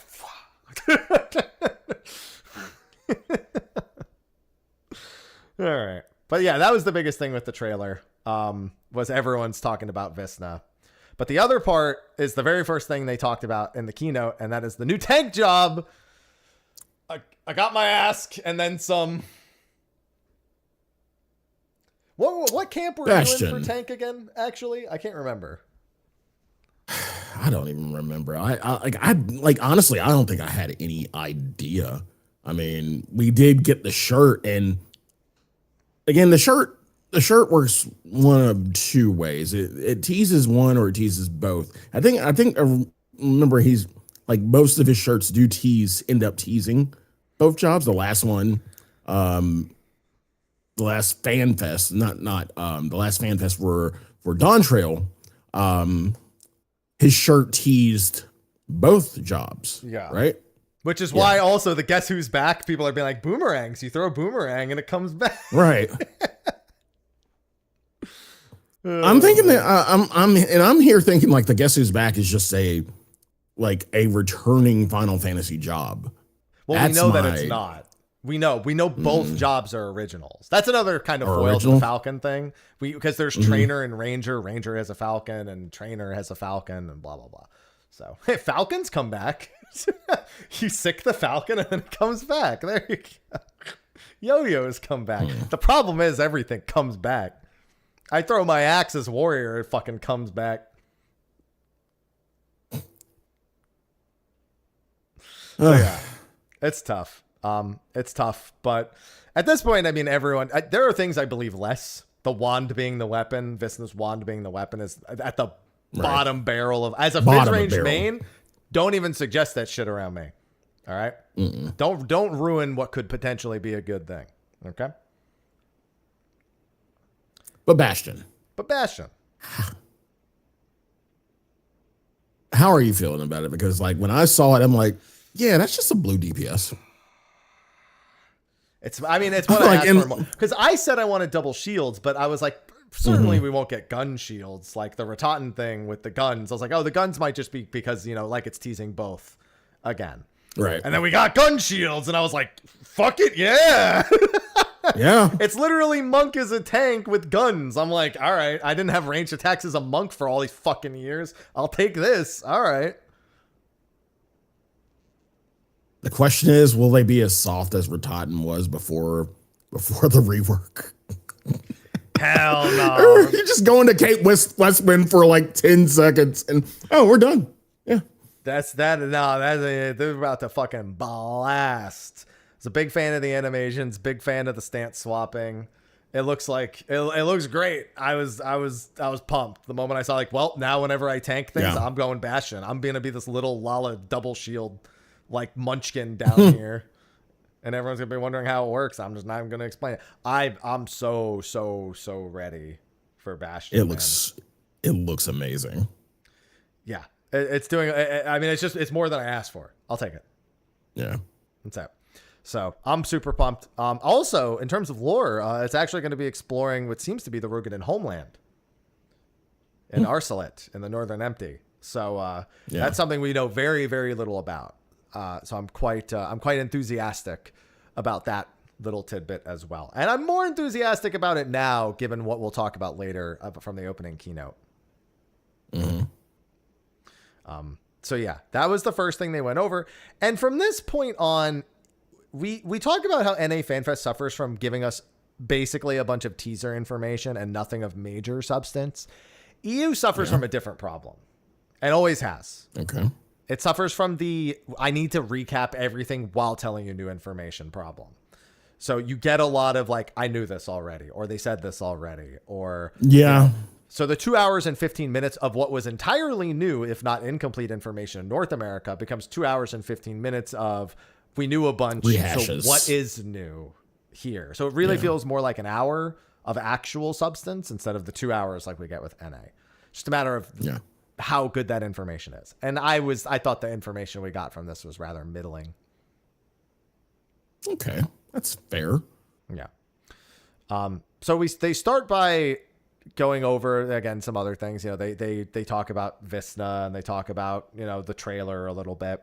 They talk about Bastion, obviously, and then they talk about evolved mode and reborn mode. A lot of people set the expectation in their heads that we'd be getting new evolved mode gameplay at EU.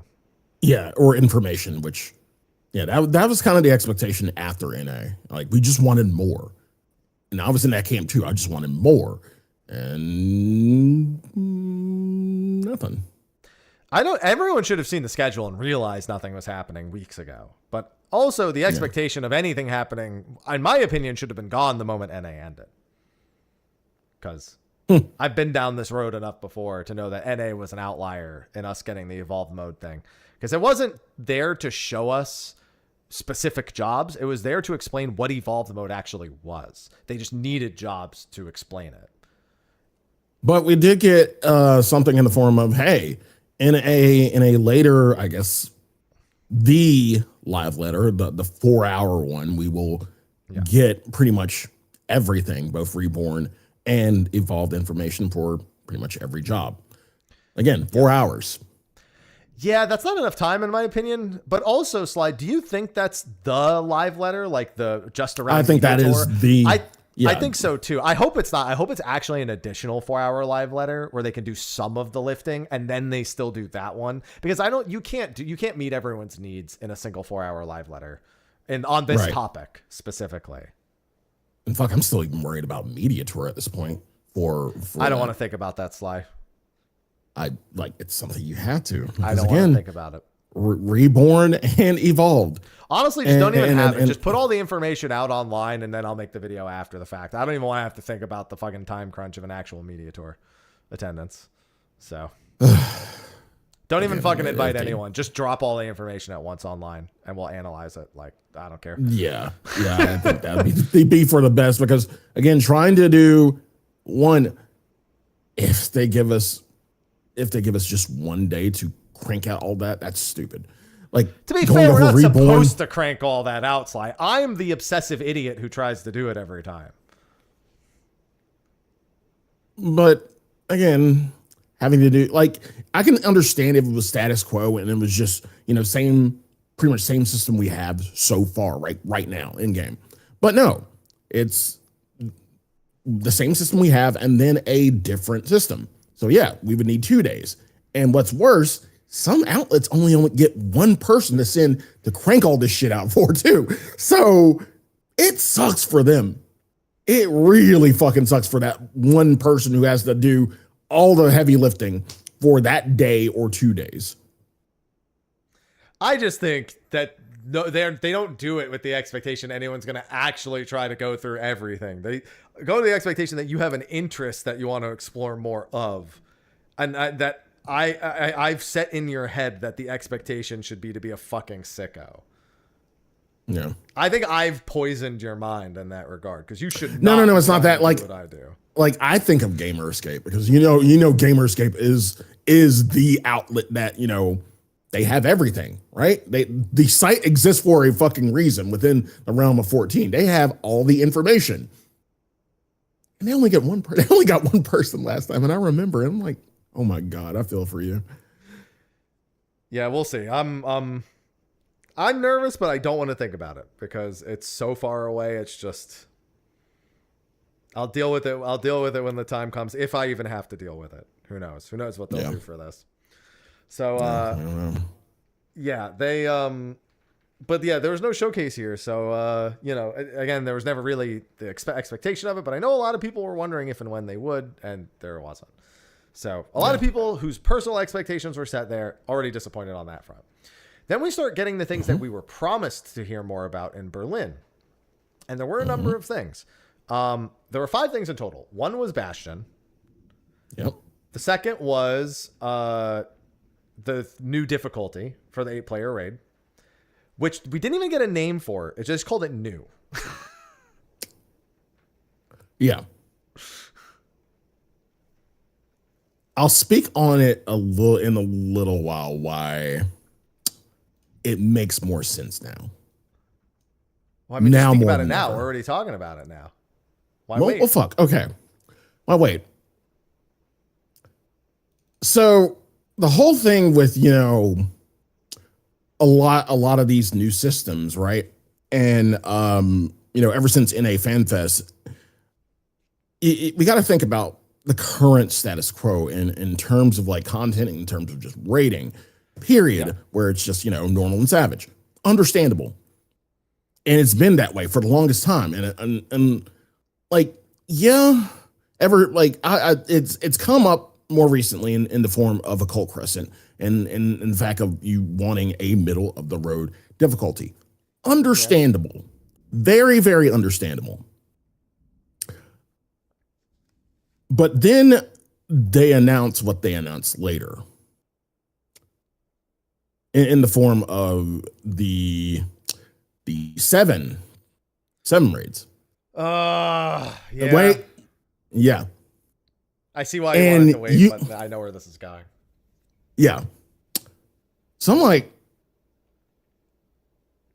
otherwise they really wouldn't be pushing this, but it is so, after seeing that, it was like, okay, it is very understandable why they would want a middle of the road difficulty.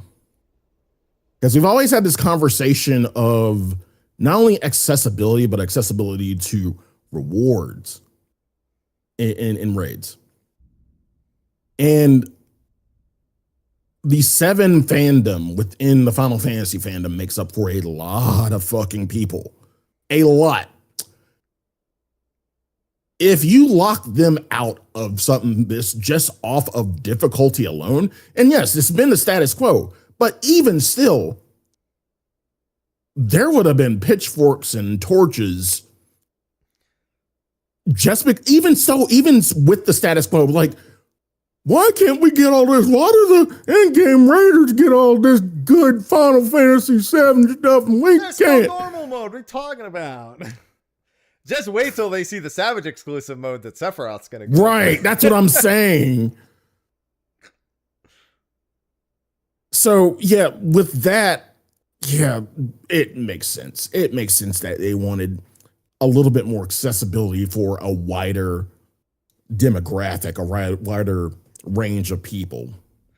I don't think this has And I anything to do with the 7 raid, but I do think it's No, coincidental that it came at the same Yeah, time. it is very I wouldn't say it has nothing to do with it, but it is very coincidental. I'm like, you can't really just not think one had nothing to do with the other. I think it's impossible. Well, here's the thing with normal mode existing, I think that covers most of all what they really needed to cover. There's no story locked behind this new middle difficulty. It bridges. There is gap so that extra players- shit. There's the extra new shit. seasonal gear, which we don't even fully understand yet. I think they just Right. wanted. I think no matter what, whether this was going to be a 7 raid or not, this was happening. This expansion. I think. They wanted this. They literally, the explanation has everything to do with the amount of people that The fall way off. they panned it out, though, it just, But there's most in of my what heart you of need to hearts, get I out can't of a believe it. collaboration is gotten out of the normal mode. The only thing that really starts to fall apart is the mount, which is probably still Savage exclusive. Almost Yep. certainly is still Savage exclusive. And maybe, I guess, like if you really feel like you need to see like the Savage exclusive modes, I said the new difficulty is probably not going to have the Savage modes. Like it wouldn't have like a Neo X Death on this middle. But difficulty, it's, most likely. but as he describes it, is that bridge between normal. It's that, okay, if you want to try Savage, this is that kind of introductory step. And, again, this is something we'll just have to see the numbers for once Evercold comes out and once we do this shit. But the expectation is that, it'll get more people into Savage and wanting to get those rewards, wanting to get the gear and wanting to get the mount and all that jazz. It bridges the gap and kind of bringing back that raiding renaissance that we had a couple expansions ago where, a lot of people were teaching, raids became accessible because, people were willing to, teach and help and yada, yada, yada. I just think that it's not real. I don't think if this wasn't a 7 raid, this feature would still be releasing this expansion. It's very much in line with everything they were already doing in Dawn Trail and have been doing for the past year and a half. I think it would have. I think it really would have. I don't think it would have been at I think you're right, but I just don't think it would have been at the start of expansion. Oh, 100%. I mean, it doesn't matter. They wouldn't release this in the middle of an expansion because they need it in line with when seasonal gear releases. They want to be like, well, next patch cycle we'll have seasonal gear, but not this first one, because then here's what would have happened. They would have revealed it at FanFest, being like, but not until 8.2, and I would have drop kicked like a fucking deer or something out of anger. I don't know. Just would have just made no sense at all. Right. So yeah, no, I don't think I have anything to do, but I do think that it is well timed because they're going to want people are going to want to maybe consider having some sort of connecting point up to the Savage difficulty. And they're going to be glad that there's something at least more to chew on with a franchise that they enjoy. I'm not going to talk about the 7 raid that much anymore because I have an entirely different opinion on that, but we'll get to that when we get to it. The next tidbit that we were waiting for was improved questing, which I correctly predicted in that they are adding autopathing to quests, and that was it. Or quest helper was actually my prediction, but like I predicted it was basically just like some basic quality of life to questing, and that didn't need to wait a full nother patch cycle to be told, and that's not even going to be fully implemented. They have to go back and recode the actual pathing for every single MSQ, and that's going to be a gradual thing over the course of 8.x. Man, you think Yoshi P was talking with Sugimoto way too fucking hard, and we just got scout flies for no fucking reason? Because that's essentially what it is. This far precedes the secrets of Monster Hunter Wilds. This has become a super normal thing in so many games. Scout flies, 14 scout flies. Even 14 Mobile did have this before it was canceled as well. Right. Right. Then there's also character action skins, where they went over the fact it's going to be available for general actions, for job actions, and they've specifically highlighted as available as rewards, probably because they thought everyone was just going to keep making the joke that, yes, the Mog Station feature. And to be fair, probably will still see some on the Mog Station. Let's be real. Oh, yeah. Yeah. But they highlighted rewards. And they showed us some teleport animations. I guess a Minfilia / Heidelin light animation, and what I like to call the Zodiark / IBS animation that came afterwards. Yeah, because he's like, hey, me when I have IBS.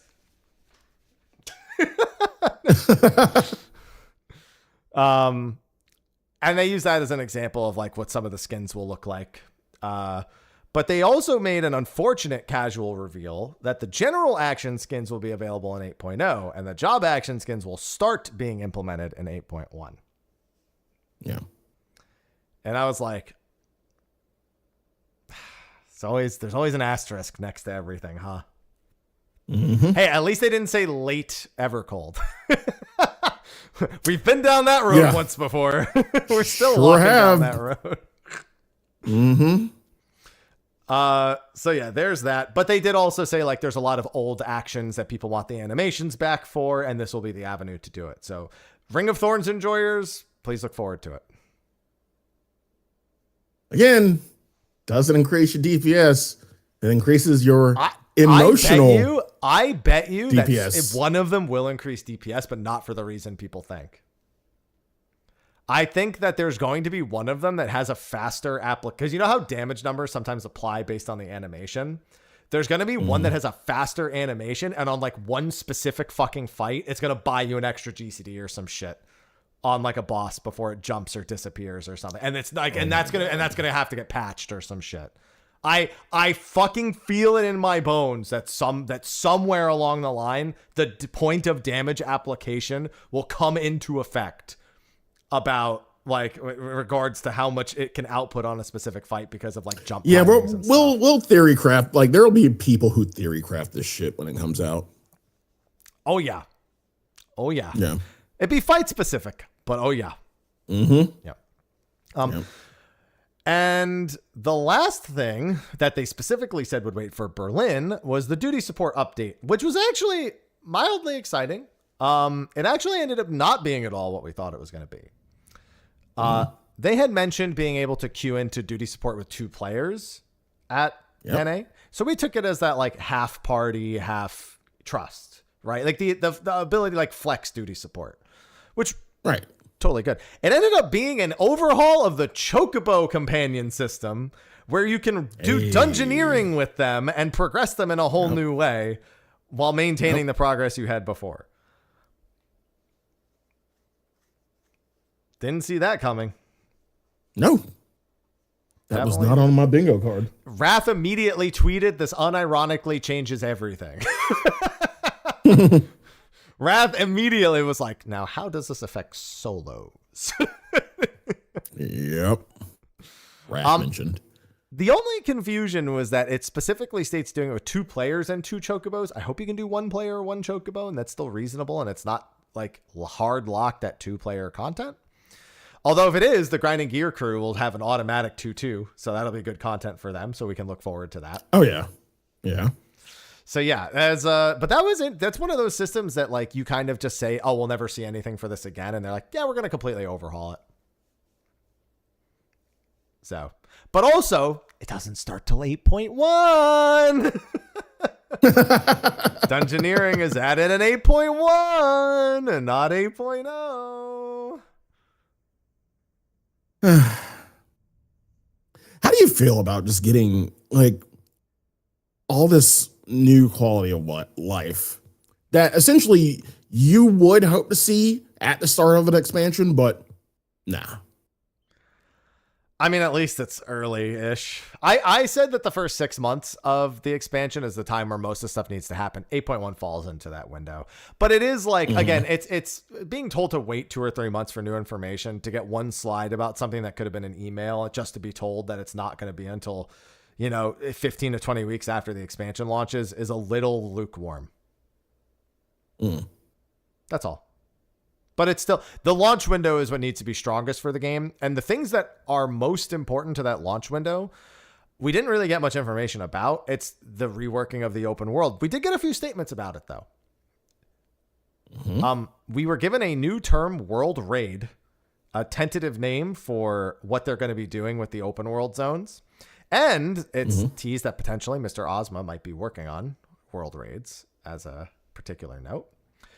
But also that they're likening the map zones to be more like Eureka or Bozia in nature, where they serve that kind of longer term exploration purpose instead of us having a separate zone for stuff like that. And I really liked hearing that because while in essence, Eureka and Bozia kind of just become fate trains, they also have managed to keep their relevancy for quite some time. And it means things like being on the world map and being able to teleport to a boss arena while you're doing whatever else you're doing in order to join for that. It could mean duels. It could mean just a little bit more activity on top of the whatever. And it could mean Castrum Lacus Latoria equivalents in the open world as well. It's entirely a feasible thing that we might get actual like Dalriada, Castrum, Fort Tower normal mode style raids in at least 1 or 2 of the open world zones. It could mean bunnies. It could mean carrots on top of treasure hunts, on top of normal hunts, on top of gathering and whatever else we normally do in the zones. So I feel like I'm over expecting here, but I'm just taking their statements and combining it with what the open world already does. And so that's promising. Those few statements alone are quite promising on that front. For me, at least. I don't know about you. I don't know how you feel about the idea of the open world being more like exploration zones. I don't know how I feel about both existing within the same, I guess, time frame, I guess. Do you mean Not like really the idea of open world zones being like exploration zones and also having exploration zones? That's my thing. Yeah, like I don't know how I feel about having both. I mean, one serves a purpose, and then the other is like it kind of exists just to kind of I feel exist, like making the open world feel like an exploration zone, kind of just exist at that point. It feels to me like exploration zones fall into the category of just existing, because why make a separate designation? No, I mean, well, exploration zones usually exist along with other content, right? Like a relic grind. Relics. Yeah. That's what I mean by serving a purpose. Whereas, the zones are just there, not necessarily just to be there. I mean, they move along. They're part of the story. They're part of the world, period. But, having them just as, exploratory zones, I mean, essentially every zone is an exploratory zone at the beginning of a fucking expansion. I mean, we're just there for the ride. It's not the start where we're thinking about. It's how you engage with it across the expansion. And I think that's the big question for me, is one of the big things with exploration content is whenever a new zone comes out, there's some degree of like some other, like they like to break the rules in exploration zones is the big thing. So there's usually more like rule breaking, ground breaking, like just random fuckery that happens. We're going to see that again with the North Horn in a few days. And taking out the fuckery element and just having kind of the underlying systems, I makes me hope they add some fuckery just to the overworld that only works in the overworld. I'd be okay with that. But unless they want to like add new zones as the expansion goes, and maybe those are still like regular zones, but now they have additional fuckery in them. Like instead of us getting an exploration zone, we just get a 7th zone or an 8th zone, and that has a new raid, or that has some like new system that works and in essence with everything else, or maybe the relics are now more part of the open world experience or whatnot. Like it's one of those statements that's a little vague. It's vague enough to make you kind of over expect, and it's easy for them to under deliver on people's expectations a little bit. That's where my chief concern is. But I wouldn't be surprised if they just don't have exploration content. I think they just generally, they might genuinely release more zones that just are open world and have a new world raid and have a new, big boss fate and have new, critical encounters and new duels. I genuinely think we might just see new zones. Which is, in all honesty, I will trade exploration zones for new open world zones that have some of the same content structure as the expansion releases. I'm in that demographic too. It's kind of a weird expansion to do it in, because in this case they would need to be new airships / islands. Yeah. So little odd, but maybe there's more. These are 5 Norse ships. We have Nafelgar, we have Hringhorny, where it's very hot and horny. I fucking hate that name. I was like, God, this name is going to be so memeable. It's not even going to be funny. Yeah. I mean, it really didn't help when he said it's hot there. It really didn't help. I was already like, man, don't be immature, chat. And then he said it, and I was like, all right, we're being immature. Yeah. Let's go. I'm ready for it. But yeah, I would definitely like it if they just kind of adopted just adding new zones instead of adding exploration zones. I think it's more cohesive with the world and everything. And then, we got the new threats panel with a bunch of dungeon bosses. We saw, Dark Siren and some fire lizard, and we got to see what looked like a giant snake of some kind. So I'm assuming all those are dungeon bosses. Didn't we at second fan? Well, no. I'm trying to think for the Dawn Trail fan fest. When did we actually get names? Like we got Valagarmanda. Did we get it at first? Valagarmanda was at North America. The second one we got the Exterminator or whatever his name is. The last boss of the Alexandria dungeon. So yeah, it's funny that nothing's been named yet. Honestly, it's just going to be dungeon bosses right. We got. Honestly, I'm fine with that, because what they did with Anima and the Mega Sisters, I ended up just being the fucking 81 and 83. That sent people into a tizzy. I'd rather just get a bunch of images and not be told, leave it at that. Just leave it at that. Okay, yeah, that's fair. I personally, or Eliminator, sorry, not Exterminator. Yeah, the Eliminator. It's like I'd rather just gotta get a fucking name of any kind and just like not have my expectations set. Yeah. So yeah, we had that. Allied. We didn't even see a new allied tribe this time. They left that. We just got the name of the Kotur, which are the cat people. The cat that we saw from the first one. We got to see some of the new dungeon environments. One of them looked like Caelid if it was less fucked. A little bit. and without me dying on the drawbridge as I run across. That's a big difference. Big ass bridge. Sick looking fucking dogs in Caelid. Yeah. Mm-hmm. You cannot pet the dog in Elden Ring. I can confirm. No. So yeah, we got to see dungeons. We got to see Nagelfar. Sorry, we got to see Nagelfar. And some of the environments and hear some of the music. Soken banged out a track in one night that it's not even the name for the town. Yeah. Do you think that'll just be an orchestrating role? Or you think I'm sure they'll use it somewhere. He made it. They'll probably use it somewhere. He was like, just so you know, this isn't the actual theme. I know I only made this in one night. I don't want.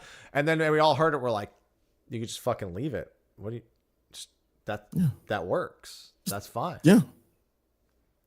That's all right, dude. Good job. I guess just banging it out right now. Most of the time, people bang things out in one night. Something comes out 9 months later, but Soken's he's got it going.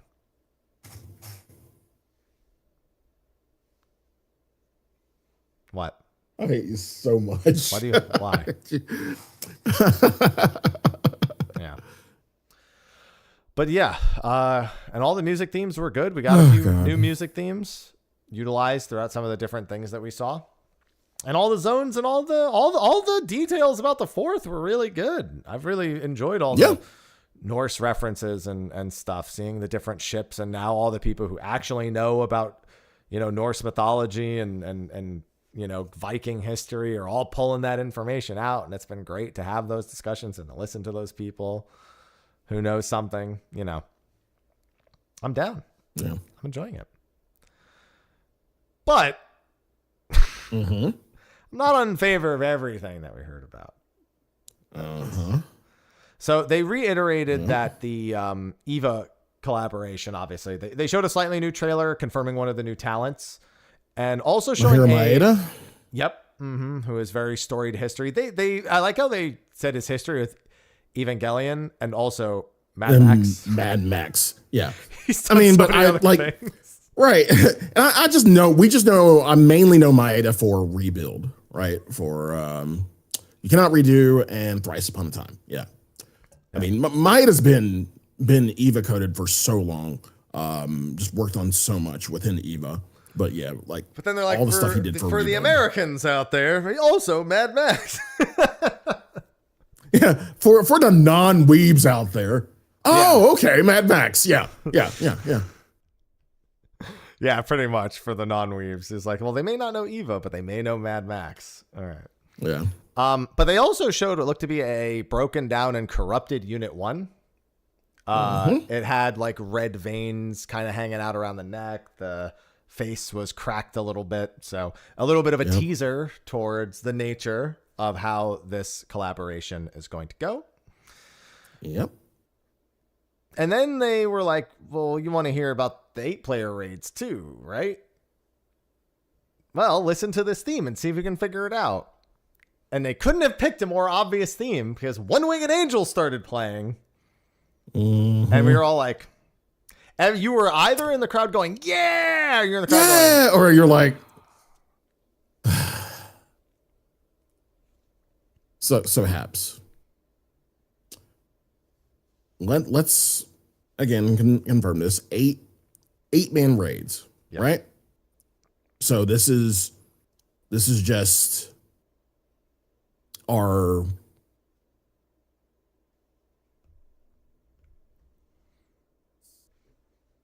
Extreme Savage? What? Extreme Savage or what? What are you talking about? This is our 8-player raid. This is the whole theme for the whole expansion. This is our 8-player raid. 3 tiers, like we always get. Okay. They said that, Sly. No, are you saying that people are like, do they not mean that, please? Yeah. That's kind of what I'm saying. Again, how we had Sorrow Worlded and shit, right? And yeah, we were like, could they could just do, except for they literally said 8-player raid series, so there was never any hope because they prefaced it with that. Yeah. I was just hoping. I was just hoping there was a misnomer. So, yeah. How do I want to put this? So, it's called, first of all, the 8-player raid is called Beyond the Livestream, and it features key artwork from Final Fantasy VII Remake. It shows Midgard, it shows Cloud, it shows Sephiroth. And they brought the director on, who's also a Naoki. He's Hamaguchi, but, they're the Naokis on stage together. And they just talked about collaborating and bringing in a bunch of different characters and all that stuff, So it is, it is what it is. So Haps, going into NA FanFest, you had ideas about the 7 collab, where it would show up. You had guesses. I firmly believed we were getting one, and I technically was still right. Just, Was this on your bingo card? No, here's the thing. I wouldn't have been surprised if they had done a 7 raid at some point, but I really felt they would have done it for the 24-man specifically, not for the 8-man. Huh. I'm in the camp of I'm not in any way thrilled about this for a number of different reasons. And that's as someone who likes Final Fantasy 7 and 7 Remake and Rebirth. Hey, at least Midgard is there. We got one of the 9 realms. Midgard is there. Yeah. I'm kind of in the middle when it comes to this because they're like, again, I knew this was going to be so polarized and there were going to be the people who were like just batshit hype and just losing their shit over this. And the people are like, fuck. I'm existing in the middle. I'm like, okay, it's there. Yeah. And we've always had this discourse about, 14, well, not 14, Final Fantasy, kind of fan service within 14. It's always been a thing. I personally, when I saw this and like the discourse already started happening, like in every chat, there was like the yays and the, and here's my thing. In my opinion, as long as I've been playing this game, I feel like 14 has kind of been a love letter for every Final Fantasy fan. Yeah. No matter what your favorite Final Fantasy is, it's always been that. Honestly, if they're going to do stuff like this, if they're really going to start doing more stuff like this, I would prefer that 14 kind of brand itself as, the Final Fantasy's players' Final Fantasy. If no matter what your Final Fantasy, this is your Final Fantasy, no matter which one's your favorite, because we have something for every Final Fantasy fan.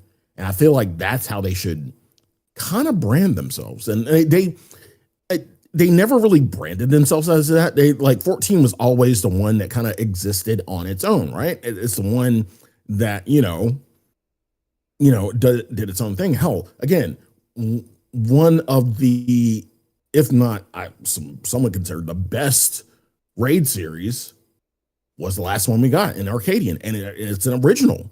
It's a 14 straight up original.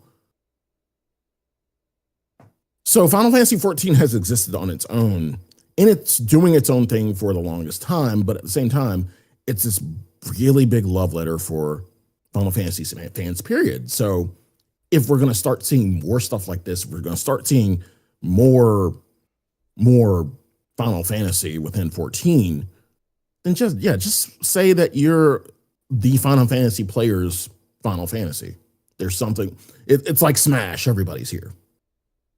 The thing is, Sly, everybody that gets invited to Smash just gets pulled out of their game, and there's not really an explanation for it. But nobody doesn't need to be. I'm here to smash. That's it. Becky, let me smash. That's it. That's all that's happening here. Final Fantasy 14 is a world with lore, and it's constructed in a particular way. And collaborations have always been the shallowest way to integrate other Final Fantasies into it. Now, there's a difference, and I need to make this very clear. So I'm going to overwrite both of us to put this on the screen because this was shared with me earlier. Yeah. This is an homage, an element of 14 that's invoking another Final Fantasy game through artistic imitation. The purpose being to draw a parallel with aspects of the original story or transform upon them, but ultimately serves only 14 and its world or characters. Now, I will say, Omega being on here, I don't know. Omega as a character, sure, but I don't really like the first 2 tiers of Omega because they literally are just let me create a bullshit reason to throw Final Fantasy bosses in this game. But Return to Evil East would fall into this. You see Whirlit. Sphene is a big example because she's a Garnet stand-in. I mean, Dawntrail has tons of Final Fantasy IX references without just straight up copying characters from Final Fantasy IX. And these are all very well integrated into the world's story, lore, and homages. The promo and collab side on the right, it exists in collaboration with and or as a promotion for a different game. Its primary function is advertising and is meant to highlight the game 14 is collaborating with. You see 16, 15, the Nier raids, and even the 11 raids. The 11 raids tried to do a little bit of incorporation, but in the end kind of fell back on, hey, that's, you know, other than using Electrope, it kind of doesn't fucking matter, right? Like that's really all it ended up being. It's like Electrope was the one, like, and there's a whole 11. Like yeah.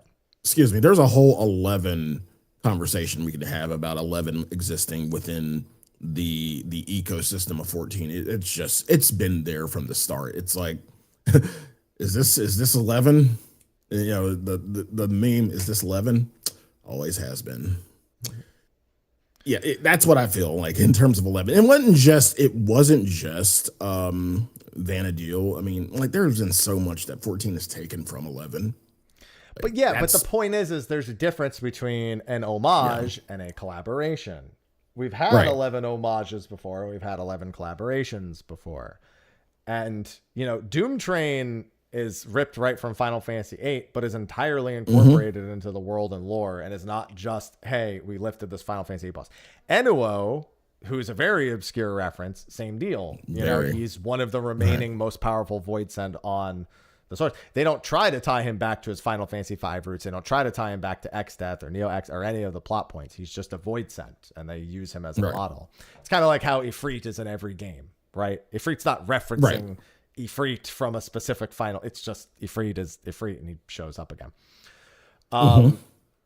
The concern here, there's a couple of concerns, and I have pretty much all of them, but I'm also going to preface this by saying my opinion can be encapsulated as this. Man, I wish we weren't getting 2 collaborations for both of our raids. Wish we had an original one. Yeah. Anyway, I'm going to go play them. So but it's kind of where my opinion falls. It's like, my impression is I wouldn't have preferred that. Anyway, now I'm going to go play them. So it's like, their impressions, for all I know, they could be great and they could be a lot of fun. And I think they probably will be in both cases. But collaborations, historically, as opposed to homages, do not do anything to advance or further or enlarge the world of Final Fantasy XIV and its lore. Was my chief concern about the Nier collaboration, which really has set my expectation, and 11 in the same way. The 11 collaboration I didn't like at the end, at the very least from a story perspective, for that particular reason. Is it nice nostalgia baiting with a little bit of fun memory lane? Well, sure, and I can enjoy that. But it doesn't mean I have to enjoy every aspect of it, and that aspect of it I didn't enjoy. I've also been heavily critical of other collabs in the past. I prefer them to be like the Monster Hunter collaboration, where it's there and it's promoting the game and it's giving something additional to 14 without pulling away any of the things I already love about it. All right. Right. That's why I praise the Monster Hunter. Those are the types of collabs that I want. They're rich in substance. They're not just like 1.5 hour quest lines that give me a bunch of stuff. And they make a permanent marking on the game that people can enjoy for years. Mm-hmm. This technically is going to have that, but because you'll have no choice but to do it, pretty much. Yeah. It's not even that it's Final Fantasy VII. Some people particularly don't like that. I'm actually indifferent about that. I just wish we weren't getting 2 collaboration raids in the same expansion. If the 8-player raid was 7 and we had an original 24-man, or if, let's say, the 24-man was Final Fantasy VII or EVA, and then the 8-player raid was original, I might have like a similar initial impression where, like, you know, that's not great, but I wouldn't care as much. It's the fact that it's both of them when we've got, like, we could have gone to Helheim or Valhalla or something, like something Norse themed, something that builds upon the fourth. I mean, they did this with the first too. They did Nier when we went to the first instead of doing something else. And it's just like, I want to learn more about this location. I want more mysteries and more, you know, more adventures that have to do with this location, and not something that's like ripped from another game. And I'm not confident that the 7 collab will be anything more than glorified marketing, similar to the collabs of the past. Some people are holding out hope that it will somehow intertwine the lore and the story, and that's fine because we haven't played it yet, so we don't actually know if it will or won't do that. That there's no good precedent for believing that they will even attempt to pull that off.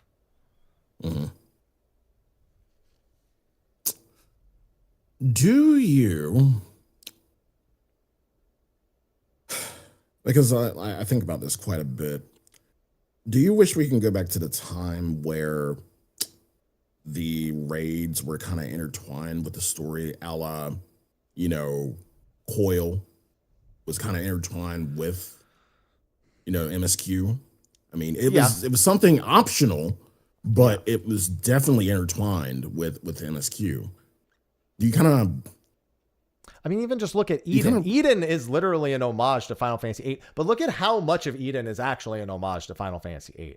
You have Eden itself, the main theme, but then the second boss is Shadowkeeper, who ends up being Gaia. The third, fourth, fifth, sixth, seventh, the third, fourth, fifth, sixth, and eighth bosses are all reimaginings of A Realm Reborn Primals. Nothing to do with Final Fantasy VIII. Fucking Birdnado, who knows whatever the fuck thought of that. That's just that's a Gears of War collaboration, if anything. Those are Krill, and you can't convince me otherwise.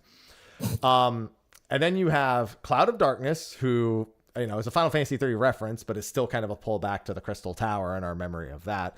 Followed by Shadowkeeper, who is integral into the Shadowbringers lore, even if it's just a retelling, but is integral to the experience of Mitron specifically, followed by a Final Fantasy VIII reference, an original boss, and then on Savage, another Final Fantasy VIII reference, while still being kind of an original boss in its own way.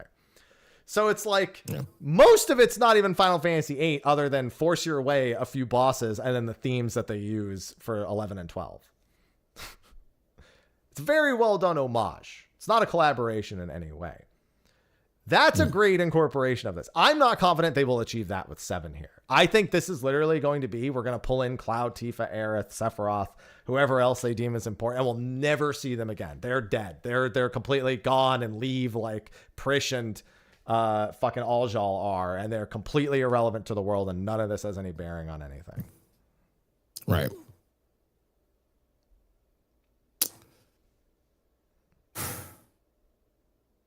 Chat's like my dad.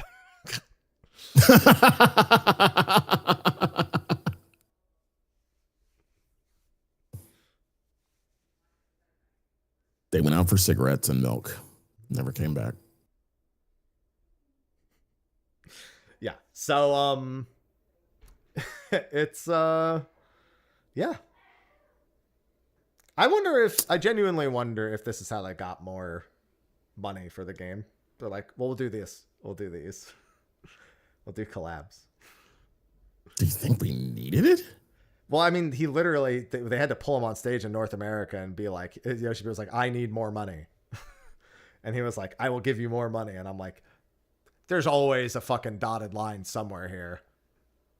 Yeah.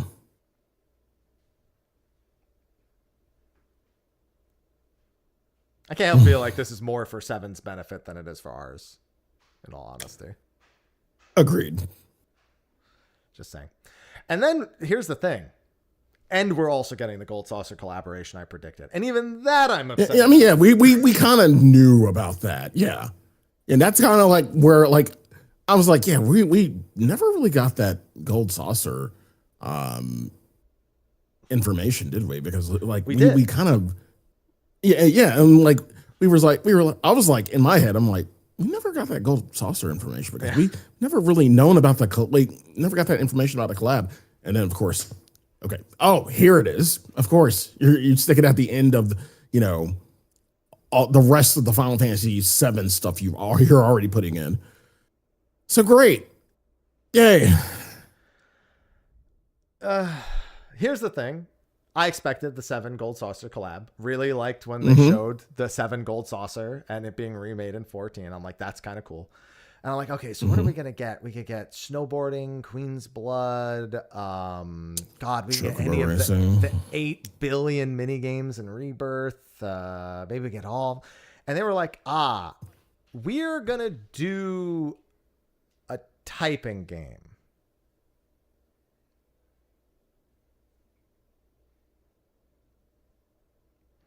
Now, I'm going to say this as a fan of typing games. And I say this with the utmost sincerity. What the fuck? Yep.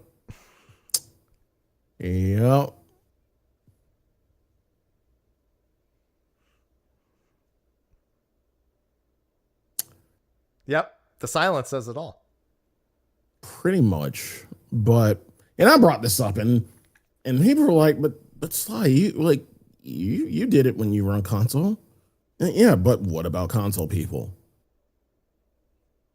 I mean, if you don't have a keyboard as a console player, if you're doing anything end game at all, like I don't know how you're playing the game. In all honesty, you just buy a $5 keyboard at Best Buy or whatever. Mm-hmm.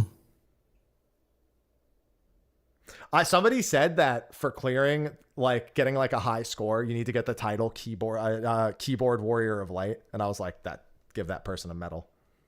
I need that title in game. I need the title keyboard warrior of light. 100% needs to happen. Best feature in the game if we get that title. Awful feature if we don't get that title. Okay.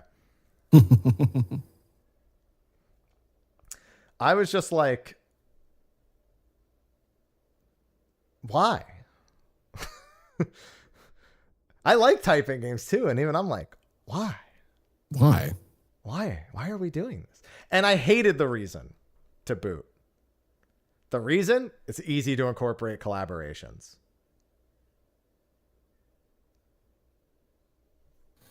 Like, bro, I'm already not excited about this collaboration because there's too many collaborations. I don't want more I'm not excited for more typing collaborations. What, are they going to announce the next Monster Hunter collaboration and it's just the typing game? Like, come on. They mentioned Dragon Quest. I expected that, to be honest, as soon as they said that. Yeah. I just don't. This isn't Fortnite. I'm good. You know? This could be that turn when it turns into Fortnite. And this could be that pivotal, fork in the road. Like, hey, we could, still have an identity, or we could, go full Fortnite. You never go full Fortnite. Don't ever go full Fortnite. Please. Yeah, let's not. I mean, we are in the generation of games collabing, and it's like Enfield's collaborating with Persona 3. Like I wonder if that means, because that's not the same as collabing with Persona 5. So surely that means Enfield's not ending service, right? No. I'm sorry. It's normal Arc Knights. It's Arc Knights with Persona 3. Yeah. It's for the anniversary, for the Persona anniversary. That's the only reason. I just would prefer us to not go down that road. At least not. And if you are, honestly, if I don't have to have more of them in the 8 and 24 player rates, if you just want to shove them in the typing game, go ahead. It'll save me from the rest of it. Although it would probably mean I don't get the cool stuff from the rest of them. So when's the WoW collab, dude? It's probably coming at this point. Mm-hmm. Remember that Square publishes Overwatch in Japan. Reminder of that. They work more closely together than you might realize. We didn't know that. Also, Overwatch collab. I'm actually shocked Soken hasn't somehow tried to make that happen already. Yeah, that's right. Soken is an Overwatch player, isn't he? Yeah. He's a huge Overwatch player. Yeah. Another thing with the 7 raid, I swear to God, if they don't let Soken reorchestrate the themes, if I just get the remake and rebirth and revelation versions of the themes, I'm going to be livid. I want Imamura and Soken to do work, and even Saya. I'm not huge on the other protege. Like, they have some works that I'm like 50-50 on, but I want Imamura does a lot of the like high energy. He does like Doom Train and Enuo and what's it called? Zeramis. They do a lot of that style of remix, so I'm cool with that. But I better not just play the ones from Remake Rebirth. If Soken does not make original orchestrations or reorchestrations, I'm gonna be livid. Because that's the one thing I have to look forward to. Yeah, I wasn't that thrilled about the end of this opening keynote. Yep. And no, I'm not looking forward to Sephiroth Ultimate down the line by default. It'll happen.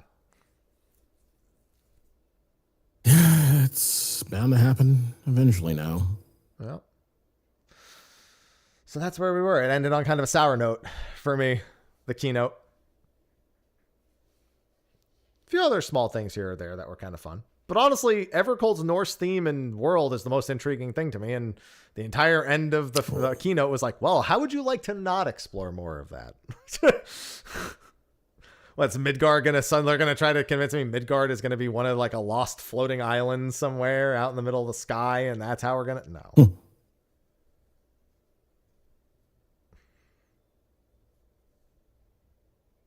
Anyway. Fingers crossed. Fingers crossed it's good. These are my impressions, but I'll have an opinion after I play them. Yeah. They could be great. Just not where my head's not there. Yeah. All the same. Yep. That was it for the opening keynote. Unless I missed something. There were like small details we didn't go over, but I think that's most everything. Like they confirmed that the weekly limit, like the tombstones, they now properly stated like, oh no, like the weekly limit, you'll be able to go back and do it the previous week, not tomes. So now the question of tomes are looking less likely to be used like at max level. Right. So there's that. No explanation on how the season gear actually works. We didn't really dive into that too much. So yeah. And then the collector's edition stuff we saw too. Final Fantasy 13 Odin mount. Kind of cool. And by far the best statue they've ever included with a collector's edition. In my opinion, at least. Funny thing, out of all of the physical swag that came with the collector's edition, I was more hyped for that keychain though. What the ethos? I mean, I love the statue. Like it looks great, but I was like, yo, that keychain goes fucking hard. I really want that. I'm not buying a collector's edition, but the tapestry. I wish the tapestry was a little bigger too, but I liked everything. I liked the coder and the ethos and the tapestry and the statue. The digital rewards, don't forget, if you're someone who was like, I don't want to buy this physical collector's edition for those, they'll sell a separate digital collector's edition. Yeah. I saw plenty of people asking, where's the EXP earring? That is a pre-order bonus historically, not a collector's edition bonus. So right. Please look forward to it. Hi. And that's now kind of the end of the keynote. Mm-hmm. And then later that day, we had the live letter. Yes. And that was all about Beastmaster. Before we get really into the minutia, how are you feeling now after the live letter? Better in most ways, except one. Okay. I mean, I've actually been pretty optimistic for Beastmaster because I feel like it's being built under a principle that I think is easier to update than Blue Mage. Blue Mage pretty much started with a really strong introduction of the Carnival, but for anything new to be added to the Carnival, they effectively had to create new puzzles and new challenges, and the subsequent changes to like when they added 26 through 30 and then 31, 32, they weren't really as creative, and they didn't really create much more that was creative. So it became kind of I use this to do treasure maps / achievements for the old raids and extreme trials job. And it kind of lost all of its luster in the process post the Alexander update. The Alexander update was okay. Was a good initial update. And then after that, it felt like they just felt obligated to do it after that.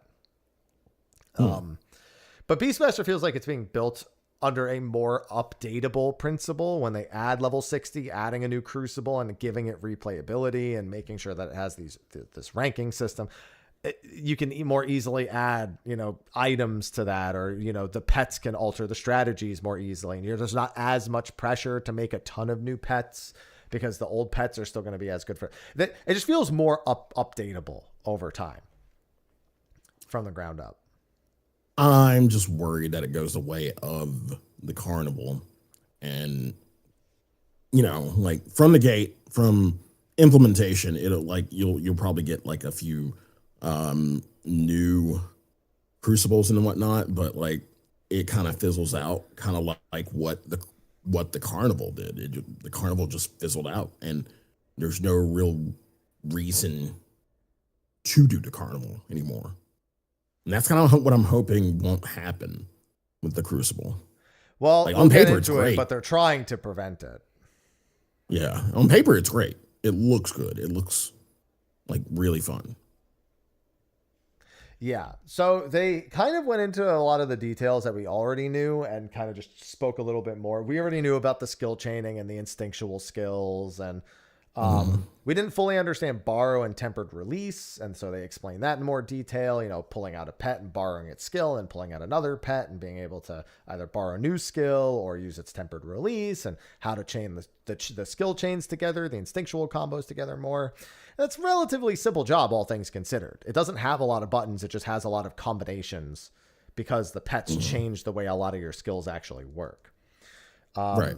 So fundamentally, it was just a little more in depth on how it actually works. The big thing was the Crucible of the Unbroken, which is the roguelite mode, where you go in and you have a set number. You have a set pets. So the big thing was, how will we progress through this mode? So the way they decided to do it is, instead of you like recruiting pets along the way, you bring a set like army, and then you have to choose to use them in specific ways as you go, because they don't naturally restore health. You don't naturally restore health. Enemies have different weaknesses, different strengths, different vulnerabilities. You may pick up different pieces of equipment along the way. You may get more, you know, certain, one-time use consumable items.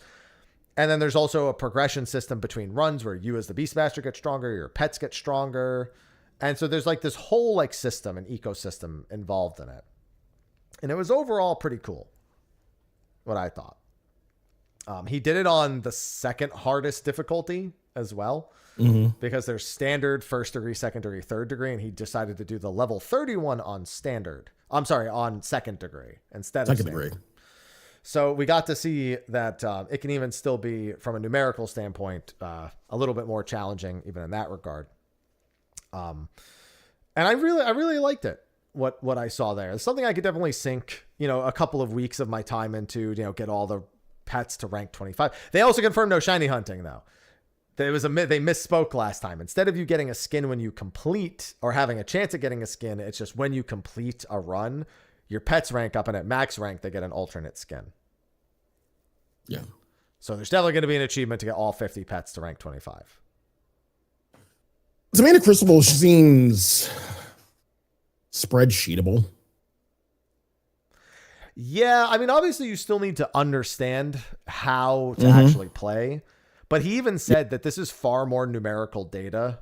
Like you generally are just parsing data and then coming up with solutions based on what the data says. And then it's not like some like ultra high skill, ultimate, you know, stack spread, limit cut, you know, nonsense. It's literally just, do you understand? It's a lot more quintessential RPG in that sense, because quintessential RPGs are not like big brain strategies. It's really just an information game more than anything. And that's definitely where what this seems like, in a sense. Yeah. The big thing is that, you know, they showed the level 30, the very first one you have to do. We didn't see like a level 40 or 51, but we know there are more of them. And they showed that like when you complete them, you get like these like demi materia things that you can use to increase the power of your equipment inside of the Crucible. Your pets rank up and get more health and get more offense, etc., etc. And then they touched upon something that they talked about briefly at the last letter from the producer live when they were talking about Beastmaster. They had mentioned a ranking system and seasonal ranking for Beastmaster. And there was a little bit of a concern there because PvP, they've done a lot with PvP to move the seasonal ranking system to be a little bit more about PvPing and less about getting some sort of super fancy reward, like a mount, you know? They moved all that stuff into the series Malmstones and have largely kept it out of the actual season. It's all like adventure plates and stuff that come from PvP now. And then they almost look like they've reversed that decision here, because now it's saying compete against other people's high scores. It basically takes the average of your 3 highest scores and creates your ranking number and competes against other players. And it says high ranking players will receive rewards. And it shows Pride Golem. Pride Rock. where Right, Golem. not a super fancy looking mount. It's shiny, but it's a fucking golem, right? But the problem is that what do you mean high ranking? Do you mean that against other players, I have to score, let's say, top 100 in my region, not even my data center anymore, because we're probably going to have regional matching. So it could be your server, but who knows, right? We don't really know how they're going to judge it. Is it going to be top 100? Is it going to be, top 10? Or could they just do it where it's like, oh, if you reach this point threshold minimum, then you qualify for the reward or something along those lines? Or we don't know. We don't actually know what the reward structure looks like. It just says high ranking players will receive rewards. And then they showed the Pride Golem. So the concern is that now a seasonal ranking for Beastmaster and a goal to reach a certain score is something that feels patch to patch achievable. And if you get into it late, you feel pretty good about getting engaged with it and starting to pick up the rewards. It becomes something new for you to look forward to on every given patch cycle. But competitive PvE, especially in a roguelite mode where even if you understand how the game works, is still very beholden to some degree of randomness, is a little bit stranger. And also opens things up to cheating. The moment there is some sort of competitive ranking, cheating becomes a very, very major portion of how this is all done. Plugins become rampant.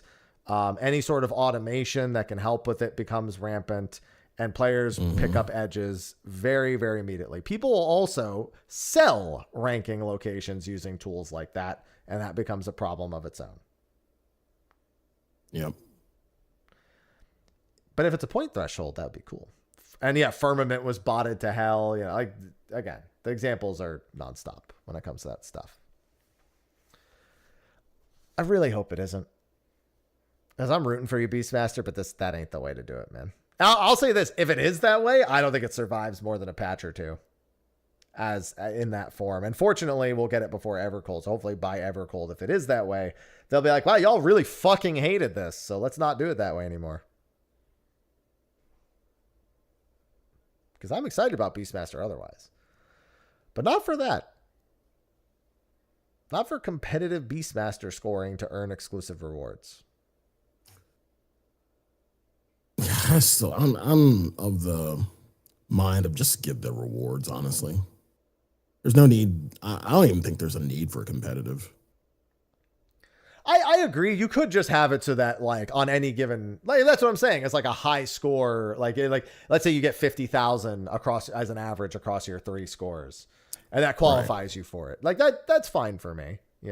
It's kind of like how with PvP, I don't think they should bring back the old feast rewards personally. I think for the time they are what they are, and people who put the timer, in this case, the bots into it, win trading work into it. I don't care. It's in the past for me at this point. But if they were to bring mounts back to PvP, I would want it to be kind of like the other rewards where you get tokens or it's even just a participation. There's a mount for bronze and a mount for silver and a mount for gold, and every season has their own mount of some kind, and then whatever, and then you can always roll those back in a future season. If they're going to do it, I've said they should just do it like that. For this, if it just goes back to being like the old feast, we've just seen what the result is, and I just don't want them to go back to that. Have us have to hit a point threshold. It only counts on the highest difficulty, which means you're going to have to grind out all the feature anyway. And then, just make it so you have to do well enough, or, there's some sort of seasonal reward for hitting a certain point threshold. And then every couple of months, rotate in a new one so people keep playing Beastmaster.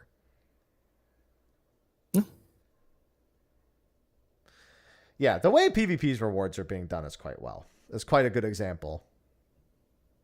But it took a while for us to get to that point, and that's the thing. Is it going to take the same amount of time for Beastmaster to eventually come to that point? Hope not. Will there be a need for that? Is the question. I honestly think, I honestly think there will eventually be a need for that, for a reward revamp, so to speak. Yeah, it's a time, and I think that it do be a time. Yeah, Just hope they come up with a solution, like an actual solution. I mean, like I said, the initial implementation could just not be this like competitive nature for getting it, or it could even be this like, again, you could get commendation or trophy crystals or whatever and be able to buy it after X number of seasons. Then they add new rewards. Like they literally could just do it exactly like the way PvP does it right now. And that would probably be fine, because then you don't have to worry about FOMO. But if you don't rank high, you just don't get the mounts as quickly, but you could still get them eventually. So there's like a little bit of room there.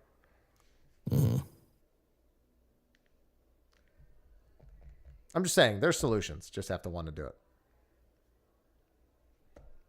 Because PvP's done a lot of work over the last expansion, especially. The fact that I know people who can do PvP ranked queues like a month and a half after the season has started is shocking to me. Shocking to me. I know people are like, oh man, I'm late to the season. Okay, I'm diamond now. And I'm like, how the fuck did you find people?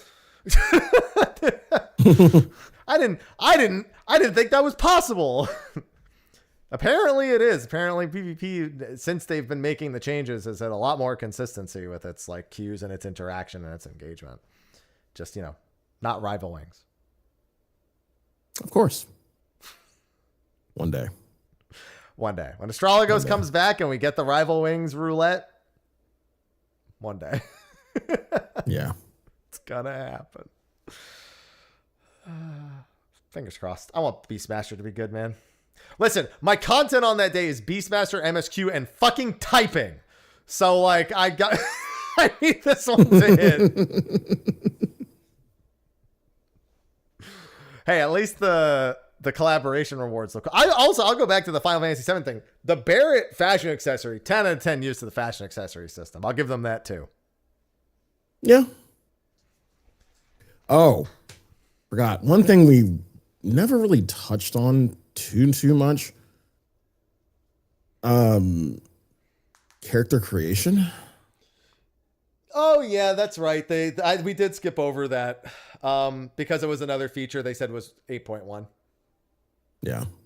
So all the stuff they went over in NA is the same, but they had added that they'll be adding new ways to adjust your face, like getting rid of the blush on Vieira's and Lalafel's. But the big thing was, there were two big things. One, getting rid of the war paints on Mikote. And two, changing the horns and the Auroch faces no longer being intrinsically tied. That was the big one in reality. Yeah. And then, of course, like, again, anytime character creation in 14 is referenced or mentioned, the entire community just turns into the booty war. I'm like, I didn't know how badly I don't know how badly I needed Koji Fox doing this on stage. I came looking for booty. I just came here looking for booty. And that's just everybody. Yeah. Yeah, that's absolutely everybody. And they said it's secret. So it seems they're actually working on it in some capacity, which was a little bit teased at the North American at the Q&A, which I'm surprised. There was no Q&A. There was no like Q&A interview sort of, I guess, NDA that came off today, maybe tomorrow, but there's almost certainly going to have been a media like interview session. Like, yeah, definitely. Yeah. Really. So yeah, at some point. That wasn't promised for 8.1, the butt slider. That's just like, they're working on it. But yeah, it's interesting because they are working on, as chat's talking about, decoupling a lot of features. I mean, we're seeing it with the gear also, being able to like remove shoulder pads or remove like a dicky or, you know, whatever the heck is on your individual pieces of clothes. They also briefly teased long hair during the butt slider section as well. So yeah. Yeah, I saw the one about the new housing feature. I have to make videos on that. But I didn't see, like, normally there's like a flood of them. And I didn't really see anything this morning, so I'm going to have to grab a video or grab that and make a video on it at some point. Yeah. So, yeah. There's a lot they're working on. It's just, I wish there wasn't so much. Please wait till 8.1 and beyond. And also, don't screw up Beastmaster, please. I want it to be fun. But that covers most of the FanFest stuff. now that we went back and covered the character creation stuff. Overall, like I said, I was kind of it was a whatever. But now I get to deal with 10 years of Final Fantasy VII discourse and Final Fantasy 14. Yeah. Can't wait. Love that. I can't wait for 3 of the bosses to be Jenova, 3 of the bosses to be Sephiroth, and like 3 of the bosses to be the Whispers. Because you already know the Whispers from the 7 Remake series are going to be a part of this. Mm-hmm. I hope y'all are ready for more Whisper discourse, but in Final Fantasy 14. Y'all should already be expecting it, as far as I'm concerned. All right, but with that... Reunion. The reunion. Reunion. Reunion. Reunion. Sephiroth. Reunion. This is a lot like the Kingdom Hearts Darkness conversation. Darkness. Yeah. Darkness. Xehanort. Light. Kingdom Hearts. Darkness. Oh, God. Yeah, but I think that is going to be a wrap for this week's episode of State of the Realm. Let us know what you thought in the comment section of the video below. Thanks, everyone, for tuning in live. And now, Sly, why don't you tell everyone what you got going on for the next month? We're about to be out of July, so you got August coming up. So what you working on, Sly? Jesus, I know. It's crazy.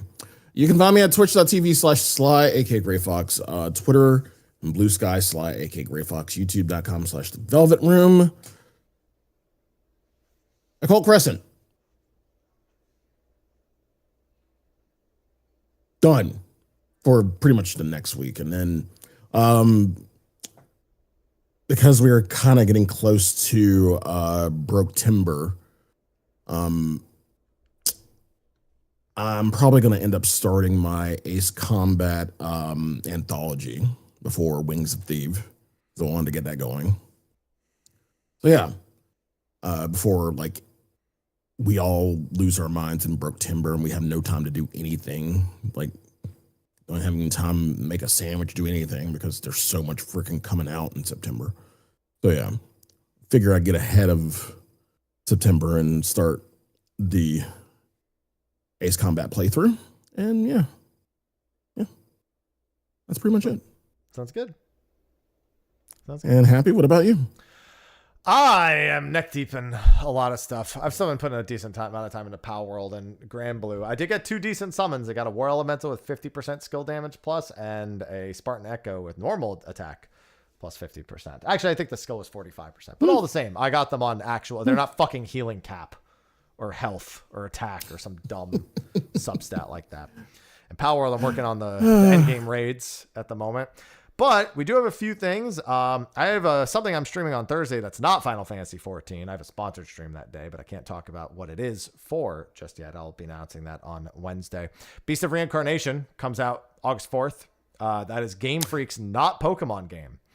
And I definitely want to see how that turns out. I'm rooting for you, Game Freak. And I really want to see this turn out well because, it's a bit of a, everyone's like, oh, I wonder what Game Freak will do. And they're not being forced to make a billion Pokemon games. I'm also very curious. So yeah, can Game Freak do something other than Pokemon? Can you do something other than steal from SMT? Well, it's more so how does it turn out? Because the general sentiment is that everyone says, well, they're on such a tight schedule with Pokemon. Whatever happens. Whatever comes out is what they were actually finished with by the time they were being forced to release it. But all the same, I want to see Game Freak credited with something else and see how it turns out. So I'll take that. Yeah, I'm curious. And then, you mentioned Broke Timber. I mean, Beastmaster, Fortune's Weave is going to be out. Onimusha is my big thing for Broke Timber. Yeah. Onimusha is my number one thing for Broke Timber. So I definitely need to. I want to play a little bit of the other ones on Steam again before, even though it's not really going to be too relatable other than the Essence, because let's be honest, those are like those are Resident Evil games, Samurai Evil. Yeah. And this is not that. Like, I've played the new Onimusha, even before the demo came out, so it's like I know what this one feels like, plays like, so it's a good time. But yeah, that's what Wolverine. Forgot about Wolverine. Oh yeah, I forgot about Wolverine too. Yeah, I mean, I'm not going to stream Wolverine. I'm not going to play Wolverine, but I'll watch somebody else do it. But yeah, that's going to be a wrap for this week's episode. We will do a show with first impressions probably on the North Horn coming this week. So keep an eye out for that. And I'm sure we'll have plenty of speculation and discussion over the next several weeks after that until we reach September, where we have 7.56 part 2, where we have Beastmaster, and we have, of course, typing. Great. Yeah. So thanks for hanging out. We're going to go into a short post show, and then we're going to go our separate ways and enjoy the rest of our Sundays into the rest of our week. So thanks everyone for joining us for the Sunday episode, and we will see you on the next one. Until then, bye-bye. See you soon. And meow. I heard a meow in the background. I don't know where, but good to know. I mean, to be fair, I have 3 cats here, but I didn't hear any of them meow. Sausage is over here. Temmy's the back there, so it wasn't Temmy. So it could have been Ivy. Ivy, you hungry, girl? She's so desperate. You're so desperate, Ivy. Yeah, going to see the Odyssey in like an hour and 20 minutes. Yeah, enjoy that. I still need to go see it. Yeah, I didn't know if we were going to go see it, but she was like, going to go see it today. And I was like, okay. Okay. That works for me. I got to see Spider-Man soon, too. Yeah. That I was. Got all this SDCC news. Yeah. Got a new T'Challa. Got Ryan Gosling as Ghost Rider. Mm-hmm. Didn't see that coming. Apparently it was a fan casting that I just completely ignored because I've never once heard Ryan Gosling playing Ghost Rider, but apparently it was a common online casting request for some time now. Doomsday is going to be in a few months. Mm-hmm. Got some stuff to look forward to. Ivy. Hey, girl. I'm going to go eat food soon. I got barbecue pork loin that I made with rice. Ooh. Yeah, it's so good. Hey. All right. With that, I want to go get some food. I actually got to record my weekly Q&A before we go, too. I got to see if I have enough time to do that or if I have to do it when we get back. Because I haven't done that yet. So, Friday? Friday sounds good. Friday usual time. Sounds good. I will see you then, Sly. Enjoy the rest of your week. You do the same, sir. Okay. Bye-bye. Bye-bye. Yeah, I know. That's what I just said, Naramo. I'm just saying I didn't know that was a fan casting. Like people were already being like, yo, Ryan Gosling as Ghost Rider would be the shit. I was like, I've never heard that before. So we'll see how it turns out. All right. But all the same, I got to get going. I got some work to do both before and after I go to the movies. So tomorrow is going to be Final Fantasy 14. We're going to be playing 14 pretty much all the week except for Thursday. Thursday, I have a sponsored stream for a different game, and that's going to be 4 hours that day. I may also stream some 14 that day after I do my sponsored bit, but we'll see, because obviously I'm going to want to be neck deep into the North Horn and my relic grind and all that for the entire week. So thanks for hanging out, everyone. I will see you tomorrow for more, probably tank achievements. Oh, I have a fish to catch first thing tomorrow, but after that, probably more tank achievement farming.